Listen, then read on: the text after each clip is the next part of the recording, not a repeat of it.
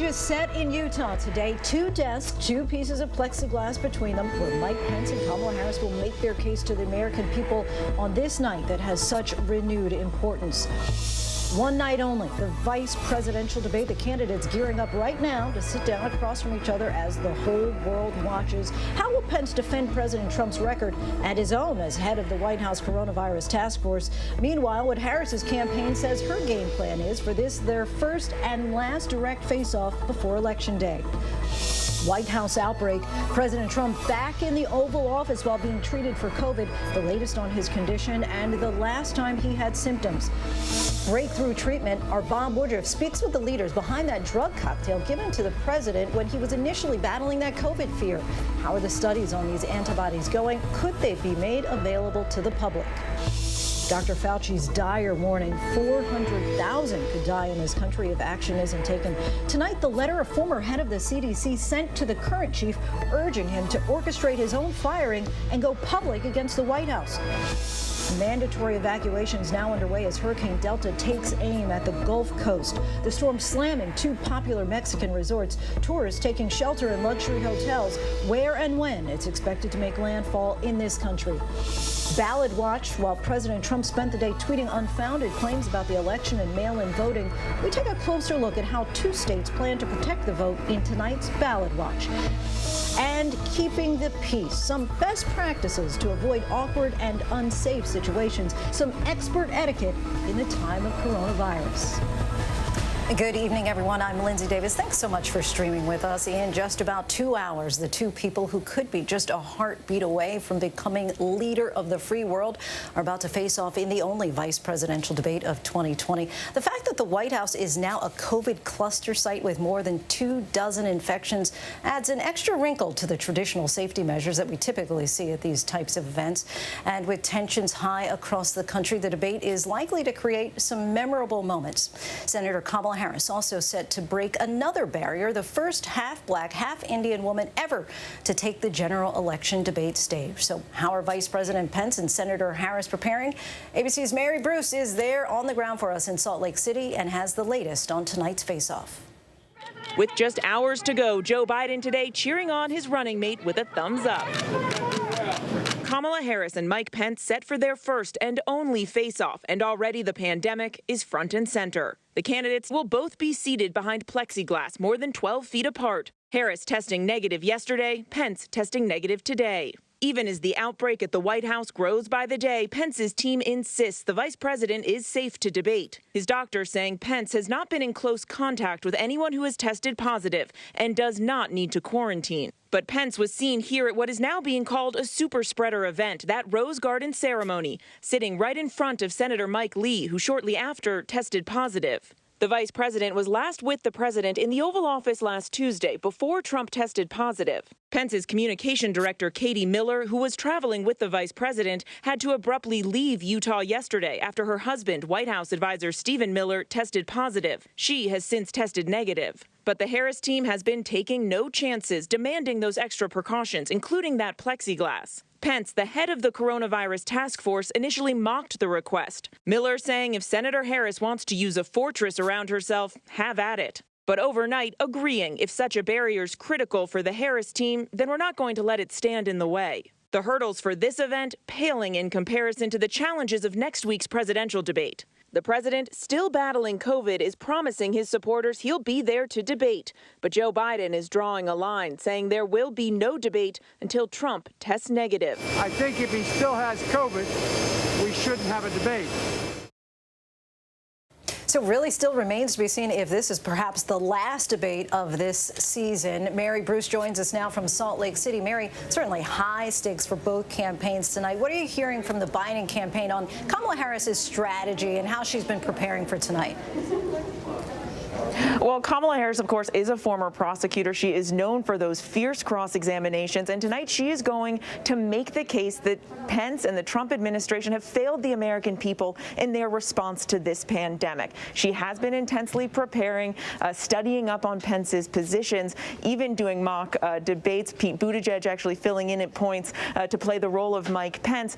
Despite the fact that she is known for those pointed questions, her team says don't expect her to eviscerate Mike Pence. She is going to try, though, to speak directly to the American people. That's a strategy that we saw Joe Biden use last week at the first presidential debate. She's not going to be fact-checking Pence at every twist and turn. They're going to leave that to those of us in the media. But, you know, Kamala Harris, despite the fact that she is known for these really intense lines of questioning, she has been a bit of an unsteady debater at points, a bit of an uneven debater. And, you know, this is her first time on a stage this significant. Lindsay. Apparently, she's been studying up with the flashcards and has watched every single debate that Pence has ever participated in from his time as a politician in Indiana. What about the vice president? What do we know about his approach?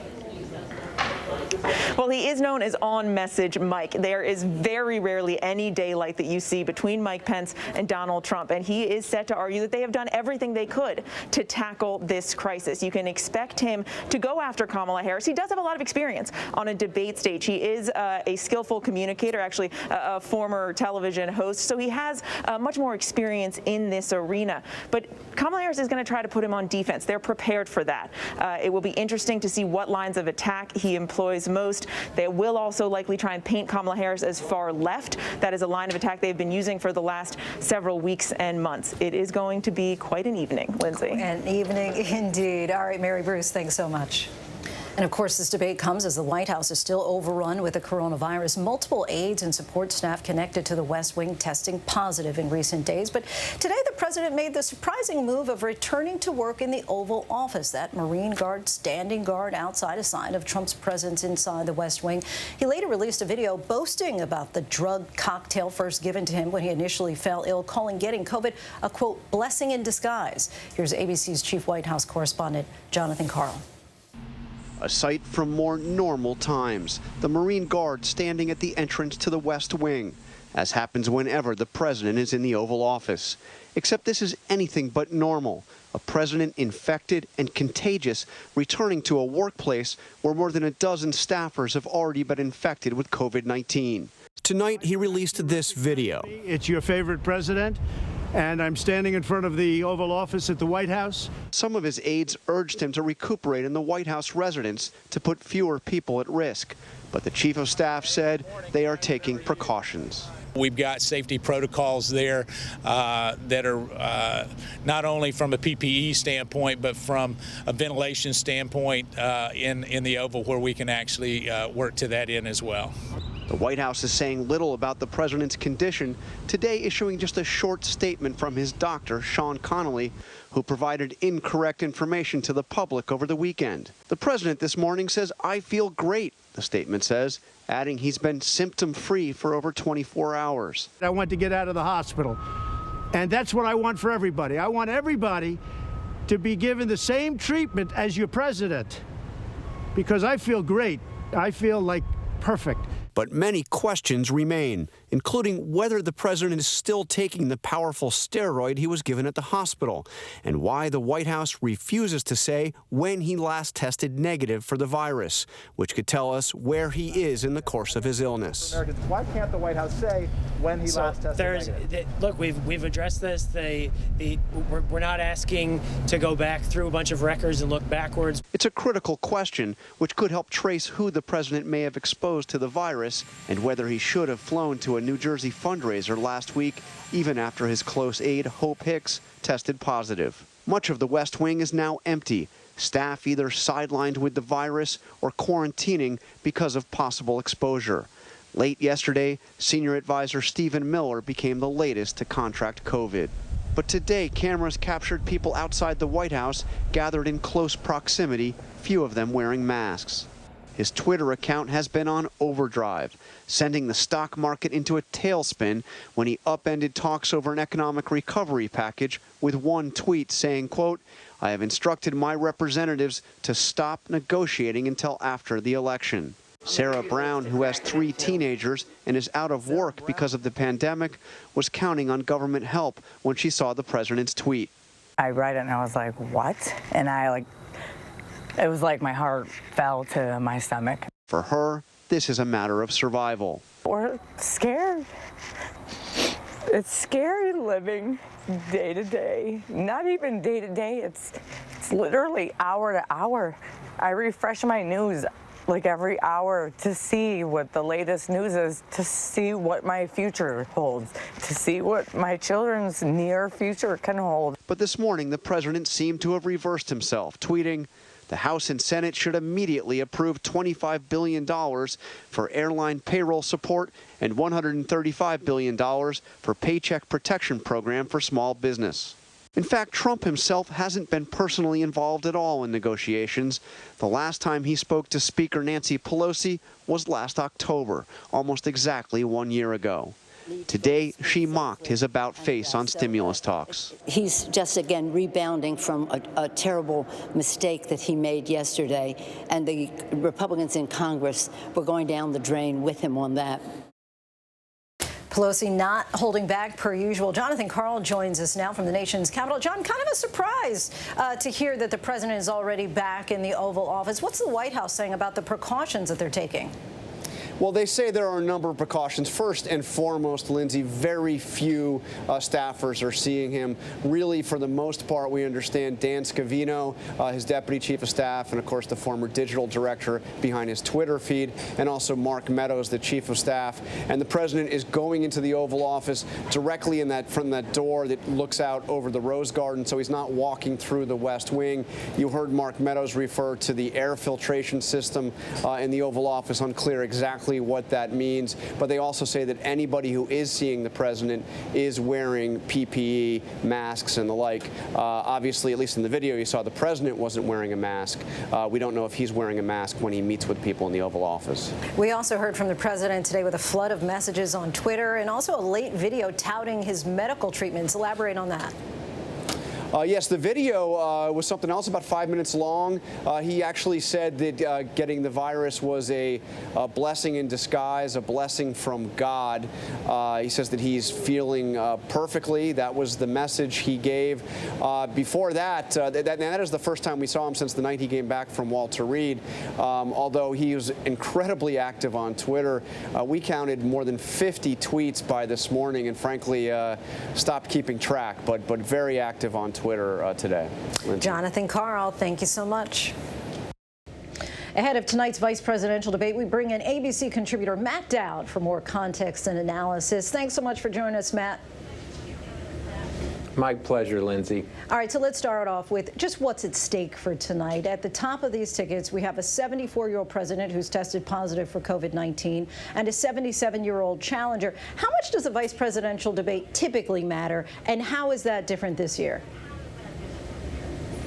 Well, vice presidential debates hardly ever move a race or have serious impact on the race, but there has been a few exceptions to that. In 2004, when I had worked for Bush and had actually debate prepped Dick Cheney, that Bush had just come off a very bad performance, like Donald Trump did, and Dick Cheney's goal was to stop the bleeding, and he asked me actually one time in the middle of a debate prep, what should I do? And I said, you need to be the tourniquet because we're losing points. We had a lead, and it's evaporating because of that debate performance before the next presidential debate. So to me, this is a debate that in order for Donald Trump and Mike Pence to get back in this race where they're significantly behind, Mike Pence at least has to stop the bleeding in the polls that are going on right now.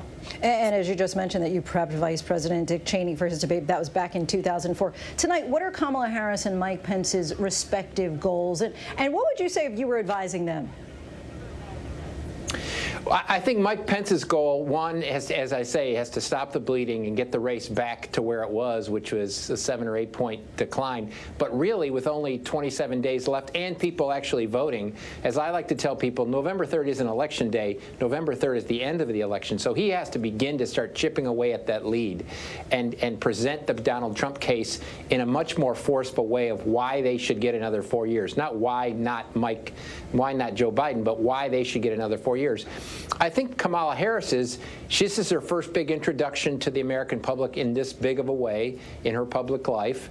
She has to perform well in that. And I think her main goal is to keep the momentum going. They don't have to build on a lead. They already have a lead. It's just to keep the momentum going because we have no idea whether we're going to have another presidential debate next week or at all. And I think that's the concern for Trump-Pence is that this may be the last opportunity they have in this kind of setting to present their argument to the American public. So I think the pressure is really on Mike Pence. But Kamala just has to keep things going and the momentum going as it has been for the last couple months. Yeah, and you talk about that momentum. I mean, the Biden-Harris ticket has taken a commanding lead in recent polls, 16 points, according to CNN, for example. How might that impact the dynamic on tonight's debate stage? Well, all these debates, you always have to look at it in the context of where the race is. I don't think Joe Biden has a 16-point lead. I always tell people the best thing to do is average all the polls together, and I think that gives him about a 9-point lead in this. And so this debate is consequential in that either Joe Biden and Kamala Harris are going to come out of this with that lead maintained, which seems pretty strong now, not only nationally but in all the key target states, or it will deteriorate. And if we are this few days left until the election is over, it's really at the point of time when the clock is beginning to tick for Donald Trump, and he has to do something in order to figure out a way to break into, not just win undecideds, Lindsay, because undecideds will not decide this race at this point. He can win all the undecideds and still lose. He has to chip away at Joe Biden's support at this point in time. And this debate tonight may be one of the last opportunities for them to do that. Matt Dowd, as always, we thank you for your insights, and we'll see you a little bit later on tonight. Thanks, Lindsay. Take care. And be sure to stay tuned right here for that high-stakes debate just ahead. Matt will join us for analysis in a special edition of 2020 starting at 8 p.m. Eastern, followed by the big debate at 9 o'clock right here on ABC News Live. And now back to the COVID crisis and the dire new warnings about just how many American lives could still be lost as we head into winter.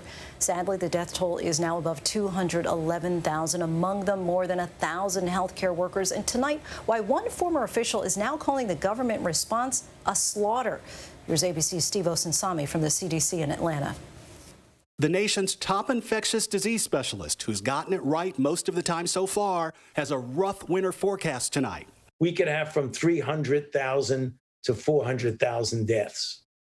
That would be just so tragic if that happens. It's hard enough as it is on healthcare workers. A new report from Kaiser Health says that more than 1,200 of them have died from COVID-19 during this pandemic. And the racial disparities we see in the rest of America are here too. 63% of healthcare workers who died are people of color. 27-year-old Ramon Valles is a respiratory therapist in Colorado whose heart stopped beating after he got sick with COVID-19 and had to be revived. I want people to, be aware and, don't think it's a joke. It's real. People are dying. Hospitals across the country are still reporting shortages of protective gear, and the family of Dr. Adeline Fagan wants this shared. They buried the young Houston doctor on Saturday and tell us that she had to re-wear the same protective mask over and over again. All hospitals are facing this problem, and unfortunately, it is no different for the hospitals in Texas. In Wisconsin, the governor is opening a field hospital at the grounds of the state fair after a record number of COVID hospitalizations. At the CDC, a letter from a former director to the current one is opening eyes wide. Dr. William Fagey, who worked under President Reagan, calls the government's response a, quote, slaughter, and says the current CDC director needs to expose the administration's mistakes, even if it costs him his job. I kept hoping that the White House task force would see what they're doing isn't working and would change. But this is going to go down as one of the worst responses to a pandemic. For more now, let's bring in Steve Osunsami. That is some letter. Has the White House or the CDC director responded? The CDC director here at the CDC has not responded so far, but the White House has. They are saying that all of the decisions here are data-driven. They reject this letter as a false narrative. They reject all of the criticism. But, there's something else, some more incoming to the White House. The New England Journal of Medicine is out tonight with something we've never seen before, an unprecedented, scathing attack on the administration's response to the COVID-19 crisis, using words like reckless and dangerously incompetent. And the editors of the New England Journal of Medicine say tonight that this is not an endorsement of Joe Biden, but a rejection of the current administration. There's some Lindsay? Strong words there. Okay, Steve Osunsami, our thanks to you. Hurricane Delta is now churning once again in open waters as it prepares to be the latest storm to head for the Gulf Coast. The storm slammed into Mexico and the Cancun and Cozumel tourist areas, forcing some to take shelter in luxury hotels. But now it's headed our way. Rob Marciano is in New Orleans. Rob, what's the latest?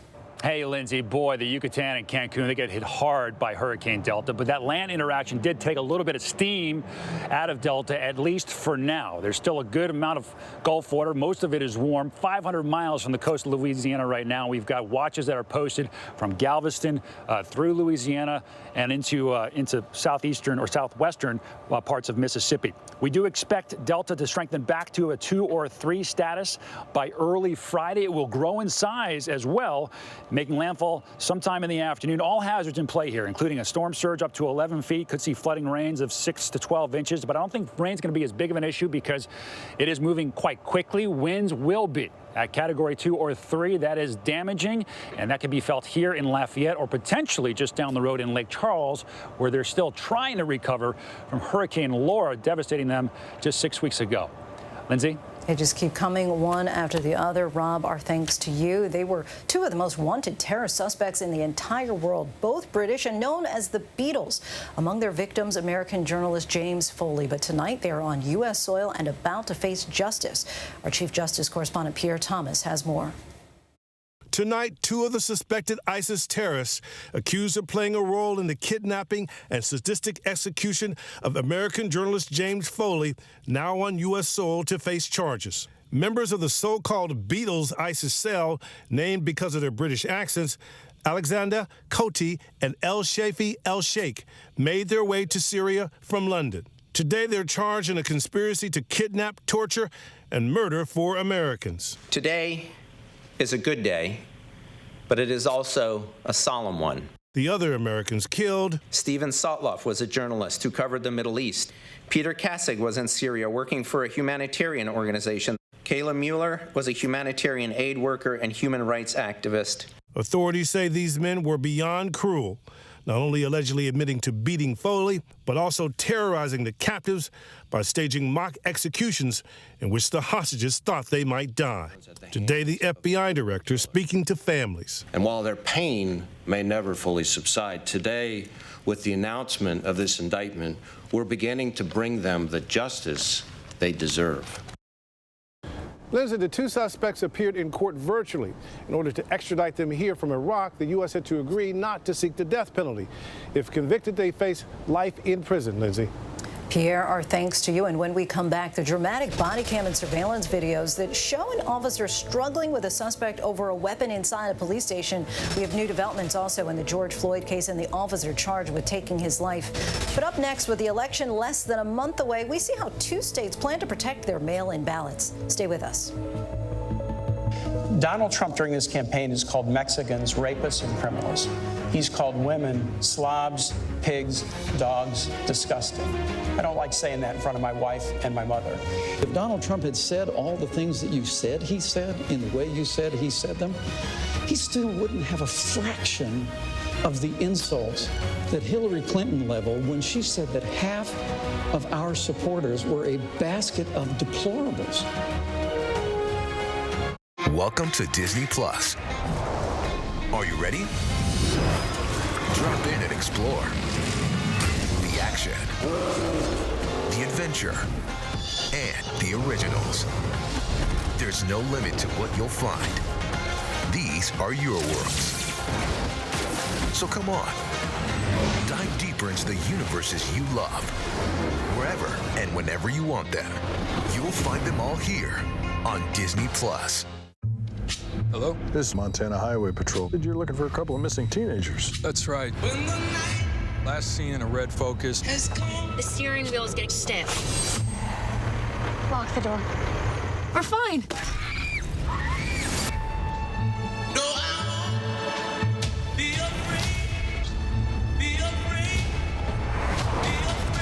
Got ourselves a predicament. When the night has come. Can you think of any laws that give government the power to make decisions about the male body? I'm happy to answer a more specific question, but Male versus female. there are medical procedures. I'll repeat the question. Can you think of any laws that give the government the power to make decisions about the male body?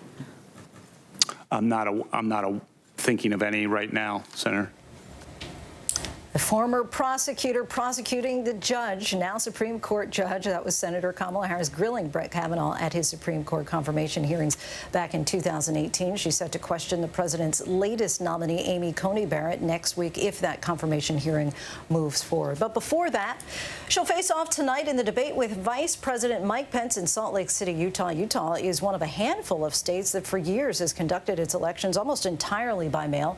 Neighboring Colorado is another. So with a record number of Americans expected to join them in voting by mail this fall, ABC's Clayton Sandell talked to officials in both states and got an inside look at how Colorado has made their mail-in system work, the steps that they take to keep ballots safe and secure, and how they're responding to baseless claims by the president of mail-in voter fraud. It's tonight's Ballot Watch. No matter how many times President Trump makes false claims about mail-in voting, they take them, we don't like them, we don't like them. They're being sold. They're being dumped in rivers. They found ballots in a waste paper basket. And repeats them. See, they found ballots in a waste paper basket. They found ballots dumped in a stream. And repeat, well, you get the idea. Election officials insist mail-in voting is secure and trustworthy. Widespread voter fraud doesn't exist. People on the right and the left have looked for it. It just does not exist. George Stern is a Democrat. He's in charge of running elections in Jefferson County, Colorado, a state that's had universal mail-in voting since 2013. All the rooms are under key card access. I don't even have access to these rooms. My elections director, Cody's going to have to let us in here. This year, he's defending mail-in voting a lot more than usual. What I'm worried about is that claims, false claims of widespread voter fraud are going to cause people to throw up their hands and say, why bother participating? Why would I even vote in a process where I think this is going on? And that's voter suppression. 5 states, including next-door neighbor Utah, the site of tonight's vice presidential debate, have voted by mail for years. Vote fraud does happen, but experts say not very often. While not an exhaustive list, a database maintained by the Conservative Heritage Foundation found just under 1,300 proven instances of voter fraud since 1979 out of hundreds of millions of votes cast. Cases of people committing voter fraud in the United States are so rare, one study found that Americans are far more likely to be struck by lightning. But despite the evidence, the president's attack on mail-in voting seems to have triggered his base. I absolutely think if you try to send in a mail-in ballot, it's either going to get dumped in a wastebasket somewhere or not even be counted. One recent poll found 43% of Republican and Republican-leaning voters believe mail-in voting fraud is a major problem, compared to 11% of those who vote or lean Democrat. Plumber John Pavlik suggested voters dump their mail-in ballots in a toilet he put in his front yard. When police showed up, he insisted it was a joke. And I think we just all want integrity of the next election. Pavlik is exactly the kind of voter Stern is worried about. So as the election nears, he's taking us behind the scenes, eager to show off just how secure mail-in voting is in Colorado. So we call this the Hubble. This is our camera view of everything. For starters, each of the county's 35 ballot drop boxes is on camera 24/7. They're on surveillance, whether they're coming at 3 in the morning or 6 p.m. We use this both to make sure that nothing's going wrong and nothing bad is happening, but also it helps us manage crowds. So these rooms are so secure that cleaning crews are not allowed in here. And so we have our own vacuum cleaner because we have to clean it. We have to take our trash cans out into the hallway. As every ballot arrives, each signature is checked by machines and a bipartisan team of judges trained by FBI handwriting experts. Less than 1% of signatures are ever rejected. Every time you've ever voted, filled out a voter registration form, visit the DMV, and that bipartisan team can usually say, well, actually, we can tell that that is the right signature and accepts it. The ballots are then counted by machines that Stern says cannot be hacked. We take transparency very literally in this room. That is our system connection right there. You can see the fiber optic cables running up the top of it. You can see the connections, and that's all an internal system so that the results can move throughout the system, but that we're not actually connected to the internet. This week, Jefferson County invited election judges from both parties to participate in what they call a logic and accuracy test. If a ballot has a problem, like this one, the team works to make sure the vote is counted.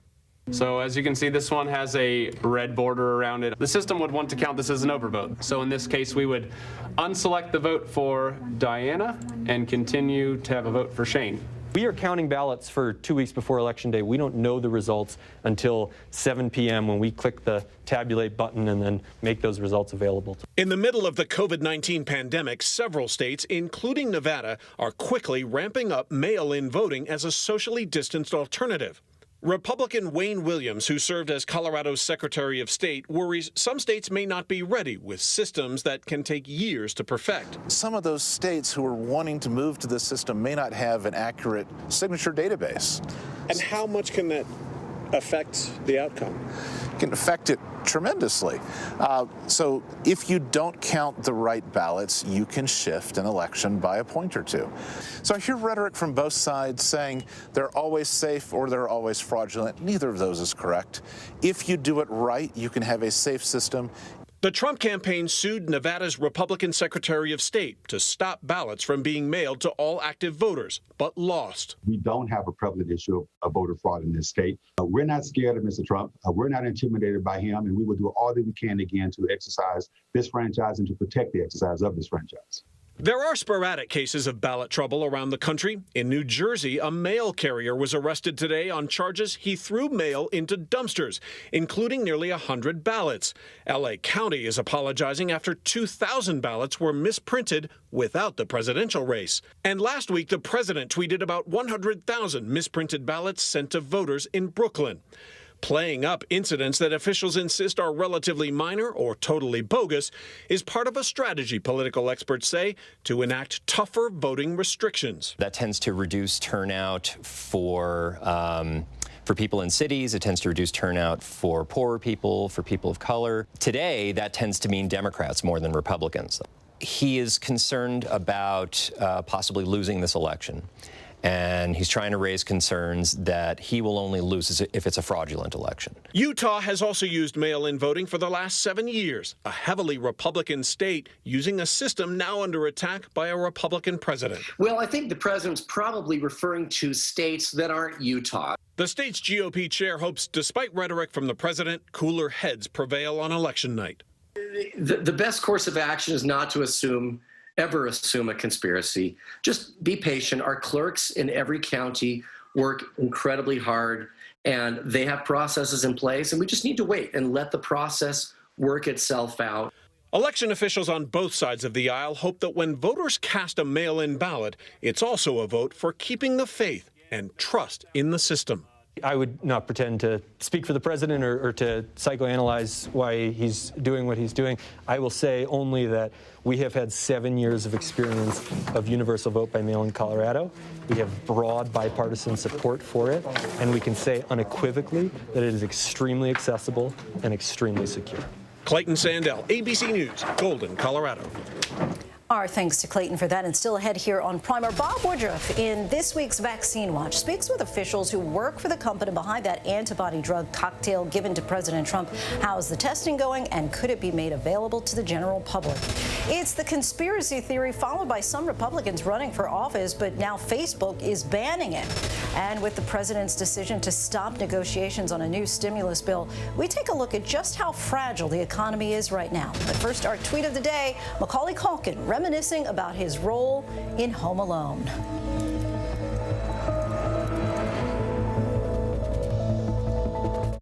Yes, mornings may look different these days, but where you start your day, where you spend your mornings, where you get connected to everything that's happening. And face it, there's a whole lot happening in our world these days. Where you get all the breaking new information of the day to help you navigate through these times. That's why we're here. Good morning, sunshine. And making sure you start your day off with a smile and some sunshine. Good morning, America. Good morning, America. Good morning, America. Oh, how I love saying that. Wake me up. On your carts. Get set. Let's go. Get ready. The team with the highest card total could be leaving with $100,000. to shop. Bam, bam, bam. Till you drop. Oh, mommy down. Leslie Jones hosts Supermarket Sweep. Premieres Sunday, October 18th on ABC. The waters of the Outer Banks are unforgiving and full of riches for the fishermen who dare. The best of the Northern Fleet are heading south. But the locals know where the giants lie. And if you thought the waters were unforgiving, wait until the battle begins. Wicked Tuna Outer Banks. New episodes Sundays at 9 on National Geographic. Welcome back, everybody. As we head into tonight's vice presidential debate, many voters are certainly thinking about their jobs and the faltering U.S. economy. So tonight, we take stock of the economic crisis the next administration, whether it's Biden, Harris, or Trump, Pence, will have to face by the numbers. 12.6 million Americans are now out of work, and the U.S. unemployment rate is 7.9%. Now, that's high, but it's down significantly from its April peak of nearly 15%. 11.4 million U.S. jobs have been added since March, but even though lockdowns were mostly lifted, 3.8 million Americans permanently lost their jobs this year. And entire industries have just been crushed, like the airlines, which are laying off more than 30,000 workers, and restaurants. 40% are expected to close within 6 months if they don't receive aid, according to one survey. With stimulus talks stalling, American households and businesses have now gone 2 months without enhanced unemployment checks, loans, and other pandemic relief from the federal government. And at the moment, there's no telling when more help will come. Still so much to get to here on Prime tonight. The new technology aiming to help schools stay open by detecting COVID early and ideally before it spreads in a classroom. And the company putting a stop to selling electronic shock collars on dogs. We'll explain why. But first, here's a look at some of the trending stories on abcnews.com.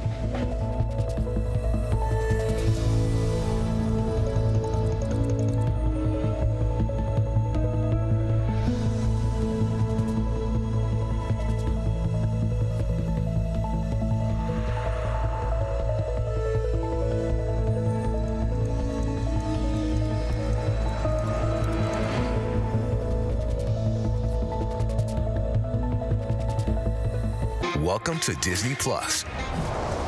Are you ready? Drop in and explore. The action, the adventure, and the originals. There's no limit to what you'll find. These are your worlds. So come on, dive deeper into the universes you love. Wherever and whenever you want them, you'll find them all here on Disney Plus. I'm very thankful that these men are fine. Tuesday, October 13th, we respect your wishes. The Bachelorette is back. This is the perfect place to fall in love. But respect the rumors. Do not ever talk to me like that. It's true. What? This is the most shocking season ever. Makes me sick. That's crazy. Do declare. Congratulations, you've just blown up The Bachelorette. The Bachelorette season premiere Tuesday, October 13th on ABC. It's being called the most consequential election of a lifetime, the most important vote, and with so much on the line, it demands the most straightforward, news-making, real answers, the most informed voices from all sides. The countdown is on to the vote. What will our future look like? ABC's This Week with George. It all plays out right here every Sunday. The most consequential week yet of this hyper-political year. Right as you get closer to casting your vote every Sunday on ABC.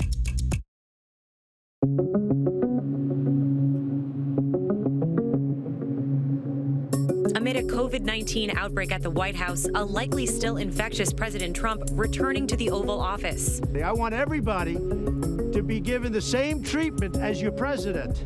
I think this was a blessing from God that I caught it. This was a blessing in disguise. The chief of staff said they are taking precautions. not only from a PPE standpoint, but from a ventilation standpoint in the Oval, where we can actually work to that end as well. CDC guidelines say President Trump should be isolating for at least 10 days from his first symptoms and at least 24 hours after his fever is gone. I wouldn't go anywhere near the White House. It's one of the most dangerous places in the country. His physician says the president has been symptom-free and has detectable levels of antibodies. But experts say those antibodies could be the body's natural reaction from trying to fight off the virus, or maybe linked to the large dose of experimental antibody medication he received while in the hospital. Also today, members of the White House staff were spotted having lunch outside in close proximity to one another. President Trump tweeted yesterday that he wanted Republicans to call off negotiations for a stimulus bill until after the election. But hours later, he reversed course, signaling he would sign measures that would give direct payments to Americans, help the struggling airline industry, and boost small businesses. All things that were on the table during talks between Treasury Secretary Steve Mnuchin and House Speaker Nancy Pelosi. There's about 10 things that we agree on, and if the Speaker is willing to look at those things on a piece-by-piece basis, then we're willing to look at it. But Democrats have insisted on more federal funding for state and local governments and have resisted a piecemeal approach. He said he'd send out those checks if we just sent him that bill, because all he has ever wanted in the negotiation was to send out a check with his name printed on it. Derek Chauvin is out of jail after posting $1 million bail. Chauvin is the officer shown on video pinning his knee to George Floyd's neck. Chauvin is charged with second-degree murder and manslaughter in the case. He is due back in court in March. The 3 other officers implicated in Floyd's death previously posted bail. Facebook is taking down pages and accounts that support QAnon, described as a far-right group based on groundless conspiracy theories. The FBI has come out and said they believe this could be a potential domestic terror threat.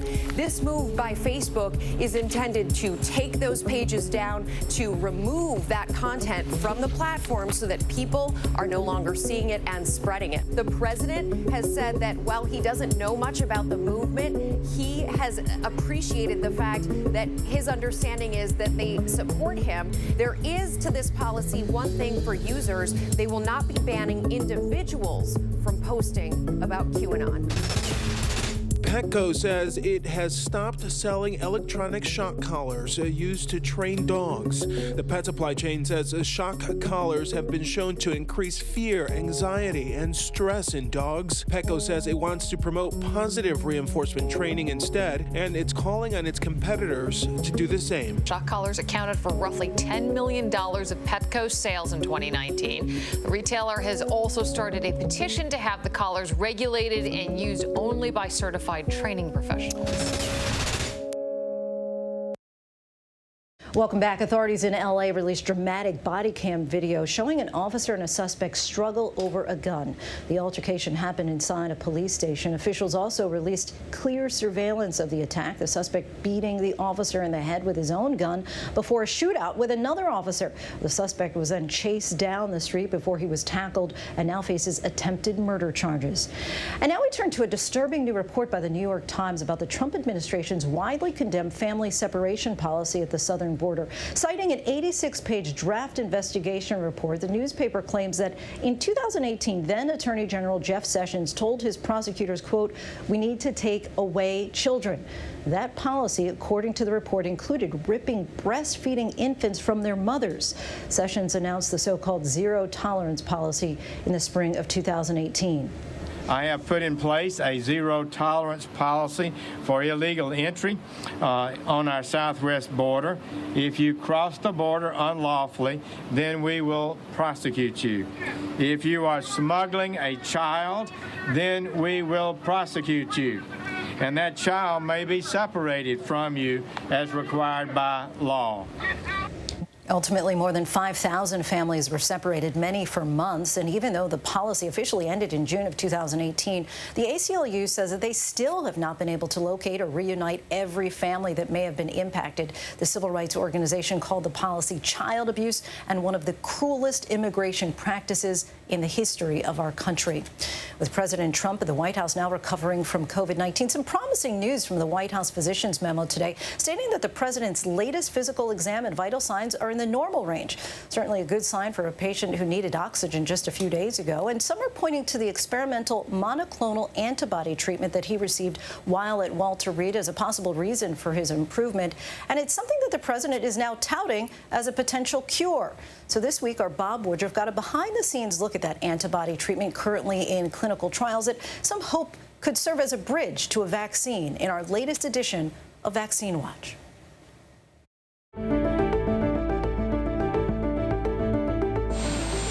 After the president's flight from the White House to Walter Reed, he received special permission to try an experimental drug. The president given the best health care available in the country and 2 experimental treatments. It includes a promising potential treatment known as monoclonal antibodies.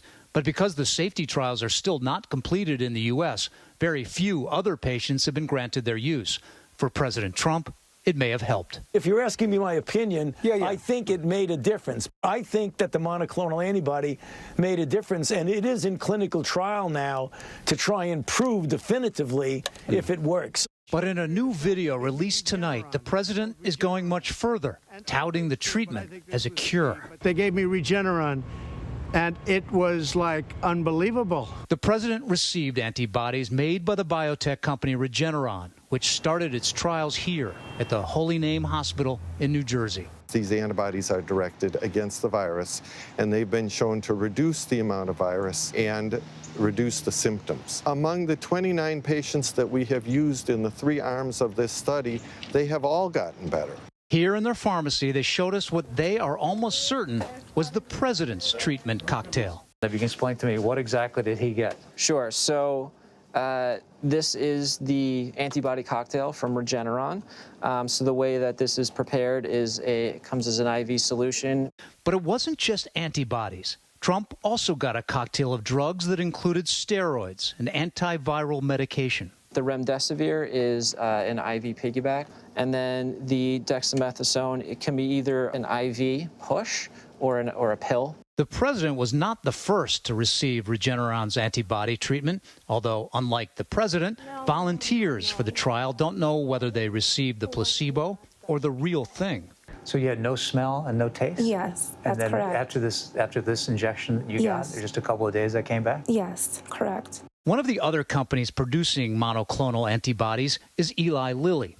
Weeks ago, we witnessed their treatment's potential to stop an outbreak in its tracks, many calling antibodies like theirs a bridge to a vaccine. We are giving patients the antibody which the vaccine is intended to make your body produce. One of those studies looking at prevention of even the spread of COVID in a nursing home. What do you want to get? Do you want a placebo or do you want like the real thing? Oh, I want the real thing.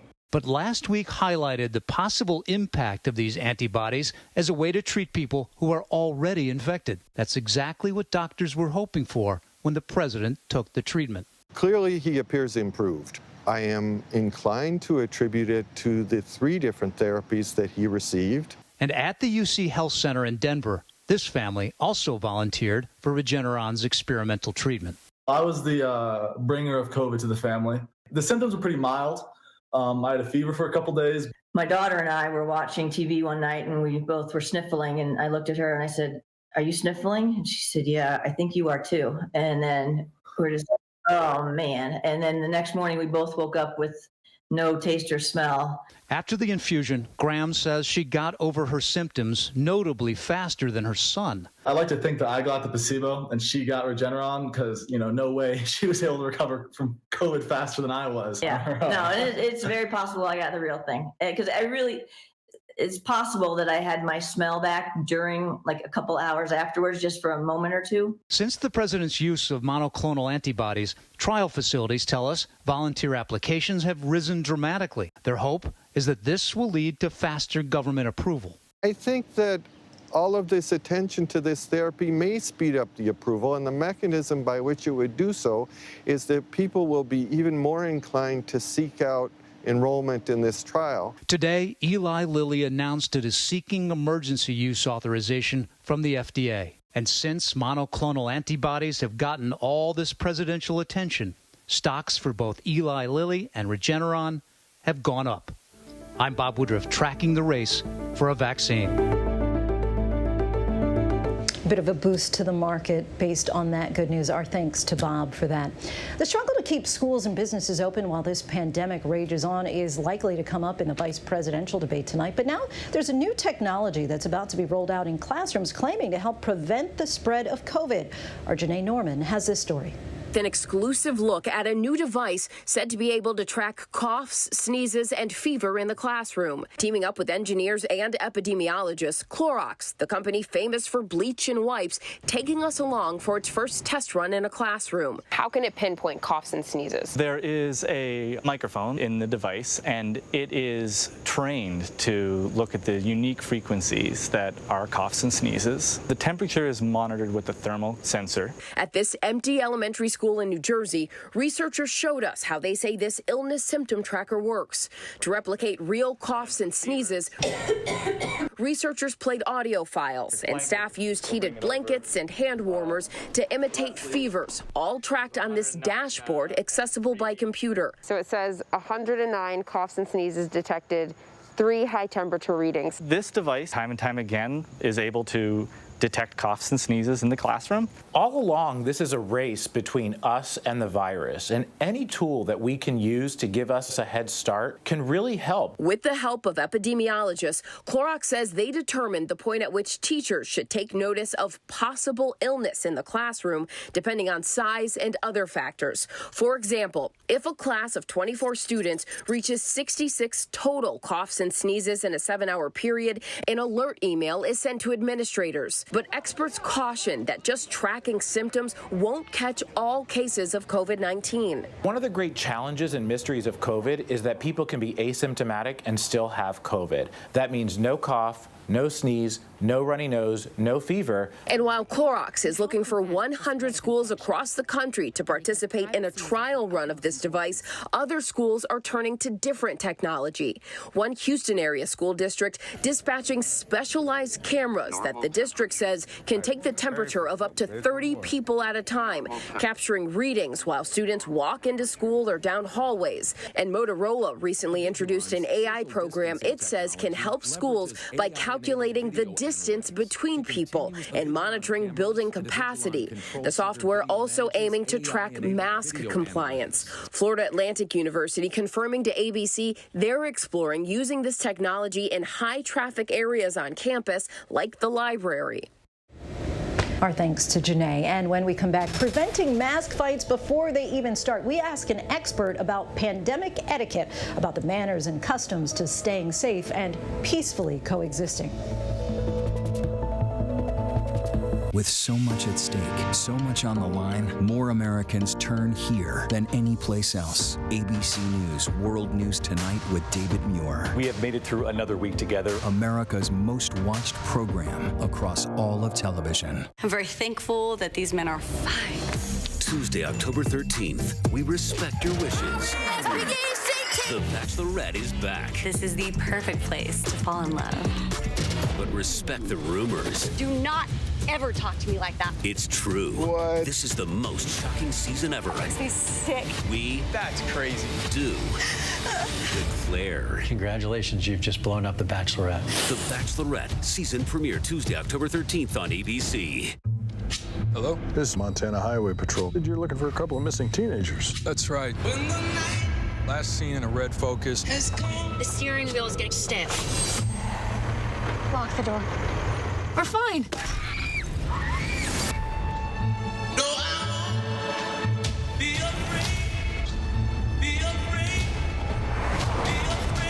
Got ourselves a predicament. When the night has come. Yes, mornings may look different these days, but where you start your day, where you spend your mornings, where you get connected to everything that's happening. And face it, there's a whole lot happening in our world these days. Where you get all the breaking new information of the day to help you navigate through these times. That's why we're here. Good morning, sunshine. And making sure you start your day off with a smile and some sunshine. Good morning, America. Good morning, America. Good morning, America. Oh, how I love saying that. Wake me up. Cross my office off the list. What if we take for each other? Please stop.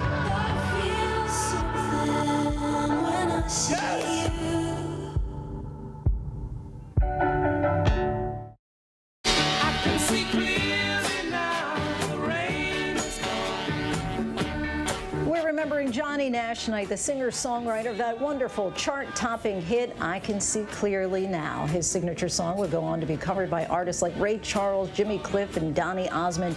Nash was also influential in the early development of reggae music, signing Bob Marley, Peter Tosh, and Bunny Wailer to one of their first record deals. Nash passed away from natural causes at the age of 80 in his hometown of Houston. And that bright, shiny message from Nash's biggest song is certainly something that we're all hoping for after the year that we are having. But the reality, as health experts warn, is that we are far from seeing the rain gone from this pandemic. And despite the president's position, wearing masks and keeping distance is still the best way to stop the virus from spreading. So what do you do in situations where you're not quite on the same page as those that you're with? Romina Puga asks an etiquette expert.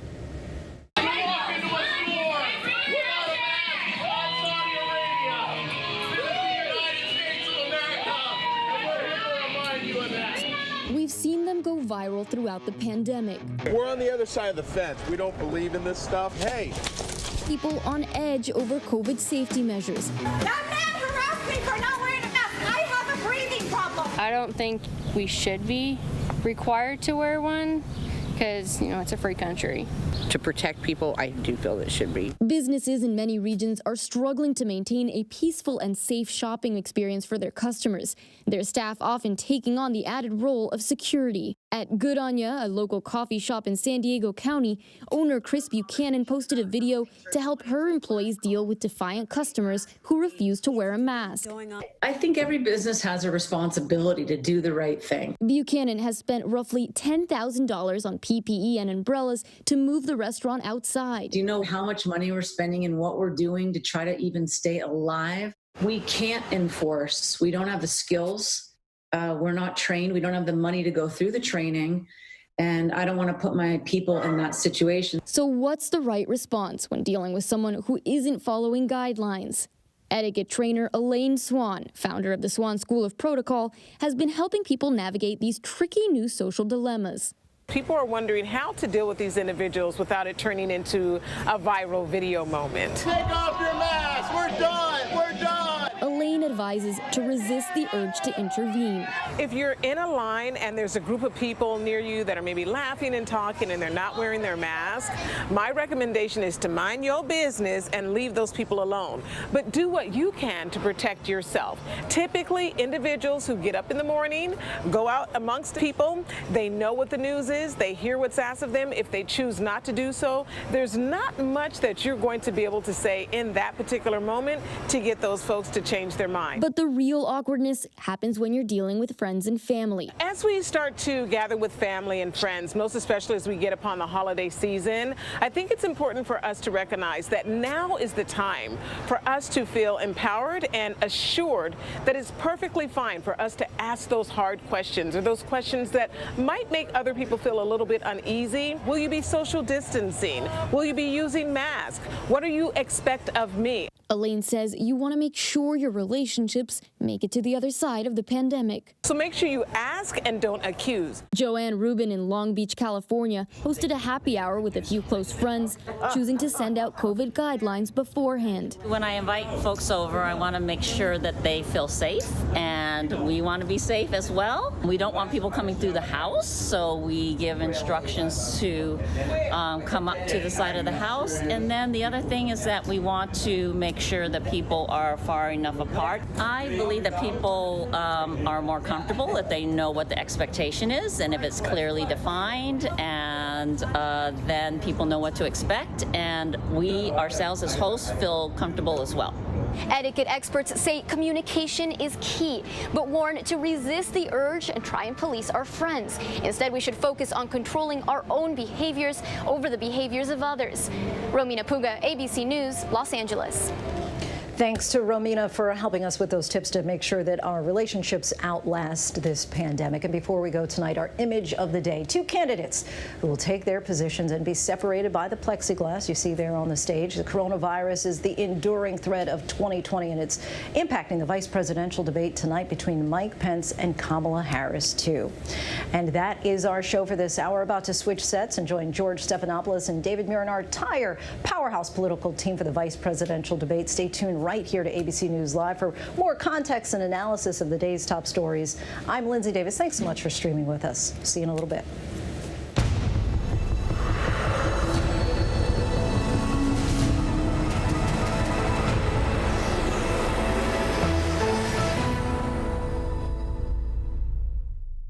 It was a fairy tale love story. He was the closest to Prince Charming. That George Clooney feel, sexy. She was swept off her feet. He would record these video love messages to me. I love you very much. Then he proposed, planning an A-list wedding. And we're getting married by the Pope. Oh. No, I'm not joking. We're getting married by the Pope. But it's complicated. What if this is all a lie? I'm Whoopi Goldberg, and this is The Con. Premieres Wednesday on ABC. It's being called the most consequential election of a lifetime, the most important vote. And with so much on the line, it demands the most straightforward, newsmaking, real answers, the most informed voices from all sides. The countdown is on to the vote. What will our future look like? ABC's This Week with George. It all plays out right here every Sunday. The most consequential week yet of this hyper-political year.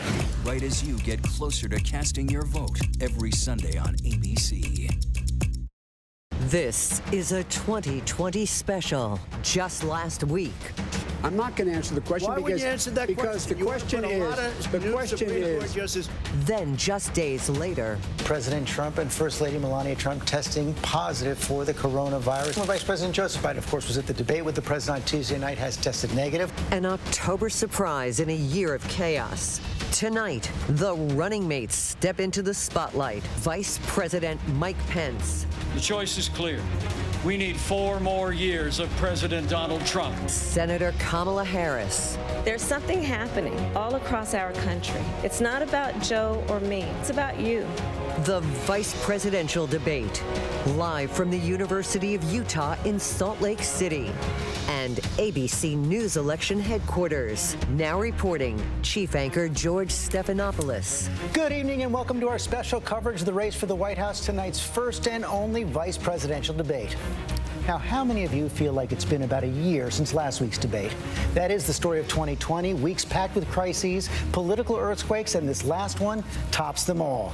The coronavirus that has claimed more than 210,000 Americans' lives has zeroed in on the White House, infecting almost 3 dozen, including the president himself. And as he faced this health crisis, Trump's political standing perilous, with polls showing Joe Biden now opening a double-digit lead. That is the scene at the University of Utah in Salt Lake City, where 1 hour from now, Vice President Mike Pence, the epitome of a loyal number 2 these last 4 years, will face Senator Kamala Harris, a former prosecutor, now the first woman of color ever nominated on a national ticket. I'm here with World News anchor David Muir, ABC News Live anchor Lindsay Davis. And David, you know, these vice presidential debates usually something of a sideshow, not this year. No question about it. And it's just extraordinary, as you pointed out at the top here, George, what's played out since the 3 of us were sitting here just a little more than a week ago. We have a major outbreak in Washington, D.C. Ground zero is the White House, a president, a first lady, and the latest number from our White House team, at least 34 people, 34 connected to this president and to the White House testing positive for COVID.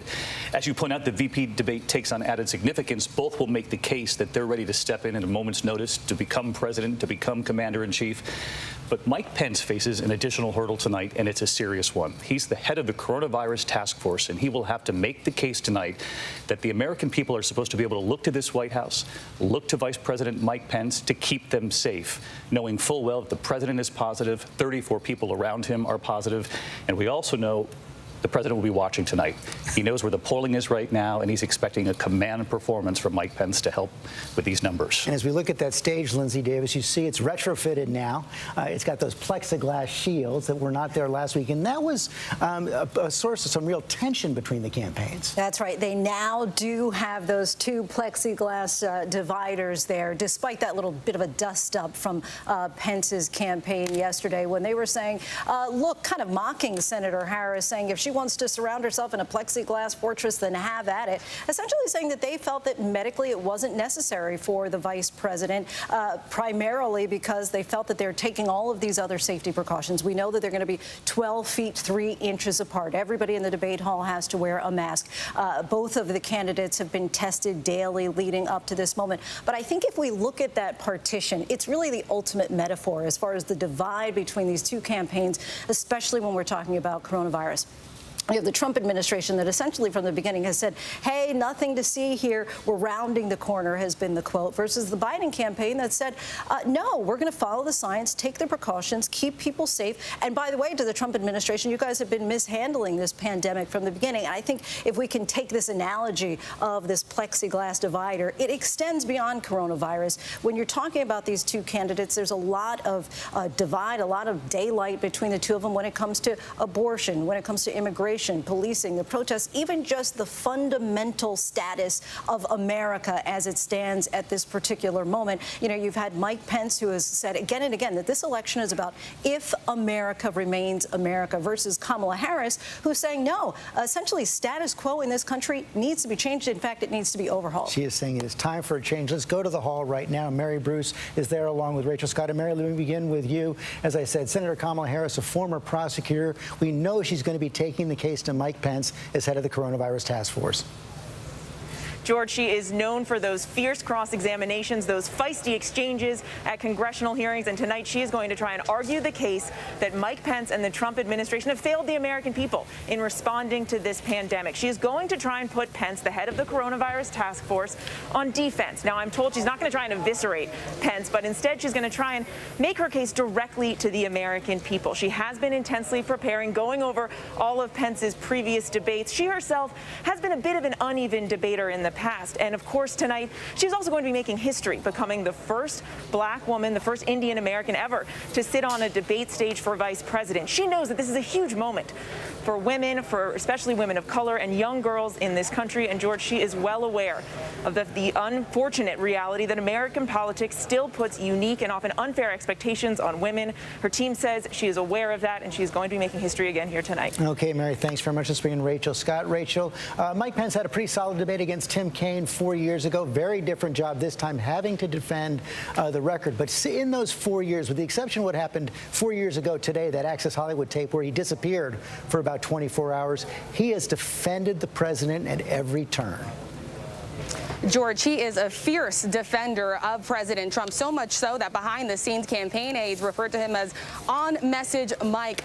And so we will see that reflected again here tonight. But I am told from Pence aides that he is expected to paint Senator Kamala Harris as to the left of Joe Biden and paint that as the future of the Democratic Party. Of course, so much of the focus will be on the president's handling of the coronavirus. As the head of the coronavirus task force, Pence will have to defend that record there as well. I'm told that he will focus largely on recovery, talking about job creation and the economy bouncing back. But the reality, George, is 26 million Americans are still out of work on unemployment, George. Okay, Rachel, thanks very much. President Trump not entirely out of the spotlight today. He actually recorded a video in the Rose Garden earlier today reflecting on his bout with COVID. I think this was a blessing from God that I caught it. This was a blessing in disguise. I caught it. I heard about this drug. I said, let me take it. It was my suggestion. I said, let me take it. And it was incredible the way it worked. Incredible. And I think if I didn't catch it, we'd be looking at that like a number of other drugs. But it really did a fantastic job. Let's bring in our Dr. Jen Ashton for more on this. I was struck by the president saying it was his suggestion to take the Regeneron. We also got a statement from the president's doctors today. They say he continues to improve and actually, they say, has developed antibodies. Yeah, George, let's talk about that Regeneron medication. And obviously, it was a great decision at this point therapeutically to administer that to the patient. According to infectious disease specialists that we spoke with, the presence of antibodies for the president may not be accurate depending on what particular test was used. Regeneron gave a statement to ABC News this afternoon saying it is likely that the test was actually picking up the Regeneron antibodies. It's hard to tell whether that would be a natural response detected by the test or one that is provided by one of the treatment modalities he got. But George, big news today in the medical world was the editorial from the New England Journal of Medicine, those editors issuing one of their most powerful editorials saying, quote, "Truth is neither liberal nor conservative," and stating that our current leaders have undercut the trust in science and government. Strong words from the New England Journal. Boy, they sure were. No question about that, Jen. Thanks very much. This being our chief White House correspondent, John Karl. So, John, the president obviously itching to get out there in public again. I know there's been some talk about an Oval Office address by the president. Of course, he's been active on Twitter. He's been unbelievably active on Twitter. Also, I am told he's got a schedule set for the next 4 days. There's just announced an interview that he's going to do on one of the Fox channels. So he's eager to get out there. I'm told that he wants to get out there. He wants to actually travel. He wants to do another rally. All of this talk coming. He was actually in the Oval Office today, something that raised alarm bells among many, potentially putting more people at risk, although I'm told that the number of people with access to him was very small. And George, we're getting a sense of just how widespread this hot zone is at the White House.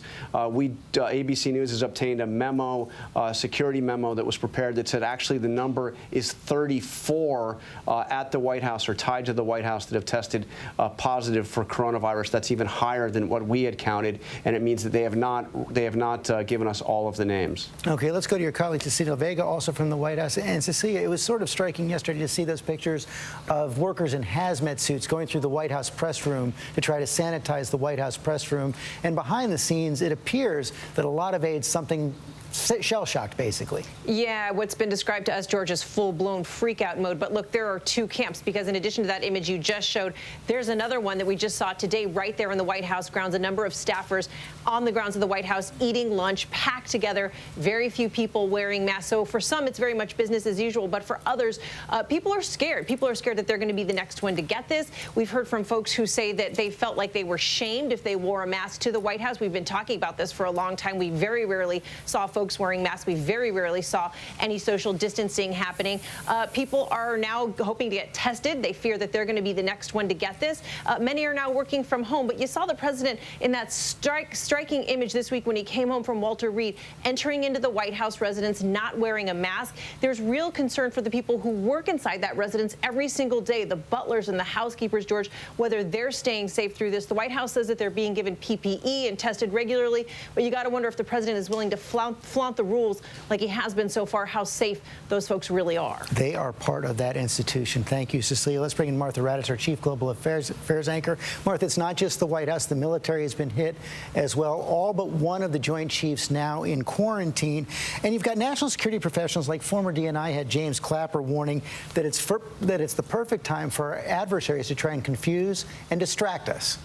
It certainly is, George. And while it's very prudent that the Joint Chiefs are quarantining themselves, it doesn't look good to the adversaries. And certainly this is a moment where they might try to take advantage. We're not talking about missile strikes or anything like that.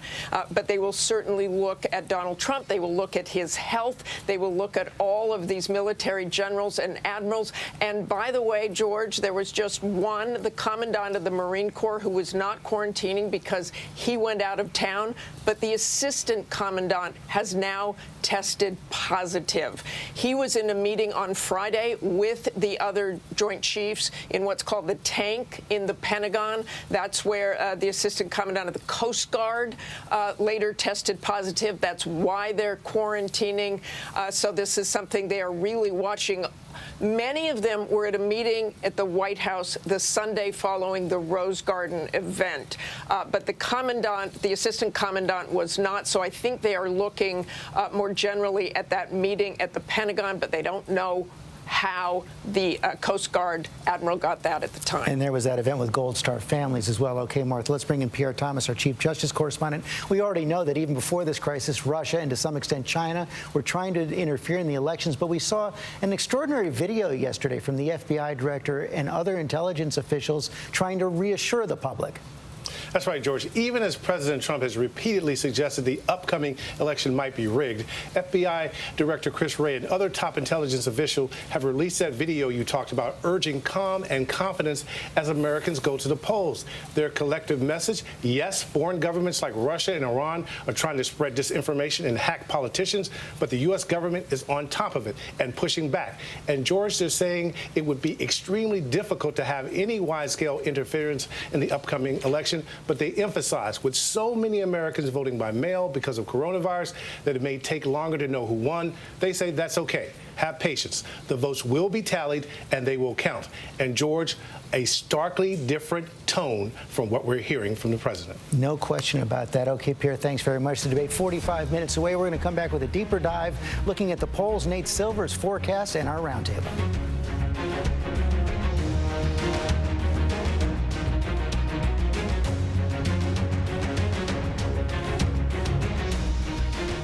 Welcome to Disney Plus.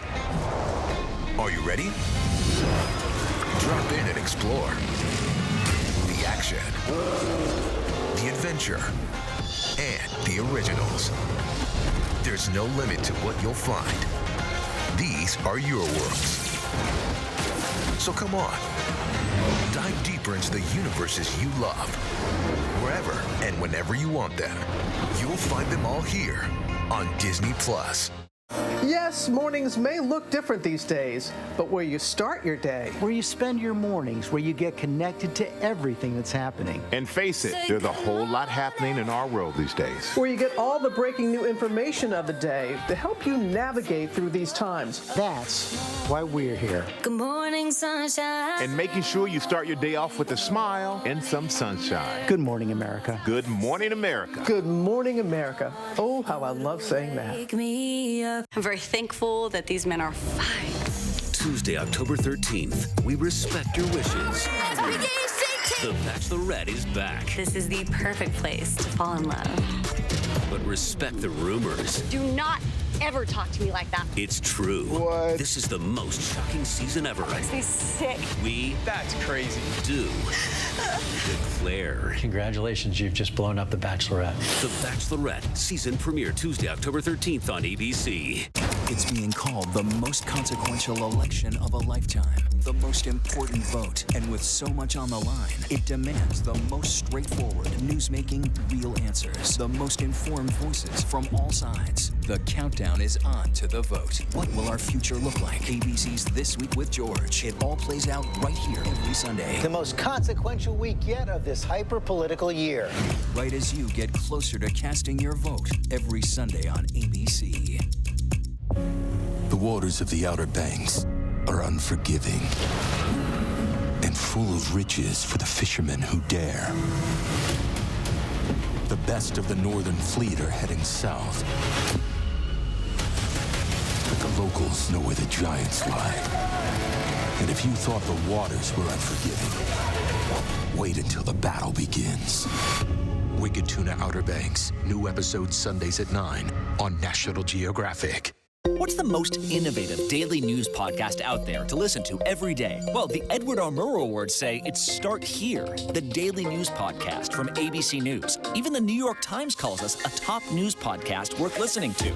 So if you like getting behind the biggest news stories of the day, inside all the details, the backstory, and what will happen next, then listen to Start Here, the daily news podcast from ABC News. It's like no other news podcast out there. Even the critics agree. Listen free on Apple Podcasts. Okay, if you're starring in the hit show being called Fantastic and Glorious, what are you doing tomorrow morning? Well, if you're Jason Schwartzman and Jack Houston, you're bringing a little Fargo with you to America's #1 morning show. ABC's Good Morning America tomorrow. The most important thing to me is, what are you going to do about Coronavirus. its impact on the economy? We have 10 million Americans our friends, our family that are out of work. The biggest issue right now is the lockdown. We need raw truth. Honesty. Honesty. So that they can gain the trust of the American public. That's what some voters want to hear tonight in this vice presidential debate, now about 40 minutes away. Let's take a deeper dive now at the polls, those battleground states that the campaign's been focusing on over the course of this campaign. 6 key states. Tom Yamas is here. Tom, national polls now show an average of almost 10-point lead for Joe Biden. What's happening in those key states? That's right. So, George, as you mentioned at the top of this broadcast, a lot of news and a lot of polls since the last debate. So what's changed? First, these are the 6 battleground states we're tracking very closely. In this column, this was the president's margin of victory 4 years ago. In this column is the current polling average from our friends at 538. So what's changed since the last debate? In Michigan and Wisconsin, not much. Joe Biden's still leading according to these polls. In Pennsylvania, though, North Carolina and Arizona, Joe Biden has increased his lead by 1 percentage point. You may be at home saying 1 percentage point, who cares? That's incredibly important. When you look at states like Michigan, Wisconsin, and Pennsylvania, the president won by less than a percentage point. So what happened in Florida? Joe Biden, since the last debate, has increased his lead by 2 percentage points. In fact, a poll just out today shows independents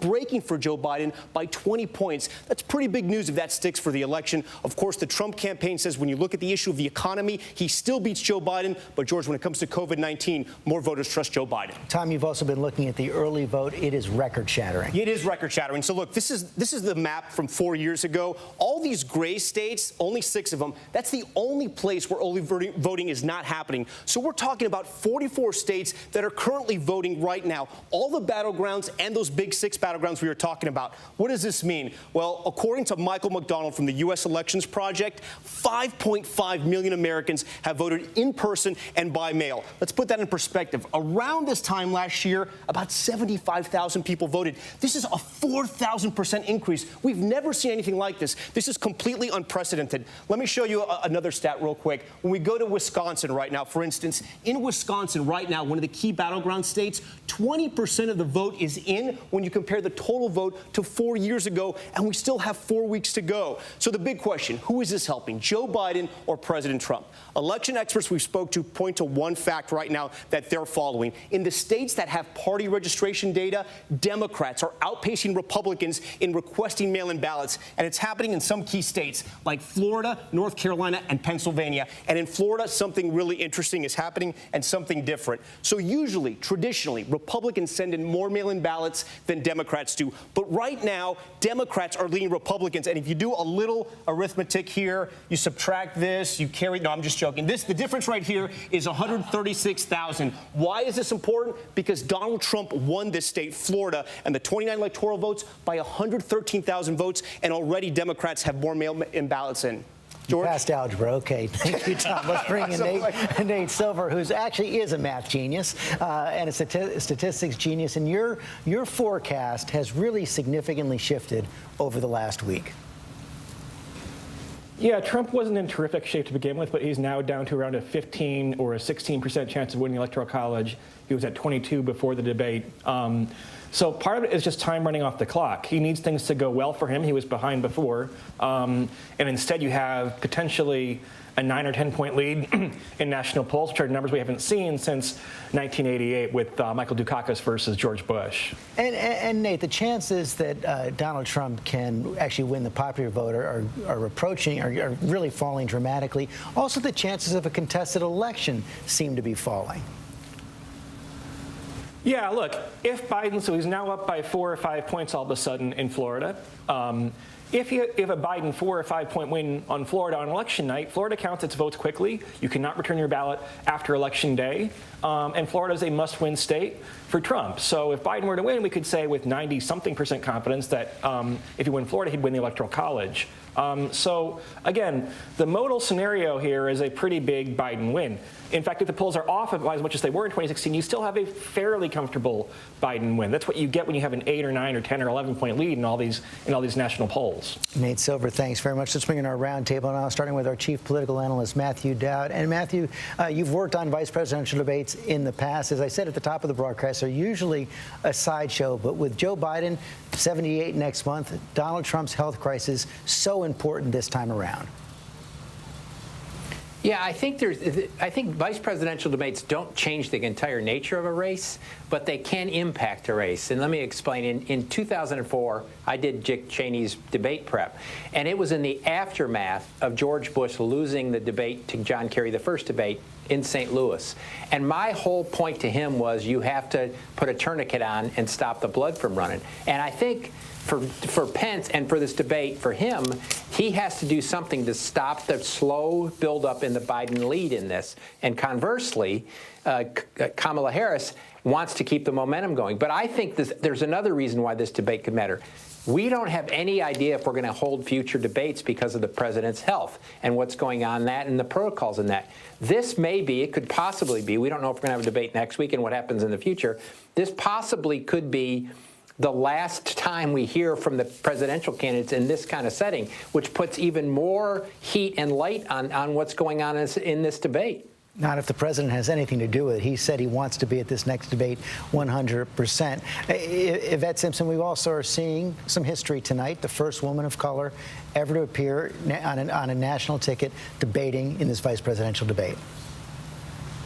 It is a big deal, and I bet you that black and brown girls and black and brown not so young girls are watching this thinking that could be me. And I think the pride that is going to be felt around the country, breaking barriers, not just for brown and black girls, but also for white girls, to see themselves reflected on the stage is going to be amazing. And I think Kamala Harris has a big job ahead of her. Unfortunately, Pence tends to hide his pathology and his extremism under a smile and a soft tone. And so her willingness and ability to make sure that she holds him solely responsible for the coronavirus response, which was in his lap, for the extremist views that he has around the Supreme Court pick is going to be a big, big deal. And so I hope that she does not let up. I hope she holds his feet to the fire and exposes him for who he really is.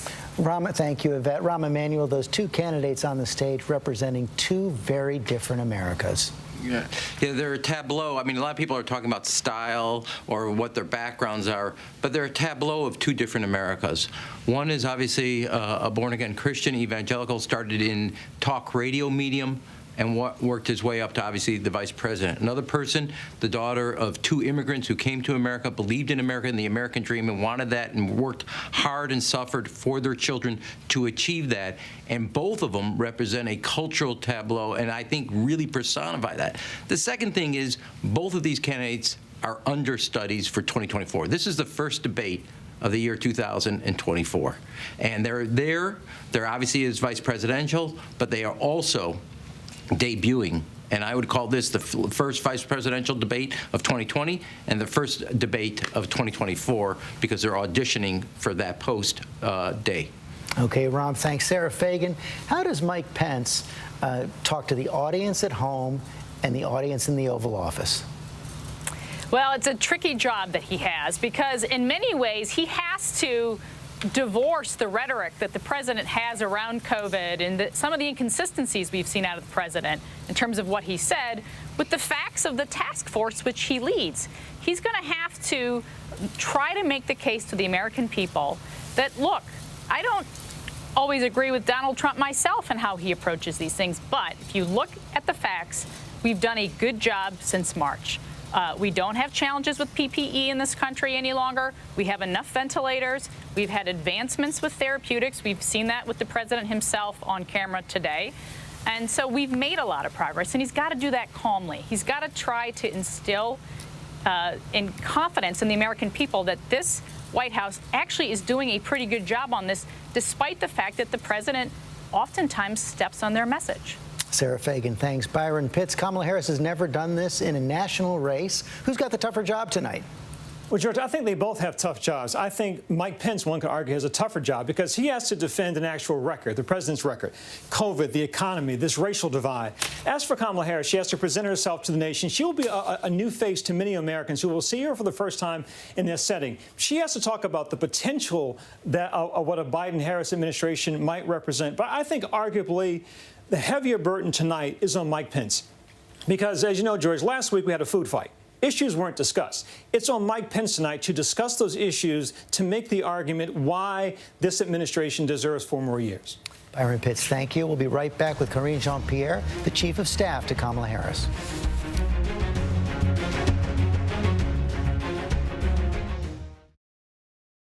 ABC News. Straightforward. Welcome to Disney Plus. Are you ready? Drop in and explore. The action, the adventure, and the originals. There's no limit to what you'll find. These are your worlds. So come on, dive deeper into the universes you love. Wherever and whenever you want them, you'll find them all here on Disney Plus. On your carts. Get set. Let's go. Get ready The team with the highest cart total could be leaving with $100,000. to shop Bam, bam, bam. till you drop. Oh, mommy down. Leslie Jones hosts Supermarket Sweep. Premieres Sunday, October 18th on ABC. I'm very thankful that these men are fine. Tuesday, October 13th, we respect your wishes. The Bachelorette is back. This is the perfect place to fall in love. But respect the rumors. Do not ever talk to me like that. It's true. What? This is the most shocking season ever. Makes me sick. We That's crazy. do declare. Congratulations, you've just blown up The Bachelorette. The Bachelorette season premiere Tuesday, October 13th on ABC. The waters of the Outer Banks are unforgiving and full of riches for the fishermen who dare. The best of the Northern Fleet are heading south. But the locals know where the giants lie. And if you thought the waters were unforgiving, wait until the battle begins. Wicked Tuna Outer Banks. New episodes Sundays at 9 on National Geographic. With so much at stake, so much on the line, more Americans turn here than any place else. ABC News World News Tonight with David Muir. We have made it through another week together. America's most watched program across all of television. Okay, if you're starring in the hit show being called Fantastic and Glorious, what are you doing tomorrow morning? Well, if you're Jason Schwartzman and Jack Houston, you're bringing a little Fargo with you to America's #1 morning show. ABC's Good Morning America tomorrow. It was a fairy tale love story. He was the closest to Prince Charming. That George Clooney feel sexy. She was swept off her feet. He would record these video love messages to me. I love you very much. Then he proposed, planning an A-list wedding. And We're getting married by the Pope. Oh. No, I'm not joking. We're getting married by the Pope. but it's complicated. What if this is all a lie? I'm Whoopi Goldberg, and this is The Con. Premieres Wednesday on ABC. Now, with so much on the line, ABC News, America's #1 news, is right there for you live on Hulu with stories of strength, stories of hope. Because now, when it matters most, Hulu has live news. Hulu has live news. Hulu has live news, and that news is ABC News. ABC News Live on Hulu. ABC News Live on Hulu. watch the news you need. Thanks so much for streaming with us. Streaming to all Hulu subscribers right now. Thank you for making World News Tonight with David Muir, America's most watched newscast. Levels surreal in terms of it all, and I don't necessarily want to be the fact checker. At the same time, depending on how far he goes with whatever he does, he's going to have to be accountable for what he says. Kamala Harris reflecting on how she's going to handle tonight's debate, her first debate on a national stage like this. Let's bring in her Chief of Staff, Karine Jean-Pierre. So we know she's not going to be a fact checker, Karine. So what is the senator going to do? Hey, George, so good to see you. Thank you for having me. Look, Senator is going to be prepared. She has debated before, clearly, when she ran for Senate, Attorney General, District Attorney in California. So she is prepared. She has a great debate team, very diverse debate team that has prepared her for this moment, for this vice presidential debate. And look, we all know Mike Pence is a very good debater. He's been successful at debates. And I think the point that she she was trying to make there is he has great lines, but sometimes good lines are not truth. And so he's going to try and deflect, and he's going to try and distort the lies. And here's the thing, it is not up to her to fact check. It's going to be up to the media. It's going to be up to the moderator. And of course, our campaign will be fact checking him as well. And so that's what she was leaning into, and she's talking about it. So what Kamala Harris is going to do tonight is she's going to bring the case forward on why a Biden-Harris administration could lead to a different America. And honestly, George, this debate is about Donald Trump's failure to contain COVID-19, and not just that, but to also help working families, and not just the last 6 months or 7 months, really the last 4 years. And Joe Biden said this last week, actually, during his debate, and he said, this is not about him, and it's not about Donald Trump. It's about the millions of Americans who are suffering right now in this once-in-a-generation pandemic. But, Karine, how has the president's illness changed your strategy, if at all? I mean, you have a president right now, when he left the White House, he decided that he was going to make a campaign ad by removing his mask. His rhetoric has been incredibly dangerous. And here's the thing, George, this is not a hoax. We haven't turned the corner on this pandemic. This is very real. More than 210,000 souls have died. We're talking about grandmothers, grandfathers, fathers, mothers, people who we love dearly, neighbors have died from this virus, and we still are behind, George. We're behind as a country when it comes to containing this virus. And why is that? Is because of the mismanagement of Donald Trump. And that's what we're seeing very, very clearly. And even Donald Trump's statement today, it's a tragedy, as Joe Biden said. It's a tragedy that he believes that he was blessed to have this virus when people are suffering. They're suffering. Karine Jean-Pierre, thanks very much. Debate is less than half an hour away. We'll be right back.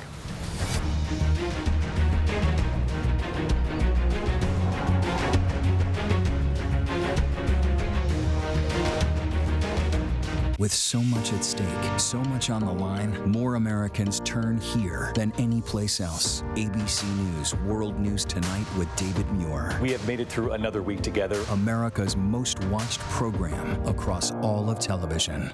Yes, mornings may look different these days, but where you start your day, where you spend your mornings, where you get connected to everything that's happening. And face it, there's a whole lot happening in our world these days. Where you get all the breaking new information of the day to help you navigate through these times. That's why we're here. Good morning, sunshine. And making sure you start your day off with a smile and some sunshine. Good morning, America. Good morning, America. Good morning, America. Oh, how I love saying that. Wake me up. I'm very thankful that these men are fine. Tuesday, October 13th, we respect your wishes. The Bachelorette is back. This is the perfect place to fall in love. But respect the rumors. Do not ever talk to me like that. It's true. What? This is the most shocking season ever. Makes me sick. That's crazy. Do declare. Congratulations, you've just blown up The Bachelorette. The Bachelorette season premiere Tuesday, October 13th on ABC. Hello? This is Montana Highway Patrol. You're looking for a couple of missing teenagers. That's right. Last seen in a red Focus. The steering wheel is getting stiff. Lock the door. We're fine.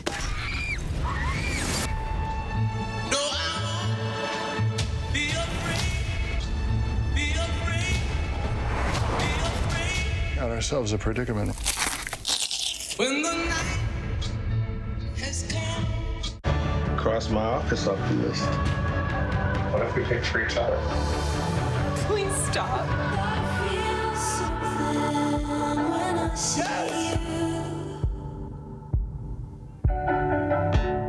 What's the most innovative daily news podcast out there to listen to every day? Well, the Edward R. Murrow Awards say it's Start Here, the daily news podcast from ABC News. Even the New York Times calls us a top news podcast worth listening to. So if you like getting behind the biggest news stories of the day, inside all the details, the backstory, and what will happen next, then listen to Start Here, the daily news podcast from ABC News. It's like no other news podcast out there. Even the critics agree. Listen free on Apple Podcasts. On your carts. Get set. Let's go. Get ready The team with the highest card total could be leaving with $100,000. to shop Bam, bam, bam. till you drop. Oh, mommy down. Leslie Jones hosts Supermarket Sweep. Premieres Sunday, October 18th on ABC. Right now, at this defining moment in America, with so much on the line. We gon' be alright. We gon' be alright. From ABC News, Turning Point, the groundbreaking special Nightline series, taking over, taking on. This moment for America, my America, your America, our America. This is Turning Point, the special Nightline series. We gon' be alright. Late night on ABC. Welcome to Disney Plus. Are you ready? Drop in and explore. The action, the adventure, and the originals. There's no limit to what you'll find. These are your worlds. So come on, dive deeper into the universes you love. Wherever and whenever you want them, you'll find them all here on Disney Plus. Admit it. These days, what you need to know seems to change, well, like every day. So what can help you feel smarter, better, happier? Welcome to GMA3, What You Need to Know, the third hour of Good Morning America. Lunchtime on ABC. You know, I think she is a skilled debater, but I can't wait to get to Salt Lake City and be on the stage with her. Mike Pence discussing his debate with Kamala Harris. Let's talk to his chief of staff now, Mark Short, who joins us right now. Mark, I said at the top of the broadcast that the vice president had a good debate against Tim Kaine 4 years ago. Very different opponent this year, 4 years of a record to defend. Well, sure, George. Thanks for having me on. The vice president's a very gifted communicator, and I think he looks forward to being able to share with the American people not just what we've accomplished over the last 4 years, but we look forward to doing over the next 4. But as you said, the senator is also a very skilled debater and obviously has a record as a prosecutor. So I think it'll be a very engaging conversation for the American people, and hopefully one that shows the clear contrast in visions between the two campaigns. That's the vision going forward. How about the vice president's record as head of the coronavirus task force? We saw from Karine Jean-Pierre, it's very clear that Senator Harris is going to at least try to prosecute that case, and she says the vice president will try to deflect and lie in response. Well, I think that the vice president will be able to share with the American people what we've done to be able to make sure that more Americans are protected, whether or not that is from when we started up testing to now having over 100 million tests completed and another 150 million before the end of the year, that farther than any other country. We provided personal protective equipment to make sure that patients are protected and first responders are protected. What we've done as far as therapeutics that I think is something that the rest of the world is envious of the amount of therapeutics we have now to treat American patients and the progress we're making on vaccines, that unfortunately the other side looks to undermine the science and continues to undermine the vaccinations. They're being produced by American companies to make sure that more Americans are safe. And their continuing undermining of that science means fewer people entering the trials, which only delays vaccinations to be able to get to the American people. So I think that the vice president will be able to lay all that out and contrast it candidly with some of the failures that the Biden administration had during the H1N1 outbreak. You talked about the therapeutics, including Regeneron. The president had that video earlier today talking about Regeneron, calling it a cure and saying that he hopes that everyone will be able to get it for free. Is that the position of the task force, that it's a cure and we're going to be looking for free distribution? Well, George, I think that what we've seen is enormous progress with therapeutics. We're very excited with the results that we're seeing, and there are many trials going on with multiple different types of therapeutics, not just Regeneron. So we're encouraged by that. As far as the ability to provide that for free, I think that is something that we hope to be able to do.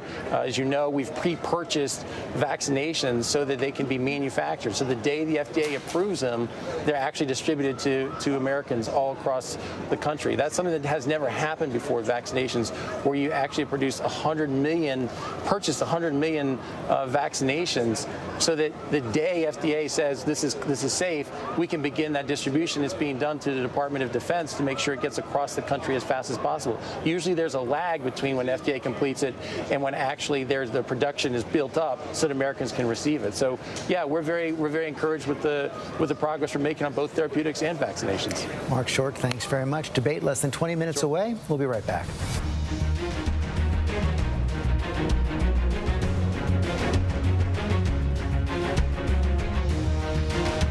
ABC News. Straightforward. It's being called the most consequential election of a lifetime, the most important vote. And with so much on the line, it demands the most straightforward, newsmaking, real answers, the most informed voices from all sides. The countdown is on to the vote. What will our future look like? ABC's This Week with George. It all plays out right here every Sunday. The most consequential week yet of this hyper-political year. Right as you get closer to casting your vote, every Sunday on ABC. It was a fairy tale love story. He was the closest to Prince Charming. That George Clooney feel sexy. She was swept off her feet. He would record these video love messages to me. I love you very much. Then he proposed, planning an A-list wedding. And We're getting married by the Pope. Oh. No, I'm not joking. We're getting married by the Pope. But it's complicated. What if this is all a lie? I'm Whoopi Goldberg, and this is The Con. Premieres Wednesday on ABC. Welcome to Disney Plus. Are you ready? Drop in and explore. The action, the adventure, and the originals. There's no limit to what you'll find. These are your worlds. So come on, dive deeper into the universes you love. Wherever and whenever you want them, you'll find them all here on Disney Plus. Hello? This is Montana Highway Patrol. You're looking for a couple of missing teenagers. That's right. Last seen in a red Focus. The steering wheel is getting stiff. Lock the door. We're fine.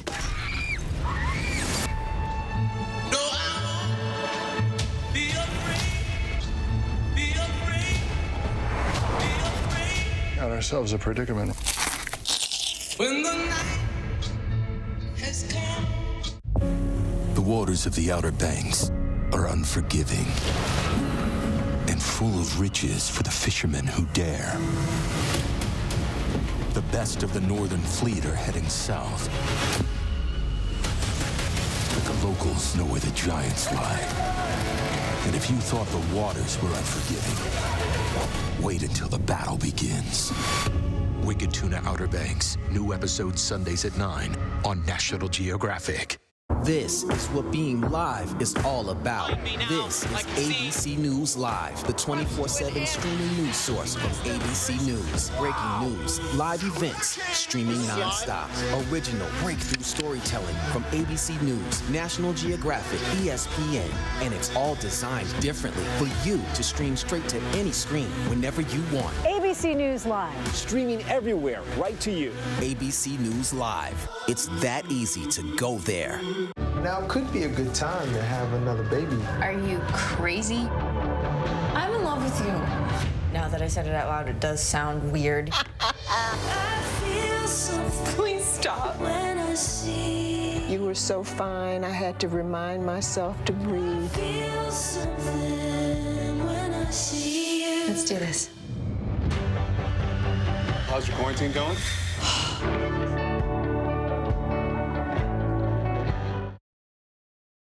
They're sending out tens of millions of ballots, unsolicited, not where they're being asked, but unsolicited. And that's a hoax. And you're going to need to have 9 justices.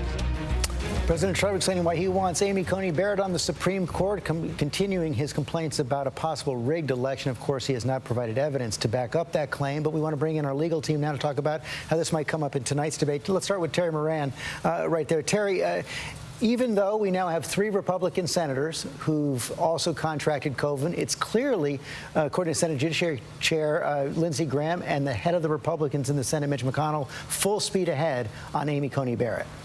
Full speed ahead, and they still have the votes to do it, George. There's no question the Republicans want to vote her out of committee, vote her on the Senate floor into the court, and have her confirmed before the election. And President Trump has hinted that he wants her on the court just in case there's a contested election. Now, Democrats have said, well, maybe she should recuse herself from any such case. But now Amy Coney Barrett has made clear that she will not do that. She will only recuse in the event of a case involving her husband or sister, who are lawyers, or Notre Dame, where she teaches. And she is the one who decides that under the law. There's no one who can make her. That said, On the Democrat side, there are problems. Progressives want the Democrats to go after her hammer and tongs in these hearings, but the Biden campaign wants them to use these hearings, since essentially it's a done deal, to highlight issues that will help him in the election. For example, she is on the record saying that Roe versus Wade should be overturned and the Affordable Care Act, Obamacare, should be struck down. So there's a contest between how much do you want to go after and how much do you want to use her to make political points. Okay, Terry, thanks. Kate Shaw, those are questions for her confirmation hearings, which begin on Monday if everything goes according to schedule. But no question, they will also come up tonight. Mike Pence, of course, was the governor of Indiana. As Terry said, Amy Coney Barrett taught at Notre Dame. That's right. And, you know, the nomination, I think, will come up. You know, the Republicans, Trump, and I think very much wanted this to be a story that he could use, focus on this nomination. And yet I think the Rose Garden ceremony, September 26th, that looks potentially to have been a super spreader event. At least a dozen people who were at that ceremony testing positive so far for COVID, obviously including the president and first lady, I think kind of casts a pall over the entire nomination. Nevertheless, Senate Republicans are charging forward with it. I do think that tonight there will be questions for Vice President Pence about things like Roe versus Wade. When President Trump was asked about the future of Roe in the presidential debate, he got a little cagey, despite having promised for years to appoint justices who would vote to overturn Roe. You know, he sort of equivocated. He said, we don't know how she would vote in a case that asked to overturn Roe. So I think it'll be important to ask the Vice President, do you believe Justice Barrett would vote to overturn Roe versus Wade? And to see if he's noncommittal as well, or whether he sort of leans in and says yes, and that's one of the reasons we think it's so important that she be confirmed. We will see if Susan Page, the moderator, brings that up tonight as well. Dan Abrams, Kamala Harris, we've talked about her as a prosecutor. She's also a member of the Judiciary Committee, so she'll be questioning Judge Barrett at those confirmation hearings. Tonight, likely to also get questions about her record on criminal justice. That's right, both as an attorney general and a district attorney. And thus far, the questions that have been asked of her have typically been from the left. Those saying she wasn't progressive enough as a prosecutor, that she didn't have enough police accountability, that she supported the death penalty. And yet tonight, expect to see Mike Pence come at her from the right, saying that she doesn't support police enough. So it's going to be very interesting to see the tightrope that she has to walk here without sort of distancing herself too much from what she's already said. Also expect her, I think, as a prosecutor, to take some of the more outrageous comments that the president has made about COVID and about election security and try to force Mike Pence to say, do you agree with this? Are you going to say that you support that? Yeah, we actually saw in some of these Senate debates where Senate candidates have been put on the spot on whether or not they defend President Trump's record, are proud of their support of him. Dan Abrams, thanks very much. We'll be right back. The debate's only 10 minutes away.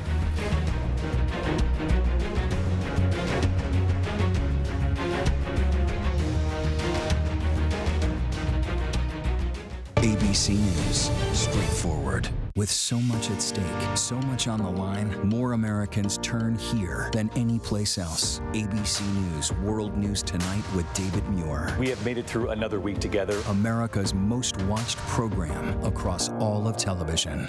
Yes, mornings may look different these days, but where you start your day, where you spend your mornings, where you get connected to everything that's happening. And face it, there's a whole lot happening in our world these days. Where you get all the breaking new information of the day to help you navigate through these times. That's why we're here. Good morning, sunshine. And making sure you start your day off with a smile and some sunshine. Good morning, America. Good morning, America. Good morning, America. Oh, how I love saying that. Wake me up. Hello? This is Montana Highway Patrol. You're looking for a couple of missing teenagers. That's right. Last seen in a red Focus. The steering wheel is getting stiff. Lock the door. We're fine.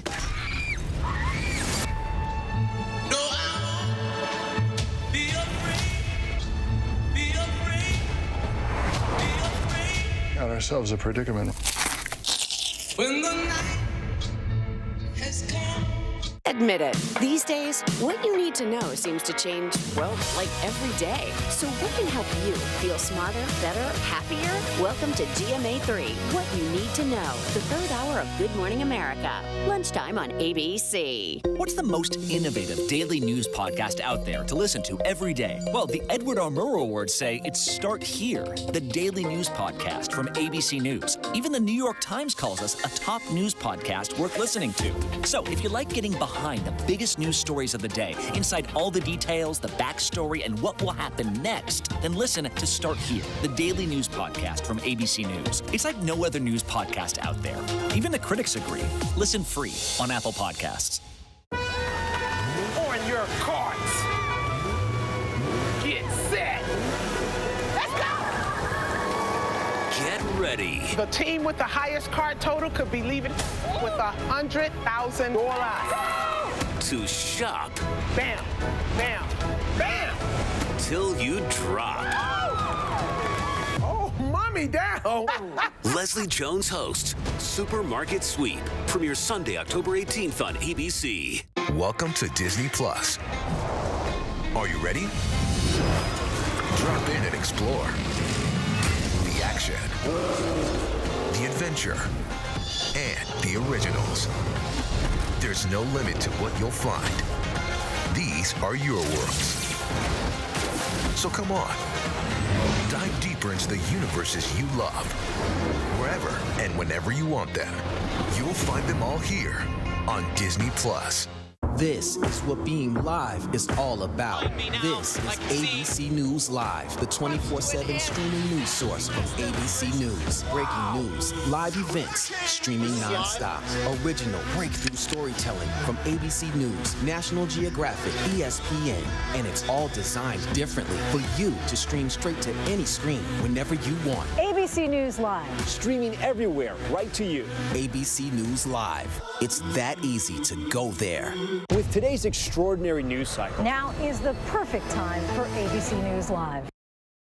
Addressed leadership, passion, and integrity. The actual policies that are going to take place. The clear plan for full employment for the American people. I want it to be more about what each candidate can offer. In this debate, I'd like to see a reason to vote for someone rather than against somebody. That is what the voters are looking for. The debate just about 5 minutes away. David Muir, what's the big thing you're looking for? Wow, impossible to overstate this, George. We have never seen this before. A president battling a virus at the White House in a pandemic that's taken 210,000 lives. And Joe Biden, if elected, the oldest president-elect ever. Both of these candidates have to make the case they're ready on day one, but which one of them will remember that this is not just a story about a president with the virus. This is about millions of Americans at home who have felt this, are living through it, who have lost loved ones, and want to know which ticket is best suited to guide us through this as a country. The pandemic defining 2020. Lindsay Davis. Which Kamala Harris is going to show up? Is she going to be that fierce former prosecutor here to prosecute and make a case not just about President Trump, but also Mike Pence by extension, and also as head of the coronavirus task force? A lot of people have commended and praised her skills as a debater, but certainly Mike Pence is no slouch. And more than anything, he is masterful when it comes to playing the game of dodgeball. I think that if she wants to move the needle at all, she has to come with it to really pin him down and make sure he answers those questions. I think that's her biggest challenge. Mike Pence, a former TV anchor. Rahm Emanuel.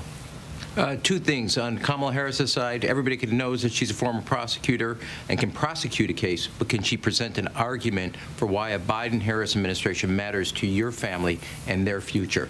On Mike Pence's side, he has to make an argument on behalf of Donald Trump, which is, yes, his rhetoric is bombastic. Yes, his style gets on you, grates on you. But there's more here than meets the eye.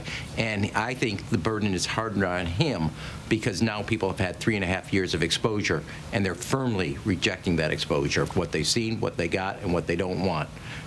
That's reflected in the polls right now, at least. Sarah Fagan. Look, can Mike Pence effectively make the case at just how liberal Kamala Harris is? She is far to the left of anybody who's been a presidential or vice presidential nominee for the Democratic Party in modern history, ever. Can you make that case? Yvette Simpson. Thoughts and prayers to Mike Pence. Debating a black woman is not an easy thing, and he's going to find that out tonight. And if I'm Kamala Harris, I'm focusing on his failed coronavirus response. He could not protect his own office, let alone our country. 34 cases in the White House. That's more than 3 countries, Taiwan, Vietnam, and New Zealand combined. And I would nail him on that, as well as his extreme views on abortion, on immigration, and others. So to answer Lindsay's question, you're expecting the prosecutor, Kamala Harris, tonight? I do, in part because we know that Pence, because of his tone, gets away with standing behind Donald Trump and also telling lies. And I think she's going to have to hold him account. I think she also has the big job of putting forward real issues, and I think that's going to be a big challenge for her today. I think she'll rise to it, though. Okay, Yvette, thanks very much. Matthew Dowd. To me, truth and science is on the table tonight, and it's a big thing. Can Mike Pence defend him as head of the task force and Donald Trump from all the science and all the truth they've ignored along the way? And will Kamala Harris prosecute the case against them for ignoring the truth and for ignoring science in the midst of this global pandemic? Martha Raddatz, you've been a moderator like Susan Page tonight. She's got the total choice of which topics to bring up. Kamala Harris doesn't have any significant foreign policy experience. Of course, Mike Pence, 4 years as vice president. Exactly. And I wouldn't be surprised, George, if you see Mike Pence try to turn away from coronavirus, certainly try to defend the administration's record, but turn to terrorism, turn to trying to get the troops out of Afghanistan and Iraq. We know he has guests, Kayla Mueller's parents there tonight. She is the young humanitarian aid worker who was killed by ISIS. Wouldn't be surprised if Pence presses that. And thank you, Martha. Byron Pitts, the Trump campaign was trying to make law and order the big issue coming out of the summer. It's now been eclipsed again by the coronavirus. How does Mike Pence, does he bring it back? Well, George, I would think not. I would imagine that's the point that Kamala Harris will make. She'll make the argument that there's a racial divide in America. Mike Pence has said race isn't a problem in America. We'll see who makes that case better tonight. And John Carl, thank you, Byron. John Carl, as I said at the top of the broadcast, Mike Pence has never allowed any daylight to show between him and Donald Trump. Can he get through 90 minutes tonight of that?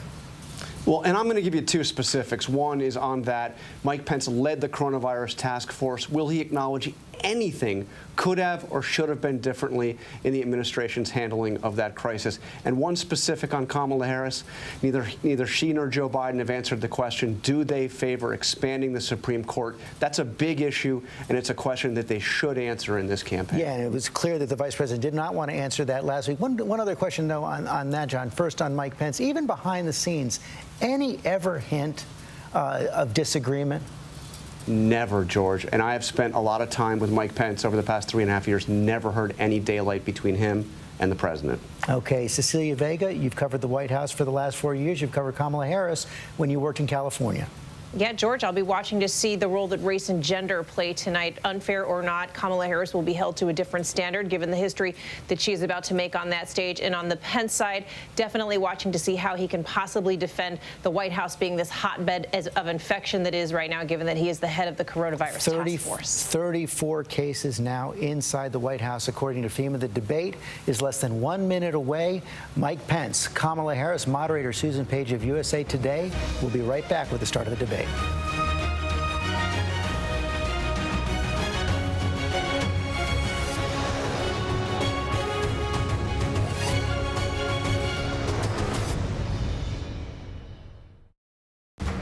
This is an ABC News special. In a week of unprecedented disruption, the wait is over. The person a president could rely on most takes center stage. Mike Pence. In this election, it's not so much whether America will be more conservative or more liberal, more Republican or more Democrat.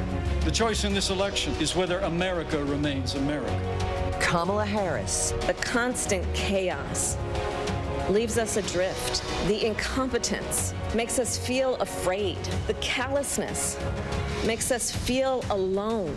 And here's the thing. We can do better The vice presidential debate, live from the University of Utah in Salt Lake City and ABC News election headquarters. Now reporting chief anchor George Stephanopoulos. And welcome back to our special coverage of the race for the White House. Tonight's vice presidential debate now just moments away. That is the scene at the University of Utah in Salt Lake City, where Vice President Mike Pence, Senator Kamala Harris are going to take a stage retrofitted with plexiglass shields to protect against COVID. Everyone not on stage will be wearing a mask. The moderator, you see her there, Susan Page, will direct 9 10-minute segments on topics of her choosing. Only she knows what they are. And despite what happened at last week's debate, no new rules have been put in place to keep things in order. Our correspondents Mary Bruce and Rachel Scott are inside the hall. And Mary, the Biden campaign insisted on these new COVID protections. We can expect that Senator Harris, a former prosecutor, is going to put Mike Pence's record as head of the coronavirus task force on the stand. We heard that from her chief of staff just moments ago. George, Kamala Harris's goal here tonight is to put Mike Pence, the head of the coronavirus task force, on defense. She is known for those fierce cross-examinations, those feisty exchanges during congressional hearings. And tonight she's going to try to argue the case that this administration is failing the American people in responding to this crisis. I'm told not to expect her to spend a lot of time fact-checking. Aides say her aim here is not to eviscerate Mike Pence, but to instead speak directly to the American people about how a Biden-Harris White House would be leading differently in this moment. This is a national stage like she has never been on before, and tonight she is going to be making history here.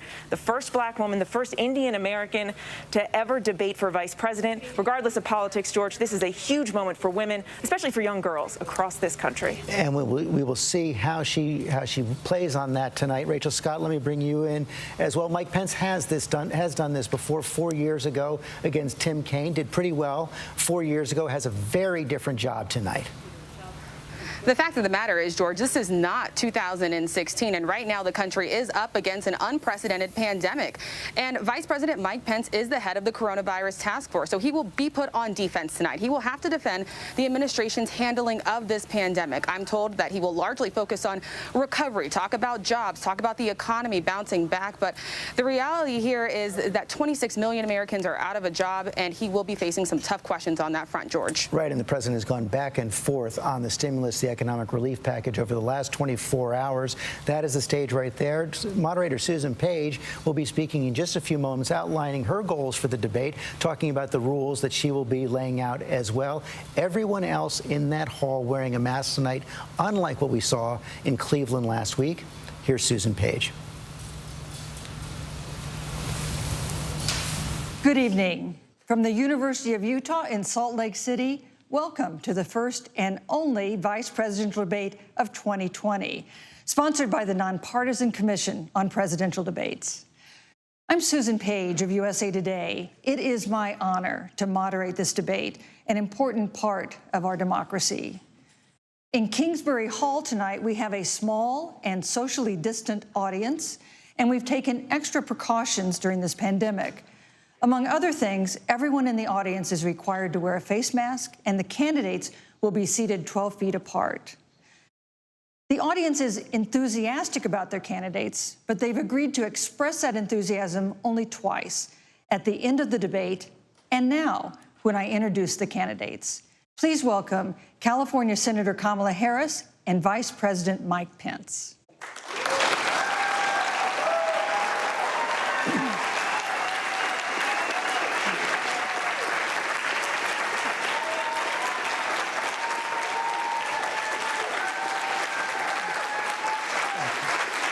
Thank you.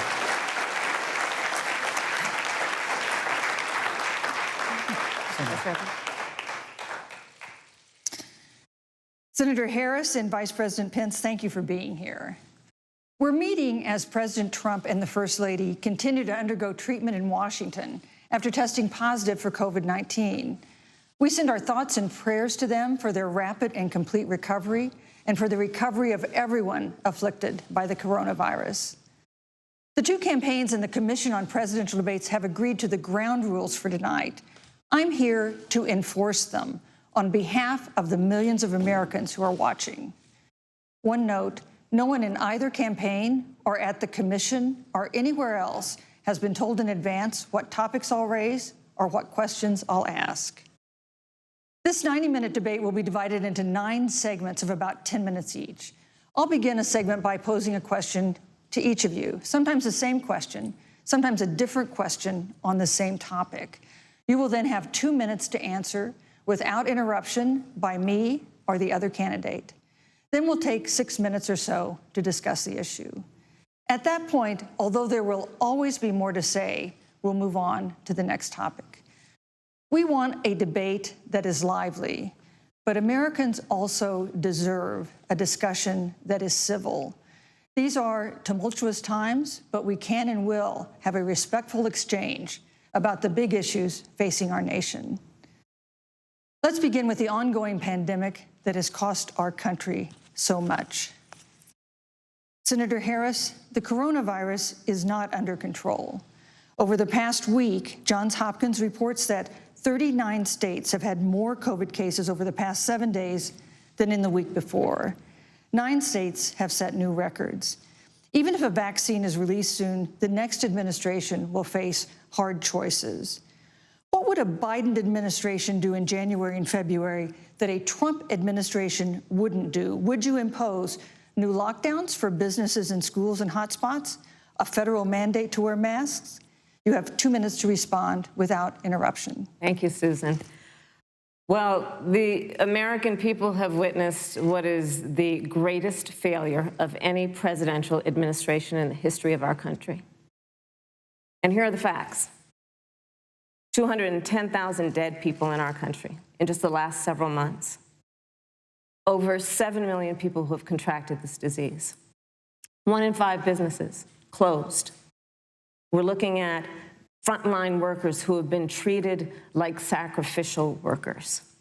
We are looking at over 30 million people who in the last several months had to file for unemployment. And here's the thing. On January 28th, the vice president and the president were informed about the nature of this pandemic. They were informed that it's lethal in consequence, that it is airborne, that it will affect young people, and that it would be contracted because it is airborne. And they knew what was happening, and they didn't tell you. Can you imagine if you knew on January 28th, as opposed to March 13th, what they knew, what you might have done to prepare? They knew and they covered it up. The president said it was a hoax. They minimized the seriousness of it. The president said, you're on one side of his ledger if you wear a mask, you're on the other side of his ledger if you don't.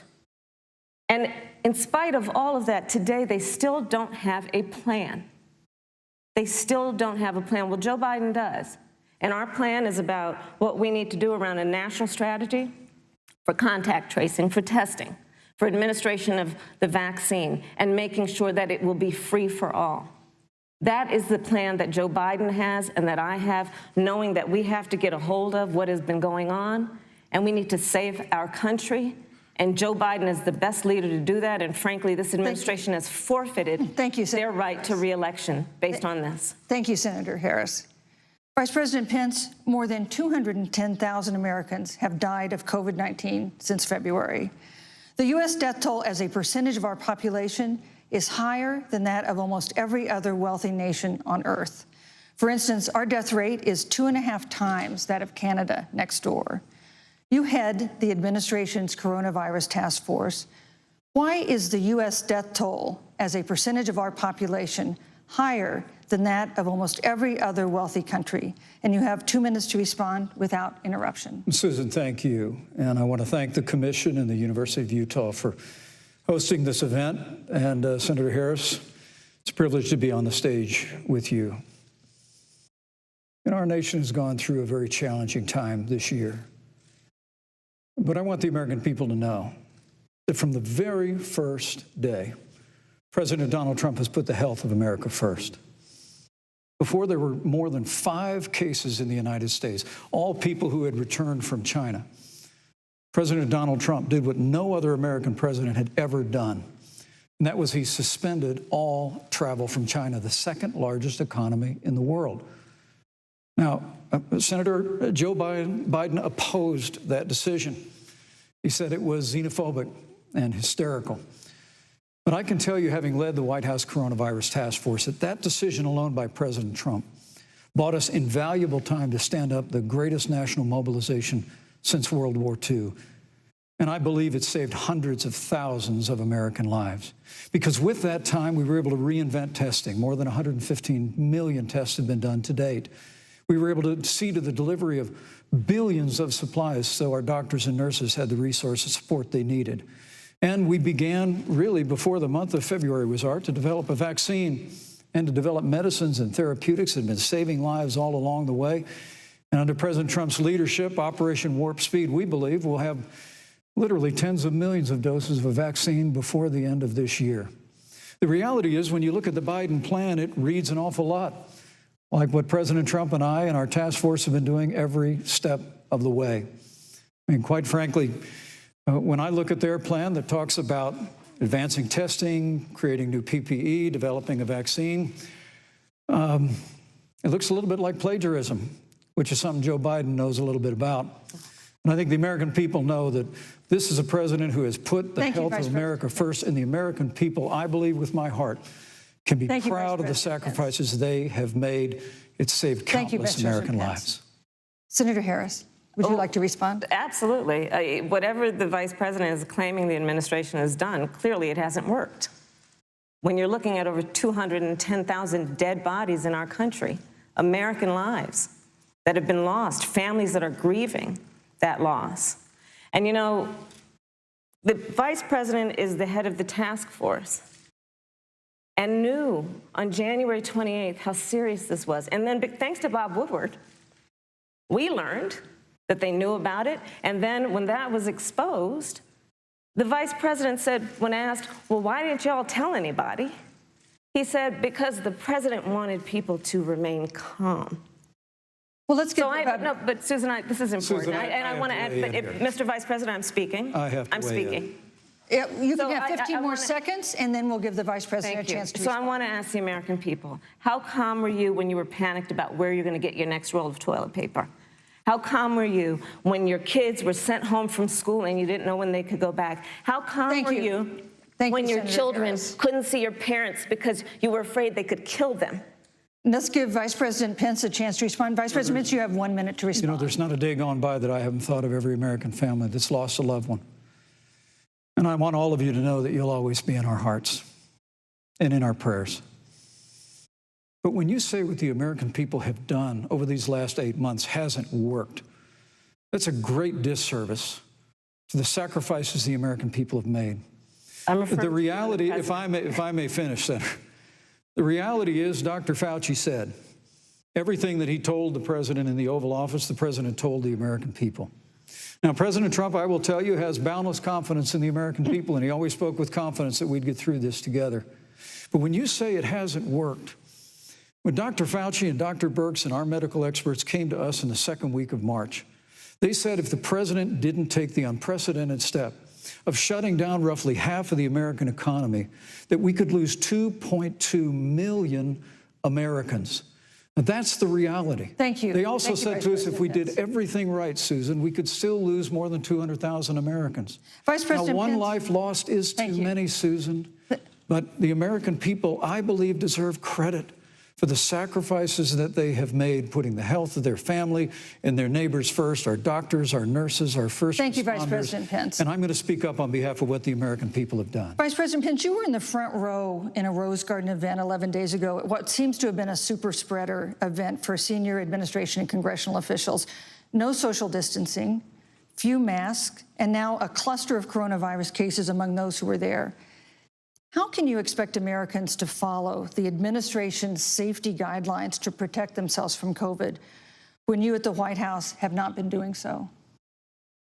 Well, the American people have demonstrated over the last 8 months that when given the facts, they're willing to put the health of their families and their neighbors and people they don't even know first.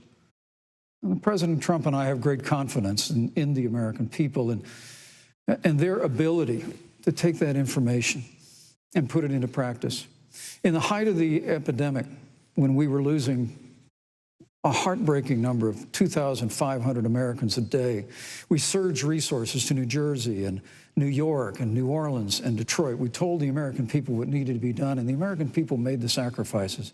When the outbreak in the Sun Belt happened this summer, again, Americans stepped forward. But the reality is the work of the President of the United States goes on. A vacancy on the Supreme Court of the United States has come upon us, and the President introduced Judge Amy Coney Barrett. Thank you, Vice President. That, if I may say, that Rose Garden event, there's been a great deal of speculation about it. My wife Karen and I were there and honored to be there. Many of the people who were at that event, Susan, actually were tested for coronavirus, and it was an outdoor event, which all of our scientists regularly and routinely advise. The difference here is President Trump and I trust the American people to make choices in the best interest of their health. Joe Biden and Kamala Harris consistently talk about mandates, and not just mandates with the coronavirus, but a government takeover of health care, the Green New Deal, all government control. We're about freedom and respecting the freedom of the American people. Let's talk about respecting the American people. You respect the American people when you tell them the truth. You respect the American people when you have the courage to be a leader speaking of those things that you may not want people to hear, but they need to hear so they can protect themselves. But this administration stood on information that if you had as a parent, if you had as a worker, knowing you didn't have enough money saved up, and now you're standing in a food line because of the ineptitude of an administration that was unwilling to speak the truth to the American people. So let's talk about caring about the American people. The American people have had to sacrifice far too much because of the incompetence of this administration. It is asking too much of the people. Susan, we talked about it is asking too much of the people. That they would not be equipped with the information they need to help themselves to protect their parents and their children. Sorry. Kamala Harris, Senator Harris, I'm sorry. It's fine, I'm Kamala. No, you're Senator Harris to me. For life to get back to normal, Dr. Anthony Fauci and other experts say that most of the people who can be vaccinated need to be vaccinated. But half of Americans now say they wouldn't take a vaccine if it was released now. If the Trump administration approves a vaccine before or after the election, should Americans take it, and would you take it?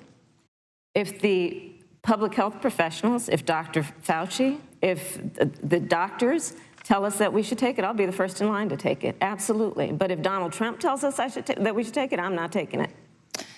Vice President Pence, there have been a lot of repercussions from this pandemic. In recent days, the president's diagnosis of COVID-19 has underscored the importance of the job that you hold and that you are seeking.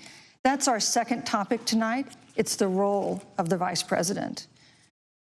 One of you will make history on January 20th. You will be the vice president to the oldest president the United States has ever had. Donald Trump will be 74 years old on Inauguration Day. Joe Biden will be 78 years old. That already has raised concerns among some voters, concerns that have been sharpened by President Trump's hospitalization in recent days. Vice President Pence, have you had a conversation or reached an agreement with President Trump about safeguards or procedures when it comes to the issue of presidential disability? And if not, do you think you should? You have 2 minutes without interruption. Well, Susan, thank you, although I would like to go back. I think we need to move on to the issue of thank you, but I would like to go back because the reality is that we're going to have a vaccine, Senator, in record time, in unheard of time, in less than a year. We have 5 companies in phase 3 clinical trials, and we're right now producing tens of millions of doses. So the fact that you continue to undermine public confidence in a vaccine, if the vaccine emerges during the Trump administration, I think is unconscionable. And Senator, I just ask you, stop playing politics with people's lives. The reality is that we will have a vaccine, we believe, before the end of this year. And it will have the capacity to save countless American lives. And your continuous undermining of confidence in a vaccine is it's just unacceptable. And let me also say, the reality is when you talk about failure in this administration, we actually do know what failure looks like in a pandemic. It was 2009. The swine flu arrived in the United States. Thankfully, it ended up not being as lethal as the coronavirus. But before the end of the year, when Joe Biden was vice president of the United States, not 7.5 million people contracted the swine flu. 60 million Americans contracted the swine flu. If the swine flu had been as lethal as the coronavirus, in 2009, when Joe Biden was vice president, we would have lost 2 million American lives. His own chief of staff, Ron Klain, would say last year that it was pure luck that they did, quote, everything possible wrong. And we learned from that. They left the strategic national stockpile empty.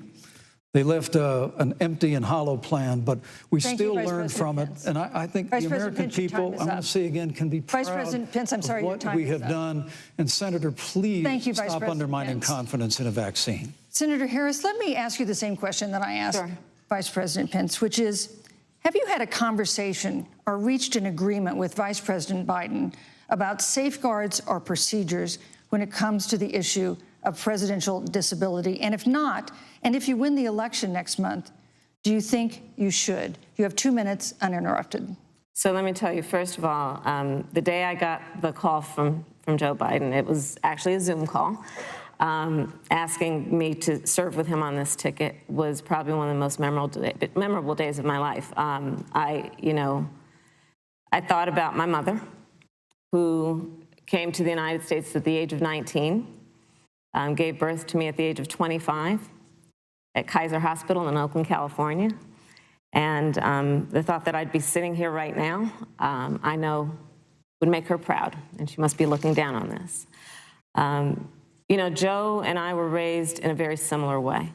We were raised with values that are about hard work, about the value and the dignity of public service, and about the importance of fighting for the dignity of all people. And I think Joe asked me to serve with him because, I have a career that included being elected the first woman district attorney of San Francisco, where I created models of innovation for law enforcement in terms of reform of the criminal justice system. I was elected the first woman of color and black woman to be elected Attorney General of the state of California, where I ran the second largest Department of Justice in the United States, second only to the United States Department of Justice.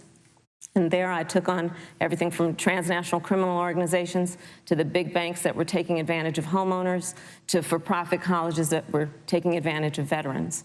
And then, of course, now I serve in the United States Senate as only the second black woman ever elected to the United States Senate. I serve on the Senate Intelligence Committee, where I've been in regular receipt of classified information about threats to our nation and hotspots around the world. I've traveled the world. I've met with our soldiers in war zones.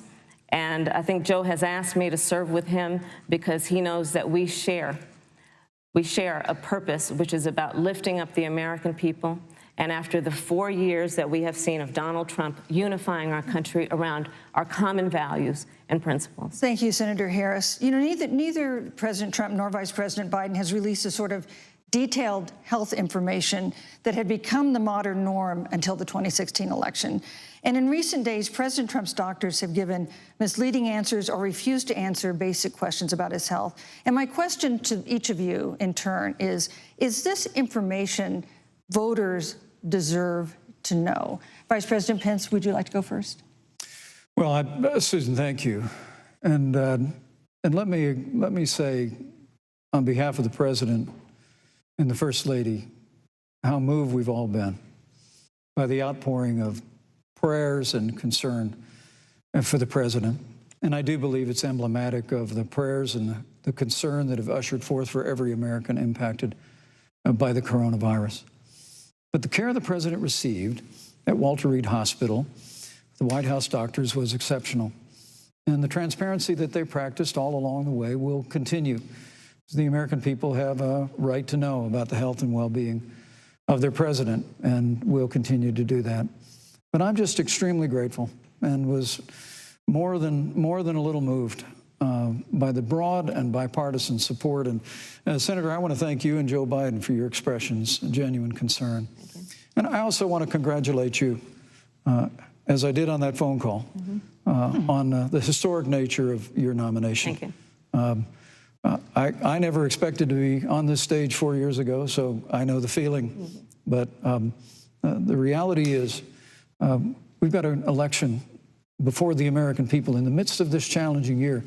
And the stakes have never been higher, but I think the choice has never been clearer. I want to give Senator Harris a chance to respond to the same question I asked, which is, do voters have a right to know more detailed health information about presidential candidates and especially about presidents, especially when they're facing some kind of challenge? Absolutely, and that's why Joe Biden has been so incredibly transparent, and certainly by contrast, the president has not, both in terms of health records, but also let's look at taxes.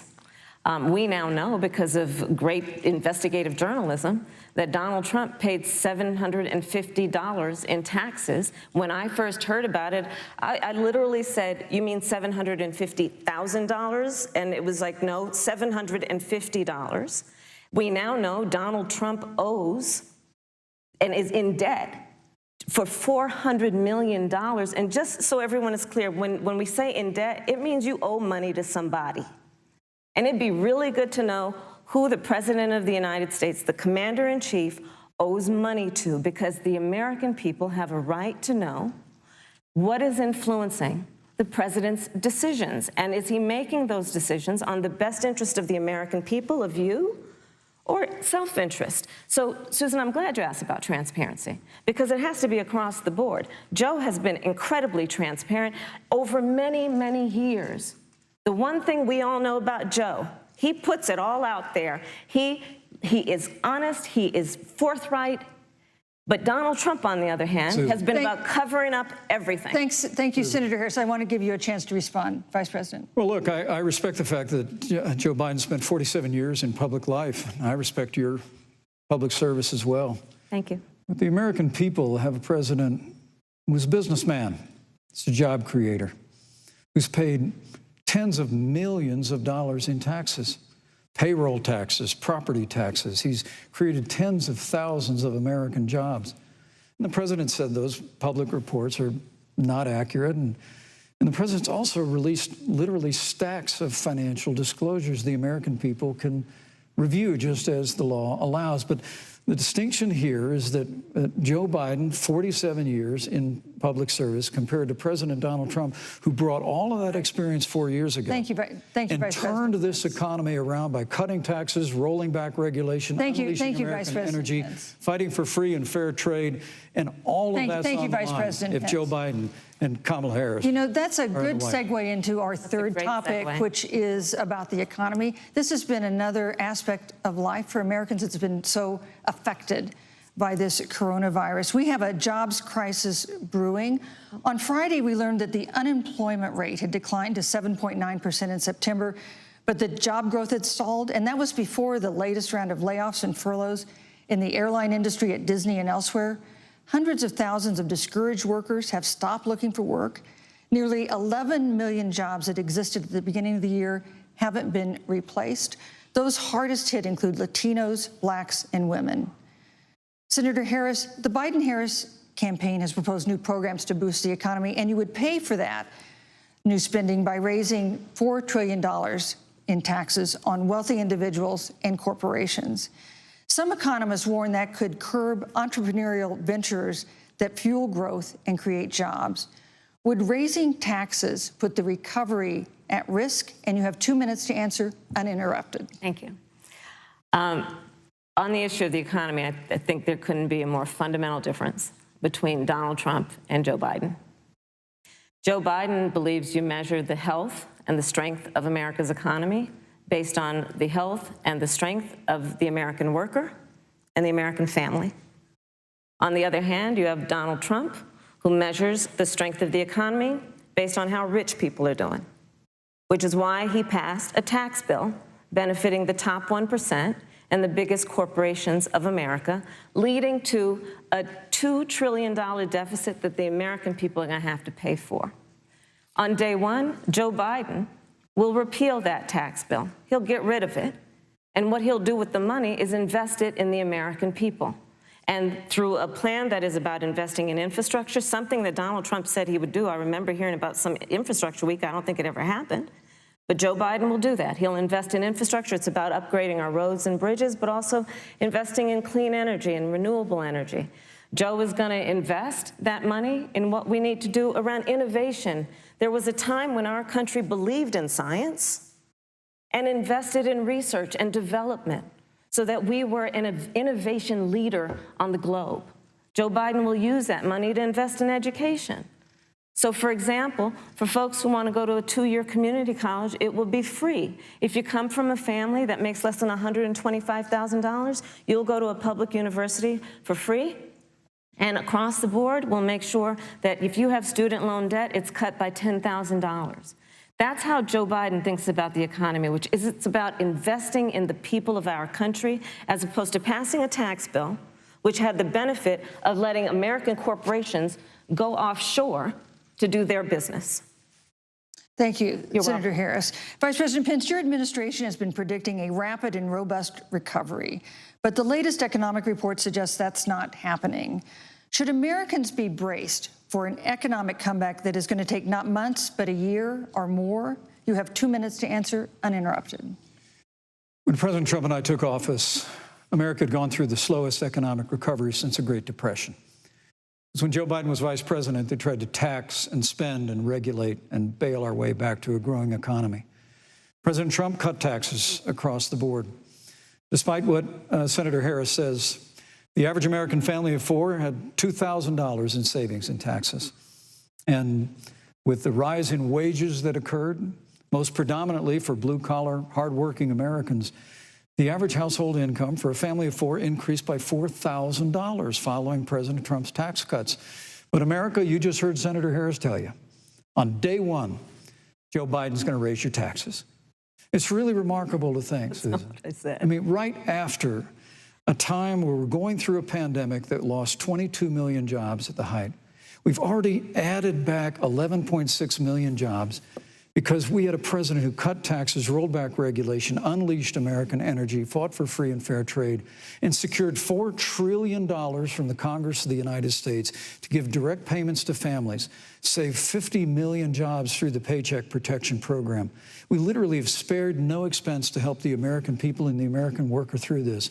Joe Biden and Kamala Harris want to raise taxes. They want to bury our economy under a $2 trillion Green New Deal, which you were one of the original co-sponsors of in the United States Senate. They want to abolish fossil fuels and ban fracking, which would cost hundreds of thousands of American jobs all across the heartland. And Joe Biden wants to go back to the economic surrender to China, that when we took office, half of our international trade deficit was with China alone. And Joe Biden wants to repeal all of the tariffs that President Trump put into effect to fight for American jobs and American workers. Joe Biden says democracy's on the ballot.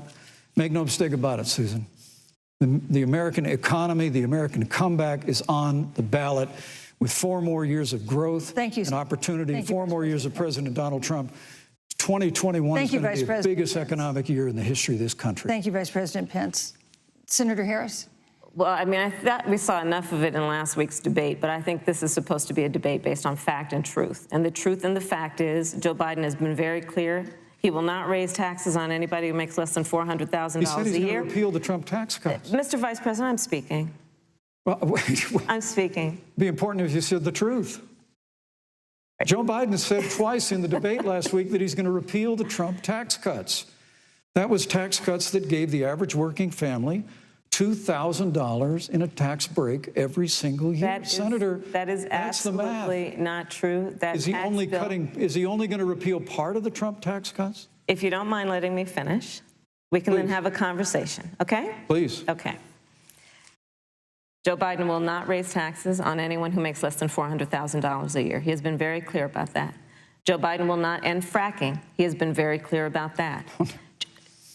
Joe Biden is the one who, during the Great Recession, was responsible for the Recovery Act that brought America back. And now the Trump-Pence administration wants to take credit when they rode the coattails of Joe Biden's success for the economy that they had at the beginning of their term. Of course, now the economy is a complete disaster.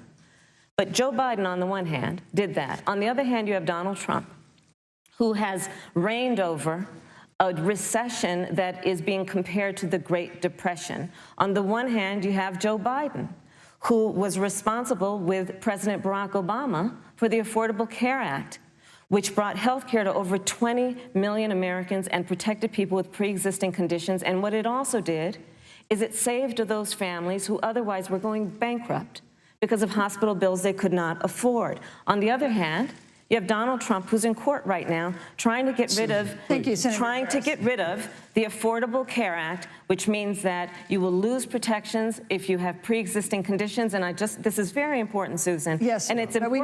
we need to give Vice President. I'd just like to, he interrupted me, and I'd like to just finish, please. If you have a pre-existing condition, heart disease, diabetes, breast cancer, they're coming for you.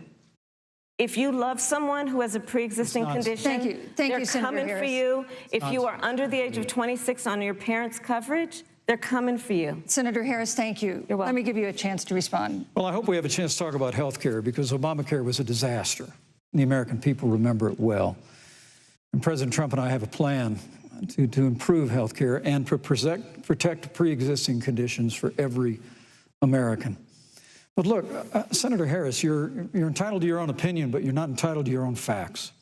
You yourself said on multiple occasions when you were running for president that you would ban fracking. Joe Biden looked at a supporter in the eye and pointed and said, I guarantee that we will abolish fossil fuels. They have a $2 trillion version of the Green New Deal, Susan, that your newspaper, USA Today, said really wasn't that very different from the original Green New Deal. More taxes, more regulation, banning fracking, abolishing fossil fuel, crushing American energy, and economic surrender to China is a prescription for economic decline. President Trump and I will keep America growing. The V-shaped recovery that's underway right now will continue with 4 more years of President Donald Trump in the White House. Thank you very, very much, Vice President Pence. Once again, you've provided the perfect segue to a new topic, which is climate change. And Vice President Pence, I'd like to pose the first question to you. This year, we've seen record-setting hurricanes in the South. Another one, Hurricane Delta, is now threatening the Gulf. And we have seen record-setting wildfires in the West. Do you believe, as the scientific community has concluded, that man-made climate change has made wildfires bigger, hotter, and more deadly, and have made hurricanes wetter, slower, and more damaging? You have 2 minutes uninterrupted. Thank you, Susan. Well, first, I'm very proud of our record on the environment and on conservation. According to all of the best estimates, our air and land are cleaner than any time ever recorded. And our water is among the cleanest in the world. And just a little while ago, the president signed the Outdoors Act. It's the largest investment in our public lands and public parks in 100 years. So President Trump has made a commitment to conservation and to the environment. Now, with regard to climate change, the climate is changing. But the issue is, what's the cause and what do we do about it? President Trump has made it clear that we're going to continue to listen to the science.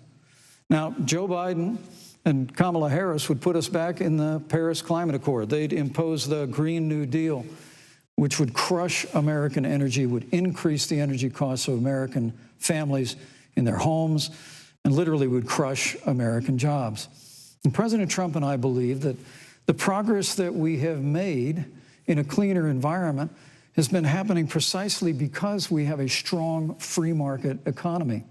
You know, what's remarkable is the United States has reduced CO2 more than the countries that are still in the Paris Climate Accord, but we've done it through innovation. And we've done it through natural gas and fracking, which, Senator, the American people can go look at the record. I know Joe Biden says otherwise now, as you do, but the both of you repeatedly committed to abolishing fossil fuel and banning fracking. And so by creating the kind of American innovation, we're actually steering toward a stronger and better environment. With regard to wildfires, President Trump and I believe that forest management has to be front and center, and even Governor Gavin Newsom from your state has agreed we've got to work on forest management. And with regard to hurricanes, the National Oceanic Administration tells us that actually as difficult as they are, Thank you, Vice President. there are no more hurricanes today than there were 100 years ago. Thank you. But many of the climate alarmists use hurricanes and wildfires to try and sell their bill of goods of a Green New Deal.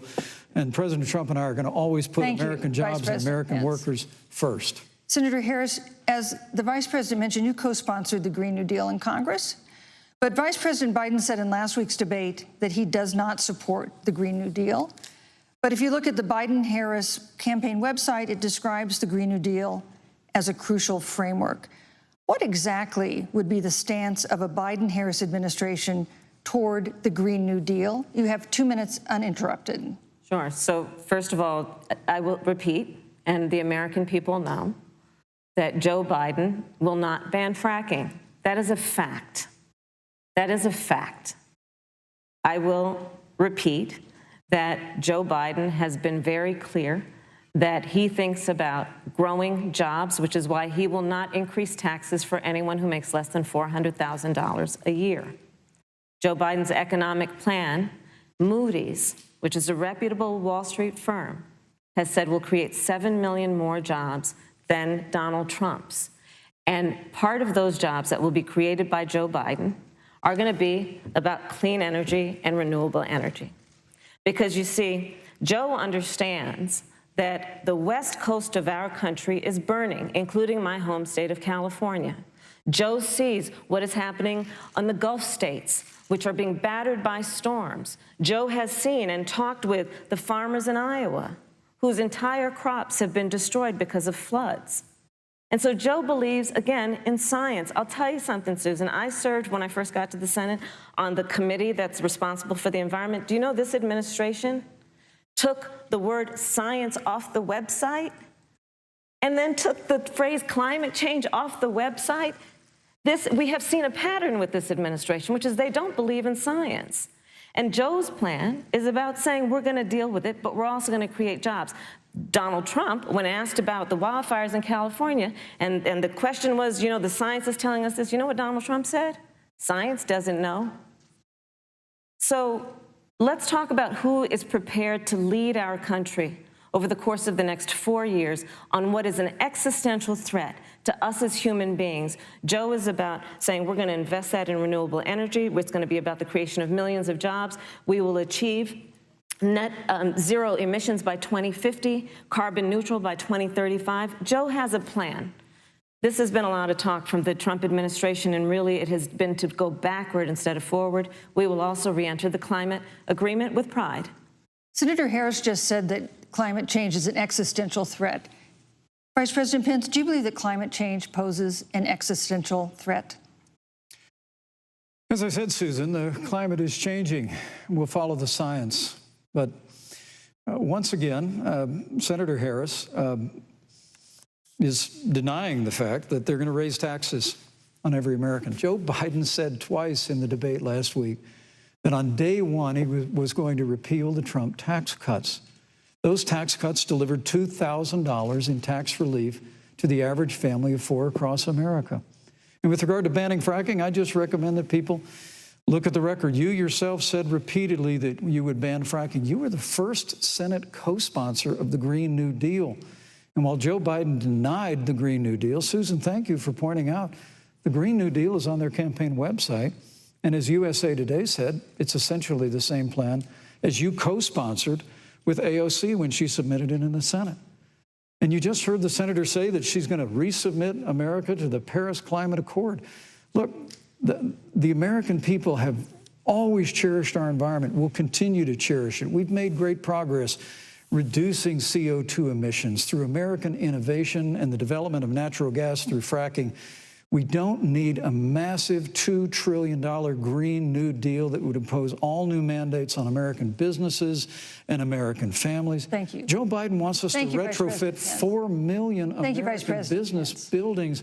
It makes no sense. It will cost jobs. President Trump is going to put America first. He's going to put jobs first, and we're going to take care of our environment and follow the science. Thank you, on the issue of jobs, Senator Harris. Let's talk about that. The vice president earlier referred to, as part of what he thinks is an accomplishment, the president's trade war with China.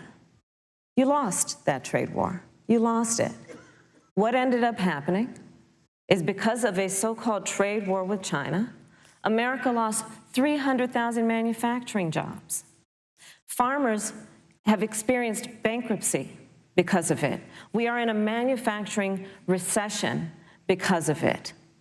And when we look at where this administration has been, there are estimates that by the end of the term of this administration, they will have lost more jobs than almost any other presidential administration. And the American people know what I'm talking about. You know, I think about 20-year-olds. You know, we have a 20-year-old, a 20-something-year-old, who are coming out of high school and college right now, and you're wondering, is there going to be a job there for me? We're looking at people who are trying to figure out how they're going to pay rent by the end of the month. Almost half of American renters are worried about whether they're going to be able to pay rent by the end of the month. This is where the economy is in America right now, and it is because of the catastrophe and the failure of leadership of this administration. Thank you, Senator Harris. Vice President Pence, let me give you just 15 seconds to respond, because then I want to move on to... Well, I'd love to respond. Look, lost the trade war with China. Joe Biden never fought it. Joe Biden has been a cheerleader for communist China over the last several decades. And again, Senator Harris, you're entitled to your opinion. You're not entitled to your own facts. When Joe Biden was vice president, we lost 200,000 manufacturing jobs, and President Obama said they were never coming back. He said we needed a magic wand to bring them back. In our first 3 years after we cut taxes, rolled back regulation, unleashed American energy, this administration saw 500,000 manufacturing jobs created. And that's exactly the kind of growth we're going to continue to see as we bring our nation through this pandemic. But a Green New Deal, your massive new mandates, your Paris Climate Accord, it's going to kill jobs this time, just like it killed jobs. I just need to respond very briefly, 15 seconds, and Thank then you. we'll move Thank you. Joe Biden is responsible for saving America's auto industry, and you voted against it. So let's set the record straight. Thank you. I'd like to talk about China. We have, as our next topic, we have no more complicated or consequential foreign relationship than the one with China. It is a huge market for American agricultural goods. It's a potential partner in dealing with climate change in North Korea. And in a video tonight, President Trump again blamed it for the coronavirus, saying China will pay. Vice President Pence, how would you describe our fundamental relationship with China? Competitors, adversaries, enemies? You have 2 minutes. Thank you, Susan. Well, before I leave that, let me speak to voting records if I can. You know, everybody knows that NAFTA cost literally thousands of American factories to close. We saw automotive jobs go south of the border. President Trump fought to renegotiate NAFTA. And the United States-Mexico-Canada agreement is now the law of the land. American people deserve to know Senator Kamala Harris was one of only 10 members of the Senate to vote against the USMCA. It was a huge win for American auto workers. It was a huge win for American farmers, especially dairy in the upper Midwest. But Senator, you said it didn't go far enough on climate change, that you put your radical environmental agenda ahead of American auto workers and ahead of American jobs. I think the American people deserve to know that. It's probably why Newsweek magazine said that Kamala Harris was the most liberal member of the United States Senate in 2019. More liberal than Bernie Sanders, more liberal than any of the others in the United States Senate. So now with regard to China, look, Susan, first and foremost, China is to blame for the coronavirus. And President Trump is not happy about it. He's made that very clear, made it clear again today. China and the World Health Organization did not play straight with the American people. They did not let our personnel into China to get information on the coronavirus until the middle of February. Fortunately, President Trump, in dealing with China from the outset of this administration, standing up to China that had been taking advantage of America for decades in the wake of Joe Biden's cheerleading for China, President Trump made that decision before the end of January to suspend all travel from China. And again, the American people deserve to know Joe Biden opposed President Trump's decision to suspend all travel from China. He said it was hysterical. He said it was Thank you, xenophobic. Vice President Pence. But President Trump has stood up to China. We're going to continue to stand strong. Thank you, Vice President Pence. We want to improve the relationship, but we're going to level the playing field, and we're going to hold China accountable for what they did to America with the coronavirus. Thank you. Senator Harris, let me ask you the same question that I asked the Vice President. How would you describe our fundamental relationship with China? Are we competitors, adversaries, enemies? You'll have 2 minutes uninterrupted. Susan, the Trump administration's perspective and approach to China has resulted in the loss of American lives, American jobs, and America's standing.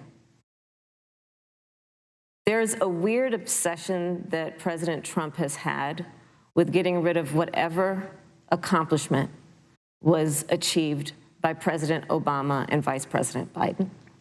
For example, they created within the White House an office that basically was responsible for monitoring pandemics.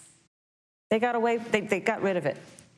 Not true. There was a team of disease experts that President Obama and Vice President Biden dispatched to China to monitor what is now predictable and what might happen. They pulled them out. We now are looking at 210,000 Americans who have lost their lives. Let's look at the job situation. We mentioned before the trade deal, the trade war, they wanted to call it, with China. It resulted in the loss of over 300 manufacturing jobs and a manufacturing recession, and the American consumer paying thousands of dollars more for goods because of that failed war that they called it. Then let's talk about standing. Pew, a reputable research firm, has done an analysis that shows that leaders of all of our formerly allied countries have now decided that they hold in greater esteem and respect Xi Jinping, the head of the Chinese Communist Party, than they do Donald Trump, the President of the United States, the Commander-in-Chief of the United States. This is where we are today because of a failure of leadership by this administration. Senator Harris, we've seen changes in the role of the United States in terms of global leadership over the past 4 years. And of course, times do change. What's your definition? We've seen strains with China, of course, as the Vice President mentioned. We've seen strains with our traditional allies in NATO and elsewhere. What is your definition of the role of American leadership in 2020? So, you know, Joe is, I love talking with Joe about a lot of these issues. And, you know, Joe, I think he said it quite well. He says, you know, foreign policy, it might sound complicated, but really it's relationships. So just think about it as relationships. And so we know this in our personal and professional relationships. You got to keep your word to your friends. You got to be loyal to your friends. People who've stood with you, you got to stand with them. You got to know who your adversaries are and keep them in check. But what we have seen with Donald Trump is that he has betrayed our friends and embraced dictators around the world. Let's take, for example, Russia. So, Russia, I serve on the Intelligence Committee of the United States Senate. America's intelligence community told us Russia interfered in the election of the President of the United States in 2016 and is playing in 2020. Christopher Wray, the director of the FBI, said the same. But Donald Trump, the Commander-in-Chief of the United States of America, prefers to take the word of Vladimir Putin over the word of the American intelligence community. You look at our friends at NATO. He has walked away from agreements. You can look at the Iran nuclear deal, which now has put us in a position where we are less safe because they are building up what might end up being a significant nuclear arsenal. We were in that deal, guys. We were in the Iran nuclear deal with friends, with allies around the country. And because of Donald Trump's unilateral approach to foreign policy, coupled with his isolationism, He pulled us out and has made America less safe. So, Susan, it's about relationships.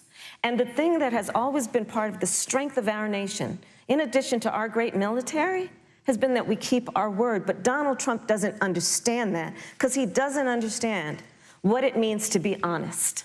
Thank you, Senator Harris.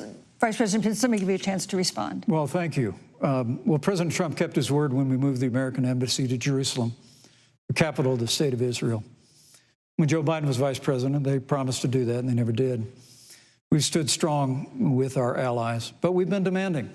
NATO is now contributing more to our common defense than ever before, thanks to President Trump's leadership. We've strengthened our alliances across the Asia-Pacific, and we've stood strong against those who would do us harm. You know, when President Trump came into office, ISIS had captured an area of the Middle East the size of Pennsylvania. But President Trump unleashed the American military, and our armed forces destroyed the ISIS caliphate and took down their leader, al-Baghdadi, without one American casualty. Al-Baghdadi was responsible for the death of thousands. But notably, America's hearts today are with the family of Kayla Mueller, her parents of which are here with us tonight in Salt Lake City. Today, 2 of the ISIS killers responsible for Kayla Mueller's murder were brought to justice in the United States. Jihadi John was killed on the battlefield along with the other Beetle. The reality is that when Joe Biden was vice president, we had an opportunity to save Kayla Mueller. It breaks my heart to reflect on it, but the military came into the Oval Office, presented a plan. They said they knew where Kayla was. Baghdadi had held her for 18 months, abused her mercilessly before they killed her. But when Joe Biden was vice president, they hesitated for a month. And when armed forces finally went in, it was clear she'd been moved 2 days earlier. And her family says with a heart that broke the heart of every American that if President Donald Trump had been president, they believe Kayla would be alive today. Thank you, Vice President. Look, we destroyed the ISIS caliphate. And you talk about re-entering the Iran nuclear deal. I mean, the last administration transferred $1.8 billion to the leading state sponsor of terrorism. President Donald Trump got us out of the deal. Thank you, Vice President Pence. And when Qasem Soleimani was traveling to Baghdad to do harm to Americans, President Donald Trump took him Vice out. President Pence. And America is safer, our allies are safer, and the American people know President Donald Trump will never have Thank you, Vice President take Pence. action. I would like to give Senator Harris a chance to respond, but not at such great length because, of course, there are other topics we want to talk about. But I would like equal time. Yes. Thank you. Please go ahead. First of all, to the Mueller family, I know about your daughter's case, and I'm so sorry. I'm so sorry. What happened to her is awful, and it should have never happened. And I know Joe feels the same way. And I know that President Obama feels the same way. But you mentioned Soleimani. Let's start there. So after the strike on Soleimani, there was a counter strike on our troops in Iraq. And they suffered serious brain injuries. And do you know what Donald Trump dismissed them as? Headaches. And this is about a pattern of Donald Trump's, where he has referred to our men who are serving in our military as suckers and losers. Donald Trump, who went to Arlington Cemetery and stood above the graves of our fallen heroes and said, what's in it for them? Because, of course, you know, he only thinks about what's in it for him. Let's take what he said about John McCain, a great American hero. And Donald Trump says he doesn't deserve to be called a hero because he was a prisoner of war. And this is very important when you want to talk about who is the current commander-in-chief and what they care about and what they don't care about. Public reporting that Russia had bounties on the heads of American soldiers. And you know what a bounty is? It's somebody puts a price on your head and they will pay it if you are killed. And Donald Trump had talked at least 6 times to Vladimir Putin and never brought up the subject.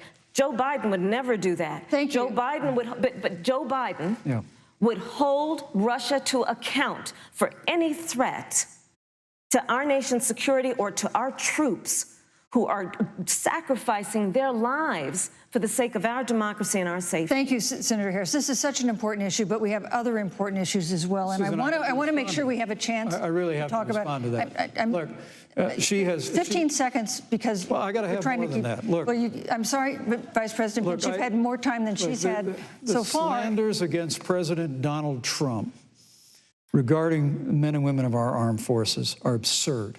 I'm sorry, Vice President Pence. My son is a captain in the United States Marine Corps. My son-in-law is deployed in the United States Navy.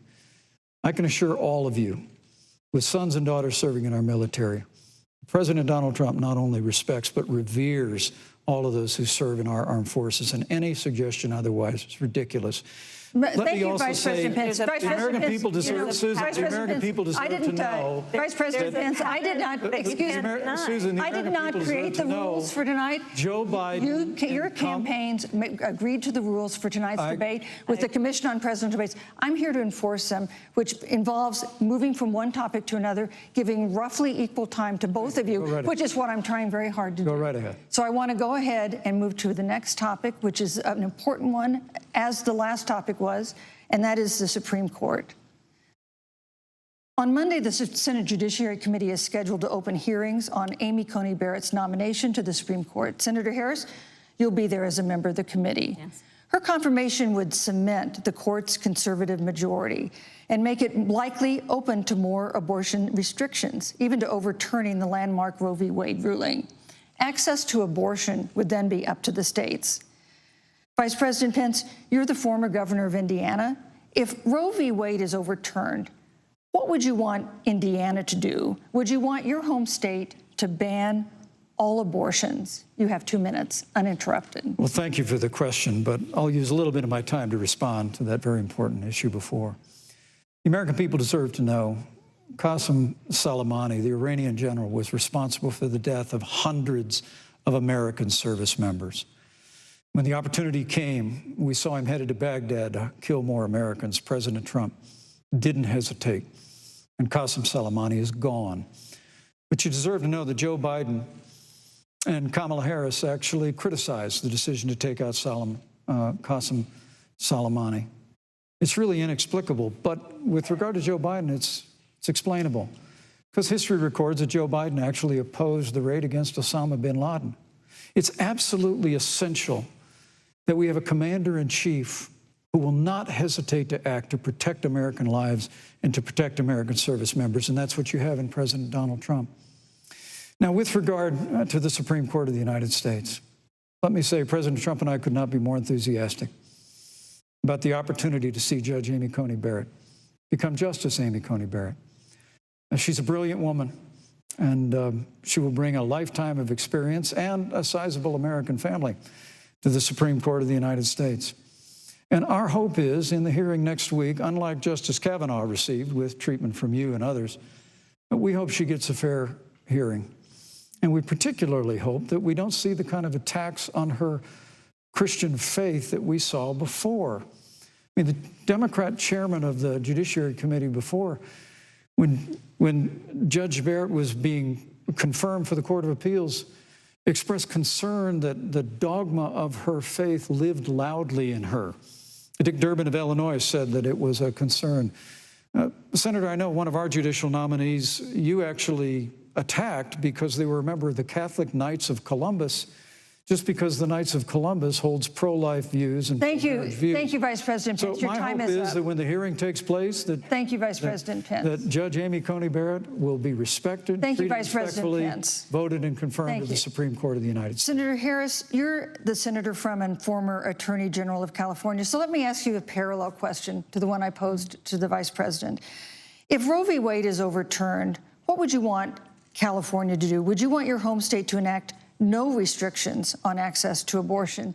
And you have 2 minutes uninterrupted. Thank you, Susan. First of all, Joe Biden and I are both people of faith, and it's insulting to suggest that we would knock anyone for their faith. And in fact, Joe, if elected, will be only the second practicing Catholic as President of the United States. On the issue of this nomination, Joe and I are very clear, as are the majority of the American people. We are 27 days before the decision about who will be the next president of the United States. And, you know, before, when this conversation has come up, you know, it's been about election year or election time. We're literally in an election. Over 4 million people have voted. People are in the process of voting right now. And so Joe has been very clear, as the American people are. Let the American people fill that seat in the White House, and then we'll fill that seat on the United States Supreme Court. And to your point, Susan, the issues before us couldn't be more serious. There's the issue of choice, and I will always fight for a woman's right to make a decision about her own body. It should be her decision and not that of Donald Trump and the Vice President, Michael Pence. But let's also look at what else is before the court. It's the Affordable Care Act. Like, literally in the midst of a public health pandemic, when over 210,000 people have died and 7 million people probably have what will be in the future considered a pre-existing condition because you contracted the virus. Donald Trump is in court right now trying to get rid of the Affordable Care Act. And I said it before, and it bears repeating. This means that there will be no more protections if they win for people with pre-existing conditions. Yeah. This means that over 20 million people will lose your coverage. It means that if you're under the age of 26, you can't stay on your parents' coverage anymore. And here's the thing. The contrast couldn't be more clear. They're trying to get rid of the Affordable Care Act. Joe Biden is saying, let's expand coverage. Let's give you a choice of a public option or private coverage. Let's bring down premiums. Thank you, Senator Let's Harris. lower Medicare eligibility to 60. Thank you, Senator. That's true Harris. leadership. You know, you mentioned earlier, Vice President Pence, that the president was committed to maintaining protections for people with pre-existing conditions. But you do have this court case that you are supporting, your administration supporting, that would strike down the Affordable Care Act. The president says, President Trump says that he's going to protect people with pre-existing conditions, but he has not explained how he would do that. And that was one of the toughest nuts to crack when they were passing the Affordable Care Act. So tell us specifically, how would your administration protect Americans with pre-existing conditions to have access to affordable insurance if the Affordable Care Act is struck down? Well, thank you, Susan. But let me just say, addressing your very first question, I couldn't be more proud to serve as vice president to a president who stands without apology for the sanctity of human life. I'm pro-life. I don't apologize for it. And this is another one of those cases where there's such a dramatic contrast. Joe Biden and Kamala Harris support taxpayer funding of abortion all the way up to the moment of birth. Late-term abortion. They want to increase funding to Planned Parenthood of America. Now, for our part, I would never presume how Judge Amy Coney Barrett would rule on the Supreme Court of the United States, but we'll continue to stand strong for the right to life. When you speak about the Supreme Court, though, I think the American people really deserve an answer, Senator Harris. Are you and Joe Biden going to pack the court if Judge Amy Coney Barrett is confirmed? I mean, there have been 29 vacancies on the Supreme Court during presidential election years, from George Washington to Barack Obama. Presidents have nominated in all 29 cases. But your party is actually openly advocating adding seats to the Supreme Court, which has had 9 seats for 150 years, if you don't get your way. This is a classic case of if you can't win by the rules, you're going to change the rules. Now, you've refused to answer the question. Joe Biden has refused to answer the question. So I think the American people would really like to know, if Judge Amy Coney Barrett is confirmed to the Supreme Court of the United States, are you and Joe Biden, if somehow you win this election, going to pack the Supreme Court to get your way? I'm so glad we went through a little history lesson. Let's do that a little more. In 1864... Well, I'd like you to answer the question. No, Mr. Vice President, I'm speaking. I'm speaking. Okay. In 1864, one of the, I think, political heroes, certainly of the president, I assume of you also, Mr. Vice President, is Abraham Lincoln. Mm-hmm. Abraham Lincoln was up for re-election, and it was 27 days before the election, and a seat became open on the United States Supreme Court. Abraham Lincoln's party was in charge not only of the White House, but the Senate. But Honest Abe said it's not the right thing to do. The American people deserve to make the decision about who will be the next president of the United States, and then that person can select who will serve for a lifetime on the highest court of our land. And so Joe and I are very clear. The American people are voting right now, and it should be their decision about who will serve on this most important body for a lifetime. Thank you, Senator the Harris. People, Susan, are voting right now. They'd like to know if you and Joe Biden are going to pack the Supreme Court if you don't get your way in this nomination. Let's talk about packing. You once again gave a non-answer. Joe Biden gave a non-answer. Trying to answer you now. The American people deserve a straight answer. And if you haven't figured it out yet, the straight answer is they are going to pack the Supreme Court if they somehow win this election. Men and women, I got to tell you, people across this country, if you cherish our Supreme Court, if you cherish the separation of powers, you need to reject the Biden-Harris ticket. Come November the 3rd, re-elect President Donald Trump, and we'll stand by that separation of powers in a 9-seat Supreme Court. Yeah, let's talk about packing the court then. Let's talk about the fact. Yeah, I'm about to. So the Trump-Pence administration has been, because I sit on the Senate Judiciary Committee, Susan, as you mentioned, and I've witnessed the appointments for lifetime appointments to the federal courts, district courts, courts of appeal. People who are purely ideological, people who have been reviewed by legal professional organizations and found to have been not competent, are substandard. And do you know that of the 50 people who President Trump appointed to the Court of Appeals for lifetime appointments, not one is black? This is what they've been doing. You want to talk about packing a court? Let's have that discussion. All right, thank you. Thank you, Senator. Let's go on and talk about the issue of racial justice. I just want the record to reflect she never answered the question. So I think maybe the next debate, Joe Biden will answer the question, but I think the American people know the answer. Thank you, Vice President. In March, Breonna Taylor, a 26-year-old emergency room technician in Louisville, was shot and killed after police officers executing a search warrant in a narcotics investigation broke into her apartment. The police said they identified themselves. Taylor's boyfriend said he didn't hear them do that. He used a gun registered to him to fire a shot, which wounded an officer. The officers then fired more than 20 rounds into the apartment. They say they were acting in self-defense. None of them have been indicted in connection with her death. Senator Harris, in the case of Breonna Taylor, was justice done? You have 2 minutes. I don't believe so, and I've talked with Breonna's mother, Tamika Palmer, and her family deserves justice. She was a beautiful young woman. She had as her life goal to become a nurse, and she wanted to become an EMT to first learn what's going on out on the street so she could then become a nurse and save lives. And her life was taken unjustifiably and tragically and violently. And it brings me to, the 8 minutes and 46 seconds that America witnessed, during which an American man was tortured and killed under the knee of an armed, uniformed police officer. And people around our country of every race, of every age, of every gender, perfect strangers to each other, marched shoulder to shoulder, arm in arm, fighting for us to finally achieve that ideal of equal justice under law. And I was a part of those peaceful protests.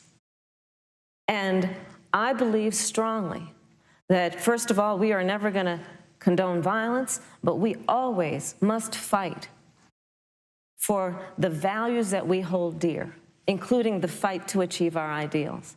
And that's why Joe Biden and I have said on this subject, look, and I'm a former career prosecutor. I know what I'm talking about. Bad cops are bad for good cops. We need reform of our policing in America and our criminal justice system, which is why Joe and I will immediately ban chokeholds and carotid holds. George Floyd would be alive today if we did that. We will require a national registry for police officers who break the law. We will, on the issue of criminal justice reform, get rid of private prisons and cash bail, and we will decriminalize marijuana, and we will expunge the records of those who have been convicted of marijuana. This is the time for leadership on a tragic, tragic issue of unarmed black people in America who have been killed. Senator Harris. Vice President Pence, let me pose the same question to you. In the case of Breonna Taylor, was justice done? You have 2 minutes uninterrupted. Well, our heart breaks for the loss of any innocent American life. And the family of Breonna Taylor has our sympathies. But I trust our justice system, a grand jury that refused the evidence. And it really is remarkable that as a former prosecutor, you would assume that an impaneled grand jury looking at all the evidence got it wrong. But you're entitled to your opinion, Senator. I think, look, and with regard to George Floyd, there's no excuse for what happened to George Floyd. And justice will be served. But there's also no excuse for the rioting and looting that followed. I mean, it really is astonishing. Flora Westbrook is with us here tonight in Salt Lake City. Just a few weeks ago, I stood at what used to be her salon. Was burned to the ground by rioters and looters. And Flora is still trying to put her life back together. And I must tell you, this presumption that you hear consistently from Joe Biden and Kamala Harris, that America is systemically racist, and that, as Joe Biden said, that he believes that law enforcement has an implicit bias against minorities, is a great insult to the men and women who serve in law enforcement. And I want everyone to know who puts on the uniform of law enforcement every day that President Trump and I stand with you. And it is remarkable that when Senator Tim Scott tried to pass a police reform bill, brought together a group of Republicans and Democrats, Senator Harris, you got up and walked out of the room. And then you filibustered Senator Tim Scott's bill on the Senate floor that would have provided new accountability, new resources. Look, we don't have to choose between supporting law enforcement, improving public safety, and supporting our African-American neighbors and all of our minorities. Under President Trump's leadership, we'll always stand with law enforcement, and we'll do what we've done from day one, and that is improve the lives of African Americans. Thank you, Vice record President unemployment, record investments in education, and we'll fight for school choice for all of our minorities. Thank you, Vice President. I'd like to respond. Senator Harris. I will not sit here and be lectured by the Vice President on what it means to enforce the laws of our country. I am the only one on this stage who has personally prosecuted everything from child sexual assault to homicide. I'm the only one on this stage who has prosecuted the big banks for taking advantage of America's homeowners. I'm the only one on this stage who prosecuted for-profit colleges for taking advantage of our veterans. And the reality of this is that we are talking about an election in 27 days, where last week the President of the United States took a debate stage in front of 70 million Americans and refused to condemn white supremacists. Not true. And not true. It wasn't like he didn't have a chance. He didn't do it, and then he doubled down. And then he said, when pressed, stand back, stand by. And this is a part of a pattern of Donald Trump's. He called Mexicans rapists and criminals. He instituted as his first act a Muslim ban. On the issue of Charlottesville, where people were peacefully protesting the need for racial justice, where a young woman was killed. And on the other side, there were neo-Nazis carrying tiki torches, shouting racial epithets, anti-Semitic slurs.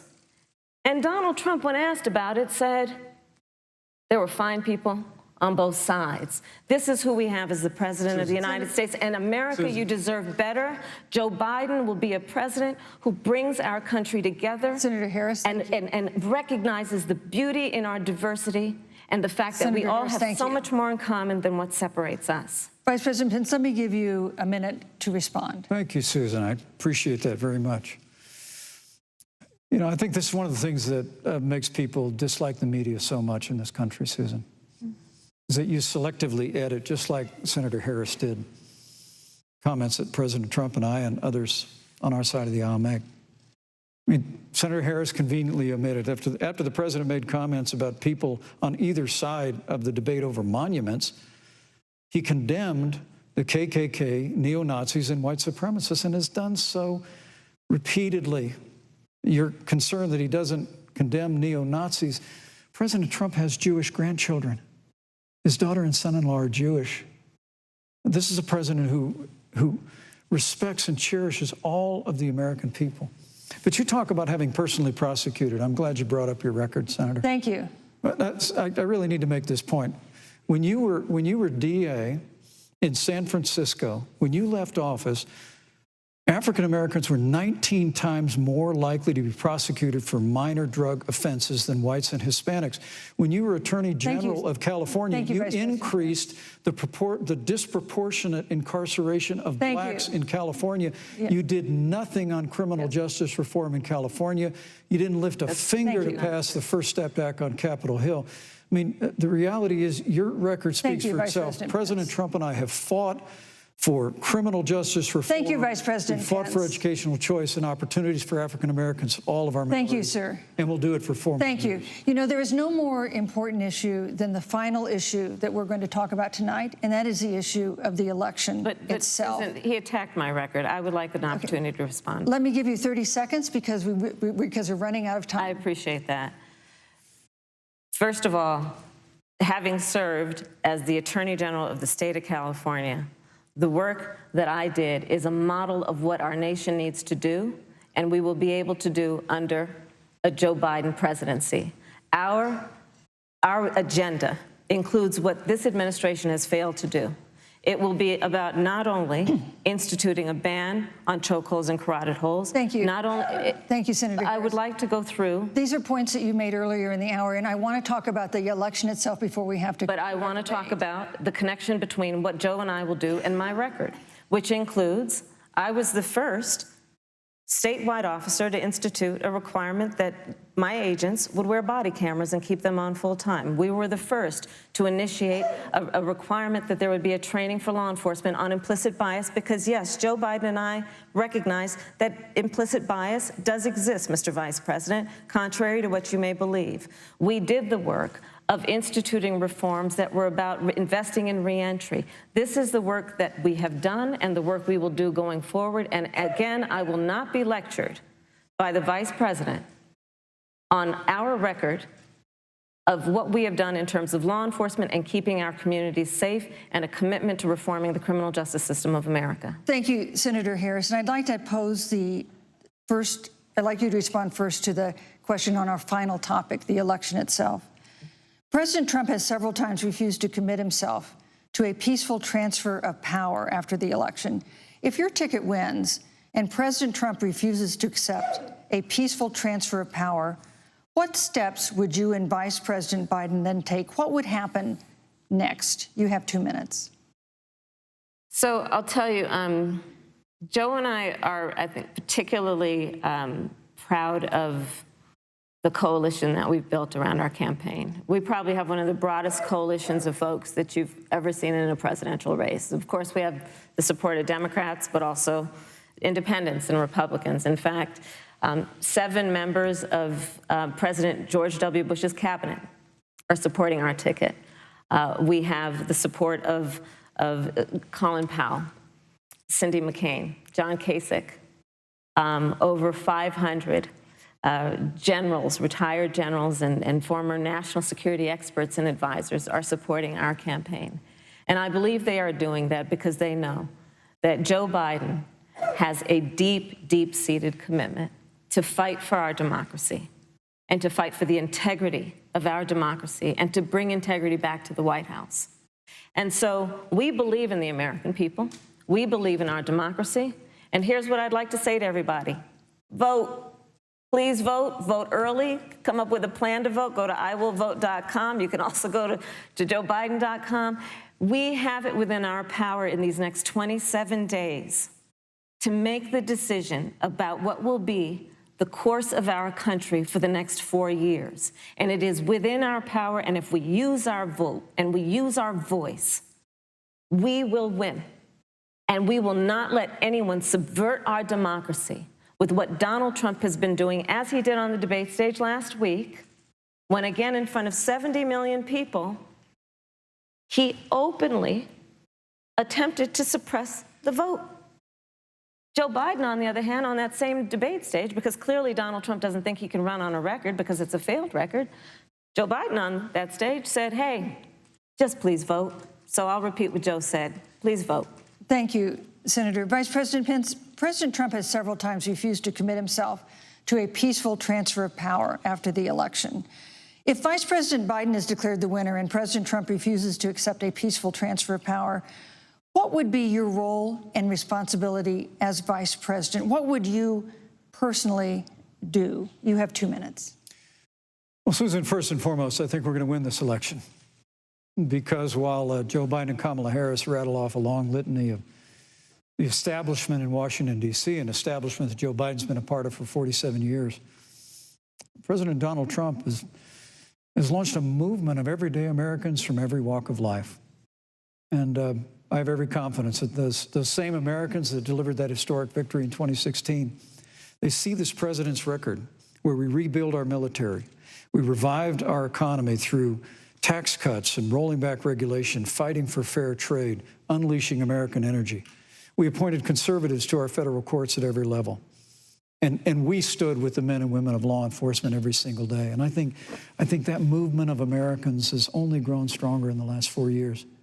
But when you talk about accepting the outcome of the election, I must tell you, Senator, your party has spent the last 3.5 years trying to overturn the results of the last election. It's amazing. When Joe Biden was vice president of the United States, the FBI actually spied on President Trump and my campaign.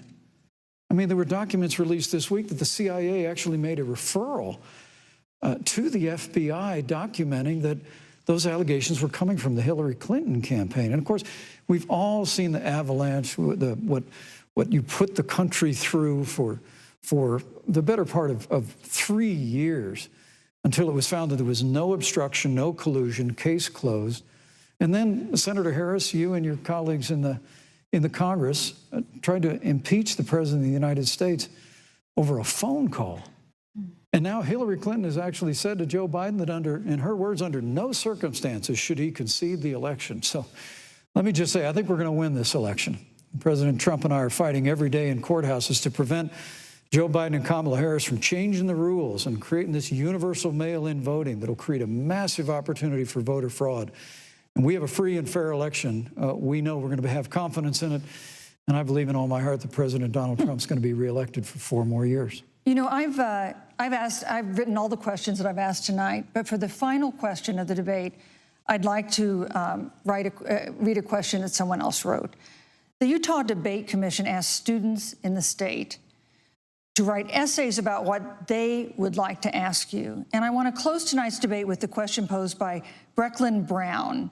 She's an 8th grader at Springville Junior High in Springville, Utah. And here's what she wrote, quote, "When I watch the news, all I see is arguing between Democrats and Republicans. When I watch the news, all I see is citizen fighting against citizen. When I watch the news, all I see are 2 candidates from opposing parties trying to tear each other down. If our leaders can't get along, how are the citizens supposed to get along?" And then she added, "Your examples could make all the difference to bring us together," end quote. So to each of you in turn, I'd like you to take 1 minute and respond to Brecklin. Vice President Pence, you have 1 minute. Brecklin, it's a wonderful question. And let me just commend you for taking an interest in public life. I started following the news when I was very young. And in America, we believe in a free and open exchange of debate. And we celebrate that. And it's how we've created literally the freest and most prosperous nation in the history of the world. But I would tell you that don't assume that what you're seeing on your local news networks is synonymous with the American people. You know, I look at the relationship between Justice Ruth Bader Ginsburg, the late justice who we just lost from the Supreme Court, and the late Justice Antonin Scalia. They were on polar opposites on the Supreme Court of the United States, one very liberal, one very conservative. But what's been learned since her passing was the two of them and their families were the very closest of friends. I mean, here in America, we can disagree. We can debate vigorously, as Senator Harris and I have on this stage tonight. But when the debate is over, we come together as Americans. And that's what people do in big cities and small towns all across this country. So I just want to encourage you, Brecklin. I want to tell you that we're going to work every day to have government as good as our people. And the American people each and every day love a good debate. We love a good argument. But we always come together and are always there for one another in times of need. And we've especially learned that through the difficulties of this year. Senator Harris, what would you say to Brecklin? First of all, I love hearing from our young leaders. And when I hear her words, when I hear your words, Brecklin, I know our future is bright because it is that perspective on who we are and who we should be that is a sign of leadership and is something we should all aspire to be. And that, you know, that brings me to Joe. Joe Biden, one of the reasons that Joe decided to run for president is after Charlottesville, which we talked about earlier. It so troubled him and upset him like it did all of us, that there was that kind of hate and division. What propelled Joe to run for president was to see that over the course of the last 4 years, what Brecklin described has been happening. Joe has a long-standing reputation of working across the aisle and working in a bipartisan way. And that's what he's going to do as president. Joe Biden has a history of lifting people up and fighting for their dignity. I mean, you have to know Joe's story to know that Joe has known pain, he has known suffering, and he has known love. And so, Brecklin, when you think about the future, I do believe the future is bright. And it will be because of your leadership, and it will be because we fight for each person's voice through their vote, and we get engaged in this election because you have the ability through your work and through eventually your vote to determine the future of our country and what its leadership looks like. Thank you, Senator Harris. Thank you, Vice President Pence. Thank you so much for being with us tonight. We want to thank also the University of Utah for its hospitality, and most of all, our thanks to all the Americans who watched this debate tonight. Again, our best wishes for a quick recovery to President Trump, the First Lady, and everyone who is battling COVID-19. The second presidential debate is next week on October 15th, a town hall-style debate in Miami. We hope you'll join us then. Good evening. And that is the end of the vice presidential debate right there. What a difference a week makes. Two very different personalities on the stage tonight.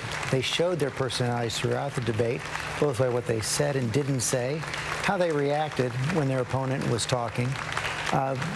Both candidates likely more effective in attacking their opponents than defending the records of their principles.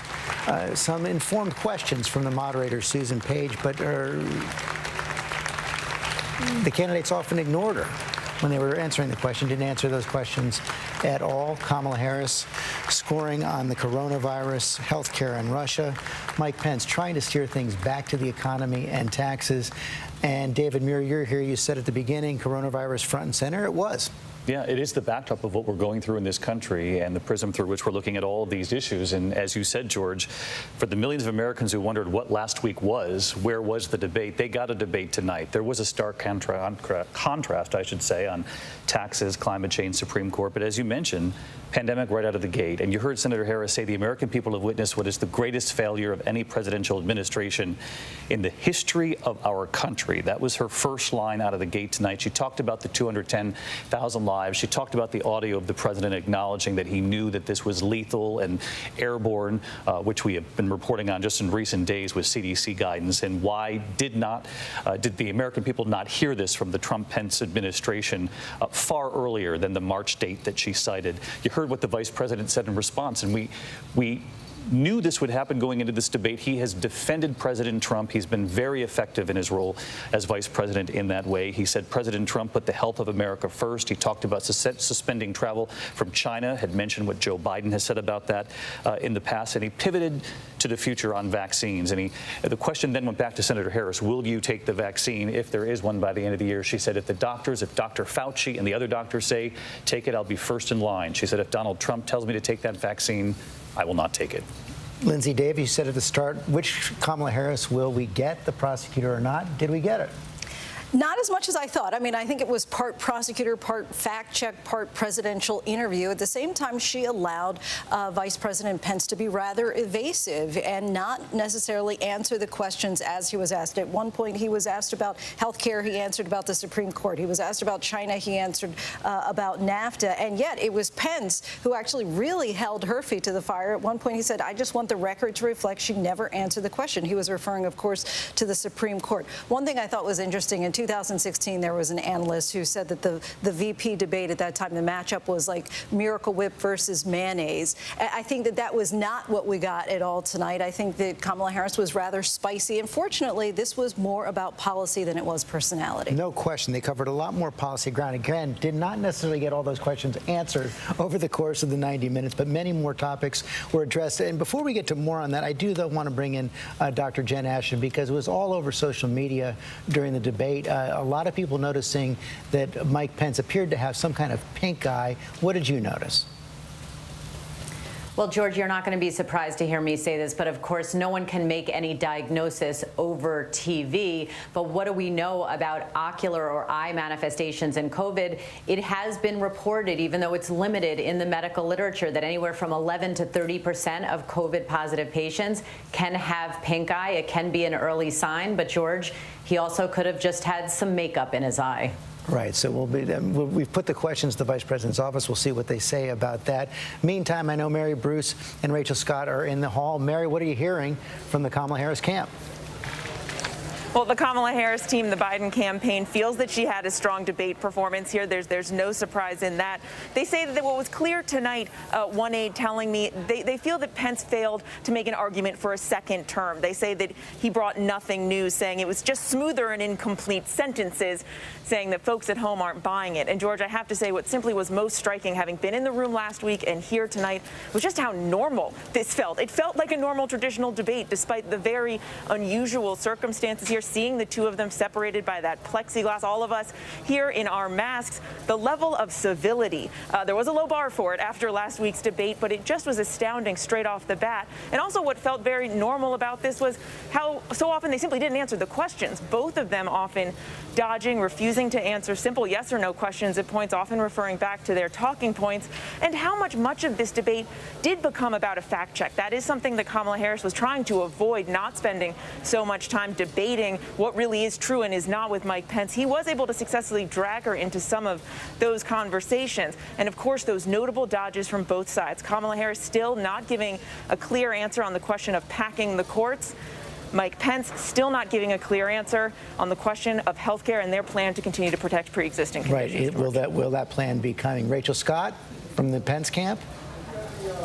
The Pence campaign is very happy with how the vice president did tonight. And I think one issue that they are critically focused on is obviously the economy. This is a sticking point for a lot of the president's supporters out there. And our latest ABC News Washington Post poll reflected that 52% of Americans approve of the president's handling of the economy. We saw the vice president turn back to the issue of the economy multiple times when he was dodging key questions about the pandemic and on other issues as well. That is a very big issue for the president's supporters, one that they want voters to keep in mind as they head to the polls. They want voters to remember that they think that President Trump and Vice President Mike Pence, they are the ones that can recover this economy, that can bring it back. But of course, George, there are 26 million Americans that still are unemployment or still are on unemployment tonight, and that's going to be such a critical issue ahead of the election. Rachel Scott, thanks very much. Let me bring in Rahm Emanuel. Did anybody win? Did this make any difference?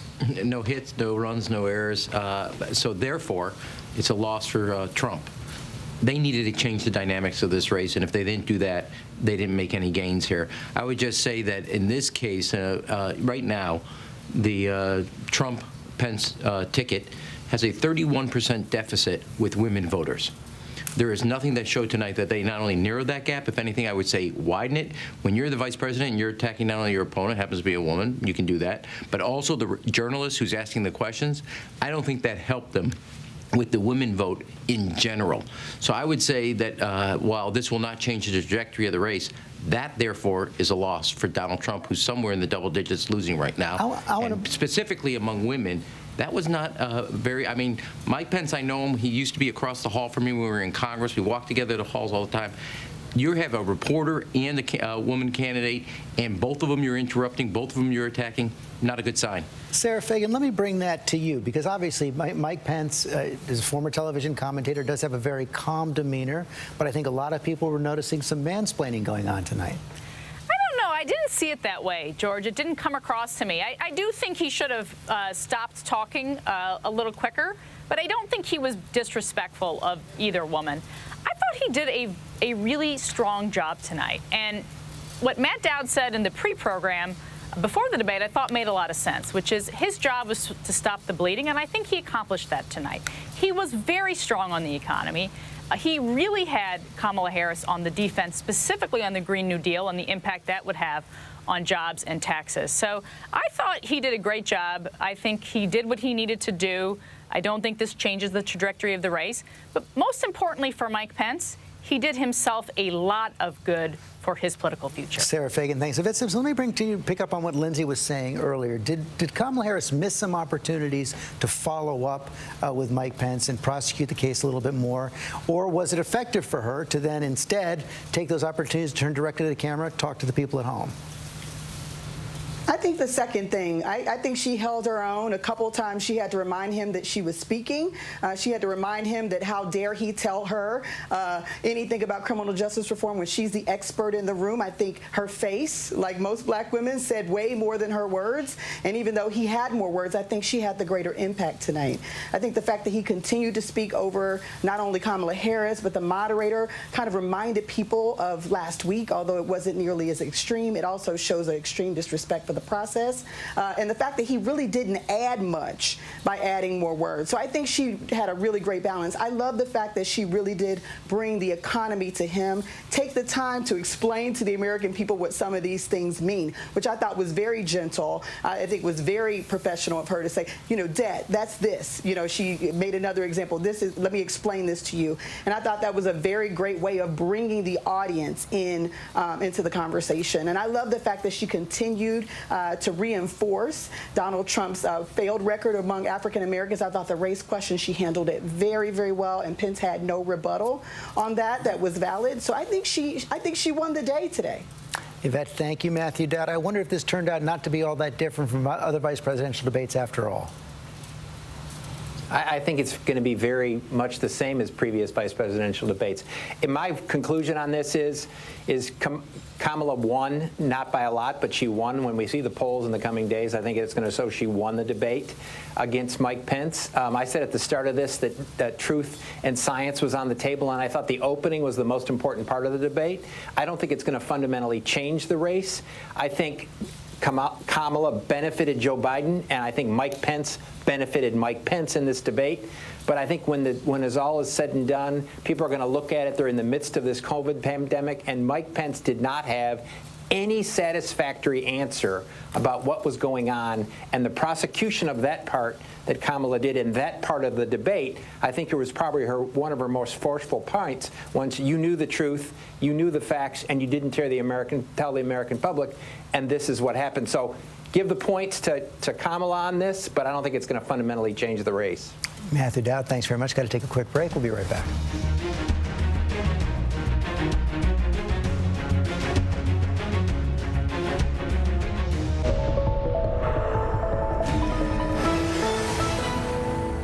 Welcome to Disney Plus.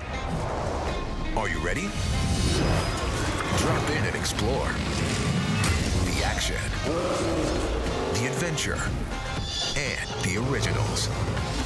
There's no limit to what you'll find. These are your worlds. So come on, dive deeper into the universes you love. Wherever and whenever you want them, you'll find them all here on Disney Plus. Cross my office off the list. What if we picked for each other? Please stop. Yes!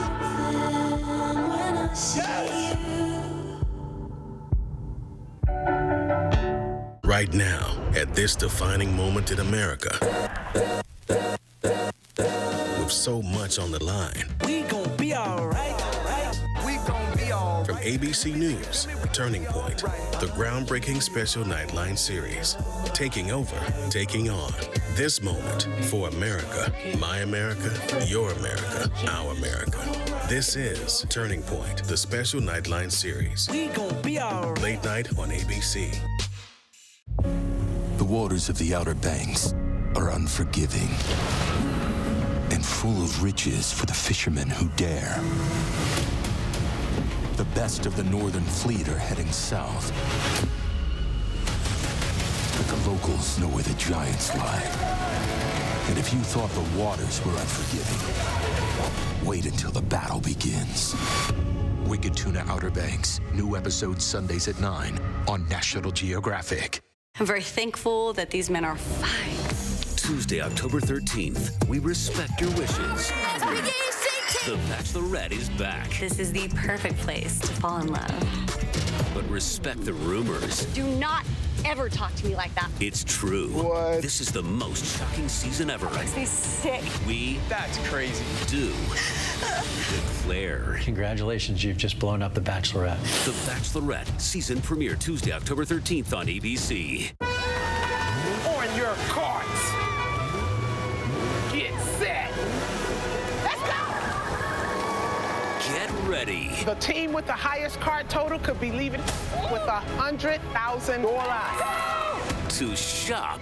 Bam, bam, bam. Till you drop.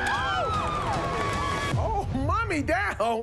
Leslie Jones hosts Supermarket Sweep. Premieres Sunday, October 18th on ABC. What's the most innovative daily news podcast out there to listen to every day? Well, the Edward R. Murrow Awards say it's Start Here, the daily news podcast from ABC News. Even the New York Times calls us a top news podcast worth listening to. Start Here, free on Apple Podcasts. It's being called the most consequential election of a lifetime, the most important vote. And with so much on the line, it demands the most straightforward newsmaking, real answers, the most informed voices from all sides. The countdown is on to the vote. What will our future look like? ABC's This Week with George. It all plays out right here every Sunday. The most consequential week yet of this hyper-political year. Right as you get closer to casting your vote every Sunday on ABC. The world may feel out of your control, but your happiness doesn't have to be. Learn the secrets to happiness. Listen to the 10% Happier podcast, free on Apple Podcasts. Now, with so much on the line, more Americans are turning to David Muir and ABC's World News Tonight than any other program across all of television.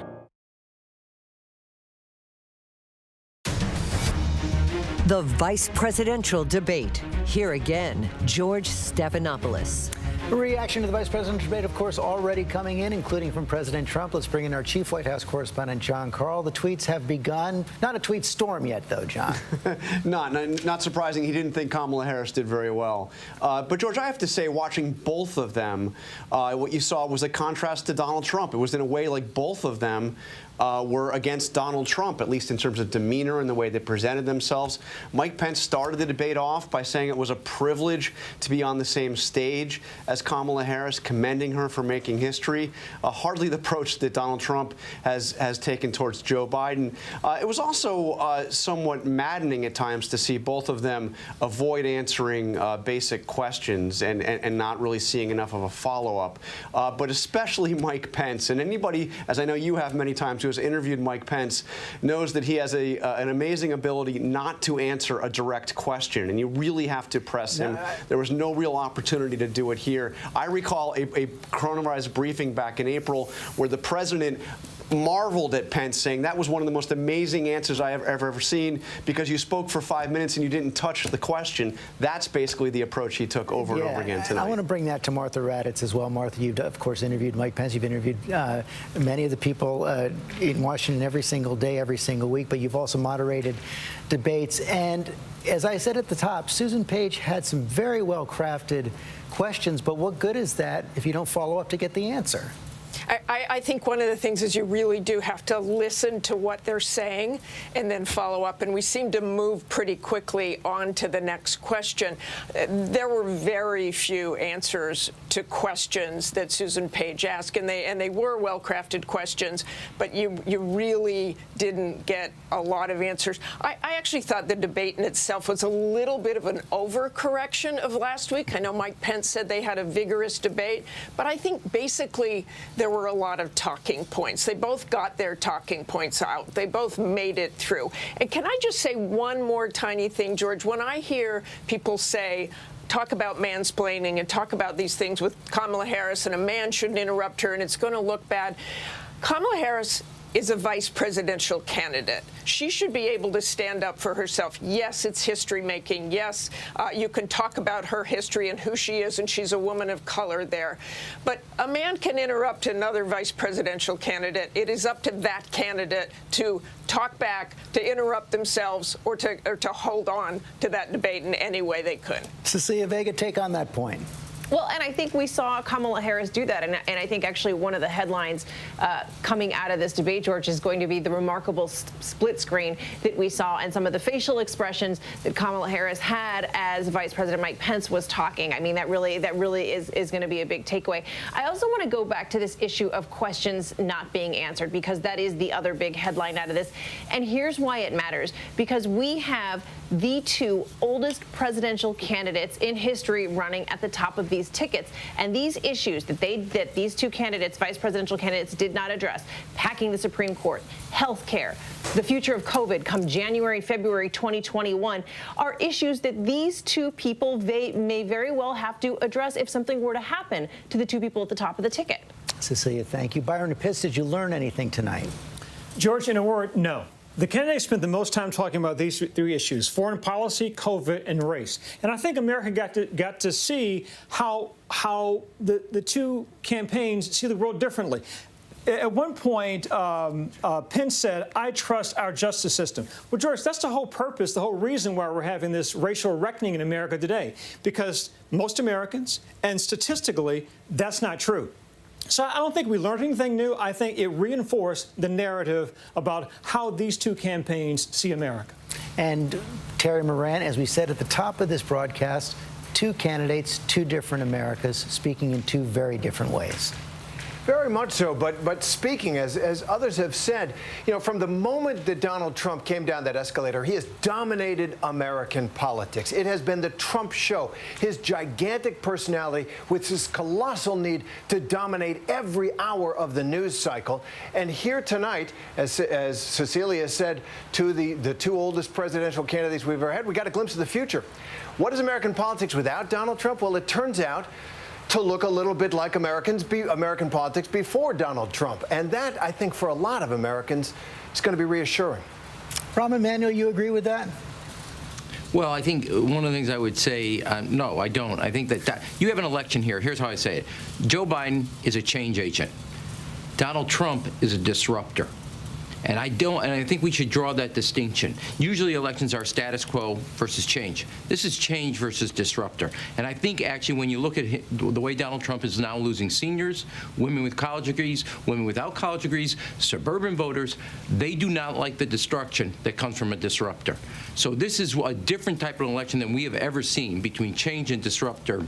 And I think, in fact, the American people all of them are just exhausted and have made a referendum on Donald Trump. I actually think one other thing that we should not lose sight is Kamala Harris showed she would be a partner with Joe Biden. She called him Joe. Pence said he was going to be a loyal soldier. Very different type of vice presidents. And to say this is a different kind of election may be the understatement of the night. We have to take another quick break. We'll be right back. ABC News, straightforward. Welcome to Disney Plus. Are you ready? Drop in and explore. The action, the adventure, and the originals. There's no limit to what you'll find. These are your worlds. So come on, dive deeper into the universes you love. Wherever and whenever you want them, you'll find them all here on Disney Plus. I'm very thankful that these men are fine. Tuesday, October 13th, we respect your wishes. The Bachelorette is back. This is the perfect place to fall in love. But respect the rumors. Do not ever talk to me like that. It's true. What? This is the most shocking season ever. Makes me sick. That's crazy. Do declare. Congratulations, you've just blown up The Bachelorette. The Bachelorette season premiere Tuesday, October 13th on ABC. It was almost like a scene from any romantic love story. He was the closest thing to Prince Charming. That George Clooney type of feel, that salt, pepper, gray, sexy. He was gorgeous. He would record these video love messages to me. I love you, my love. I love you so very much. That was truly being swept off my feet. The very first thing he told me was Andrea Bocelli was going to be singing in the church. And then he added John Legend. Then it was Elton John. The Beckhams, the Obamas, the Clintons. We're getting married by the Pope. Oh my God. What? No, I'm not joking. We're getting married by the Pope. But it's complicated. If you think you're too smart and you would never ever fall for a con, don't be so sure. Oh my God, what if this is all a lie? Now, just wait till you see what she does next to get even. I'm Whoopi Goldberg, and this is The Con. Premieres Wednesday night on ABC. Okay, if you're starring in the hit show being called Fantastic and Glorious, what are you doing tomorrow morning? Well, if you're Jason Schwartzman and Jack Houston, you're bringing a little Fargo with you to America's #1 morning show. ABC's Good Morning America tomorrow. The best of the Northern Fleet are heading south, but the locals know where the giants lie. The battle lines have been drawn, and the tide is calling. Wicked Tuna Outer Banks. New episodes Sundays at 9 on National Geographic. It's being called the most consequential election of a lifetime, the most important vote, and with so much on the line, it demands the most straightforward, newsmaking, real answers, the most informed voices from all sides. The countdown is on to the vote. What will our future look like? ABC's This Week with George. It all plays out right here every Sunday. The most consequential week yet of this hyper-political year. Right as you get closer to casting your vote every Sunday on ABC. Hello? This is Montana Highway Patrol. You're looking for a couple of missing teenagers. That's right. Last seen in a red Focus. The steering wheel is getting stiff. Lock the door. We're fine.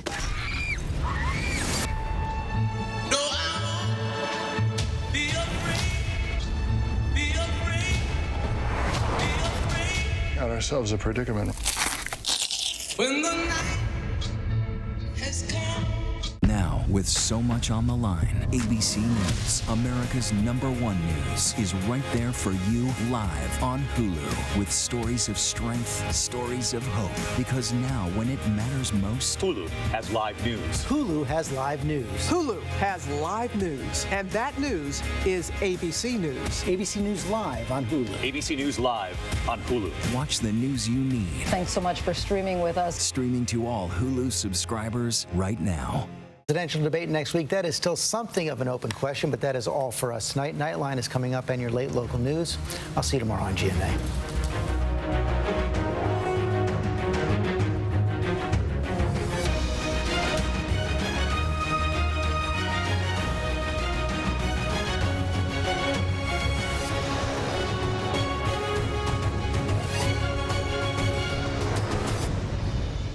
It was a fairy tale love story. He was the closest to Prince Charming. That George Clooney feel, sexy. She was swept off her feet. He would record these video love messages to me. I love you very much. Then he proposed, planning an A-list wedding. And We're getting married by the Pope. Oh. No, I'm not joking. We're getting married by the Pope. But it's complicated. What if this is all a lie? I'm Whoopi Goldberg, and this is The Con. premieres Wednesday on ABC. It's being called the most consequential election of a lifetime, the most important vote. And with so much on the line, it demands the most straightforward, newsmaking, real answers, the most informed voices from all sides. The countdown is on to the vote. What will our future look like? ABC's This Week with George. It all plays out right here every Sunday. The most consequential week yet of this hyper-political year. Right as you get closer to casting your vote every Sunday on ABC. With so much at stake, so much on the line, more Americans turn here than any place else. ABC News World News Tonight with David Muir. We have made it through another week together. America's most watched program across all of television. What's the most innovative daily news podcast out there to listen to every day? Well, the Edward R. Murrow Awards say it's Start Here, the daily news podcast from ABC News. Even the New York Times calls us a top news podcast worth listening to. So if you like getting behind the biggest news stories of the day, inside all the details, the backstory, and what will happen next, then listen to Start Here, the daily news podcast from ABC News. It's like no other news podcast out there. Even the critics agree. Listen free on Apple Podcasts. Cross my office off the list. What if we pick for each other? Please stop.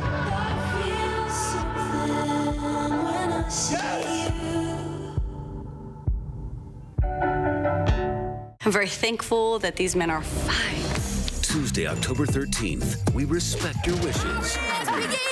The Bachelorette is back. This is the perfect place to fall in love. But respect the rumors. Do not ever talk to me like that. It's true. What? This is the most shocking season ever. Makes me sick.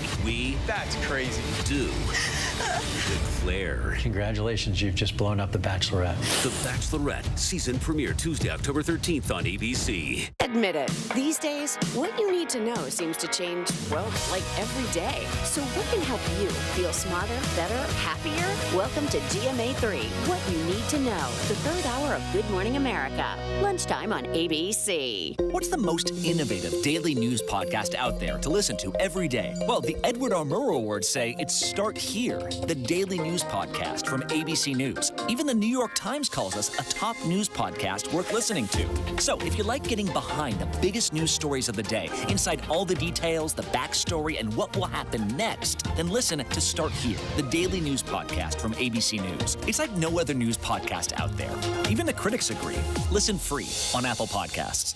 Okay, if you're starring in the hit show being called Fantastic and Glorious, what are you doing tomorrow morning? Well, if you're Jason Schwartzman and Jack Houston, you're bringing a little Fargo with you to America's #1 morning show. ABC's Good Morning America tomorrow. Welcome to Disney Plus. Are you ready? Drop in and explore.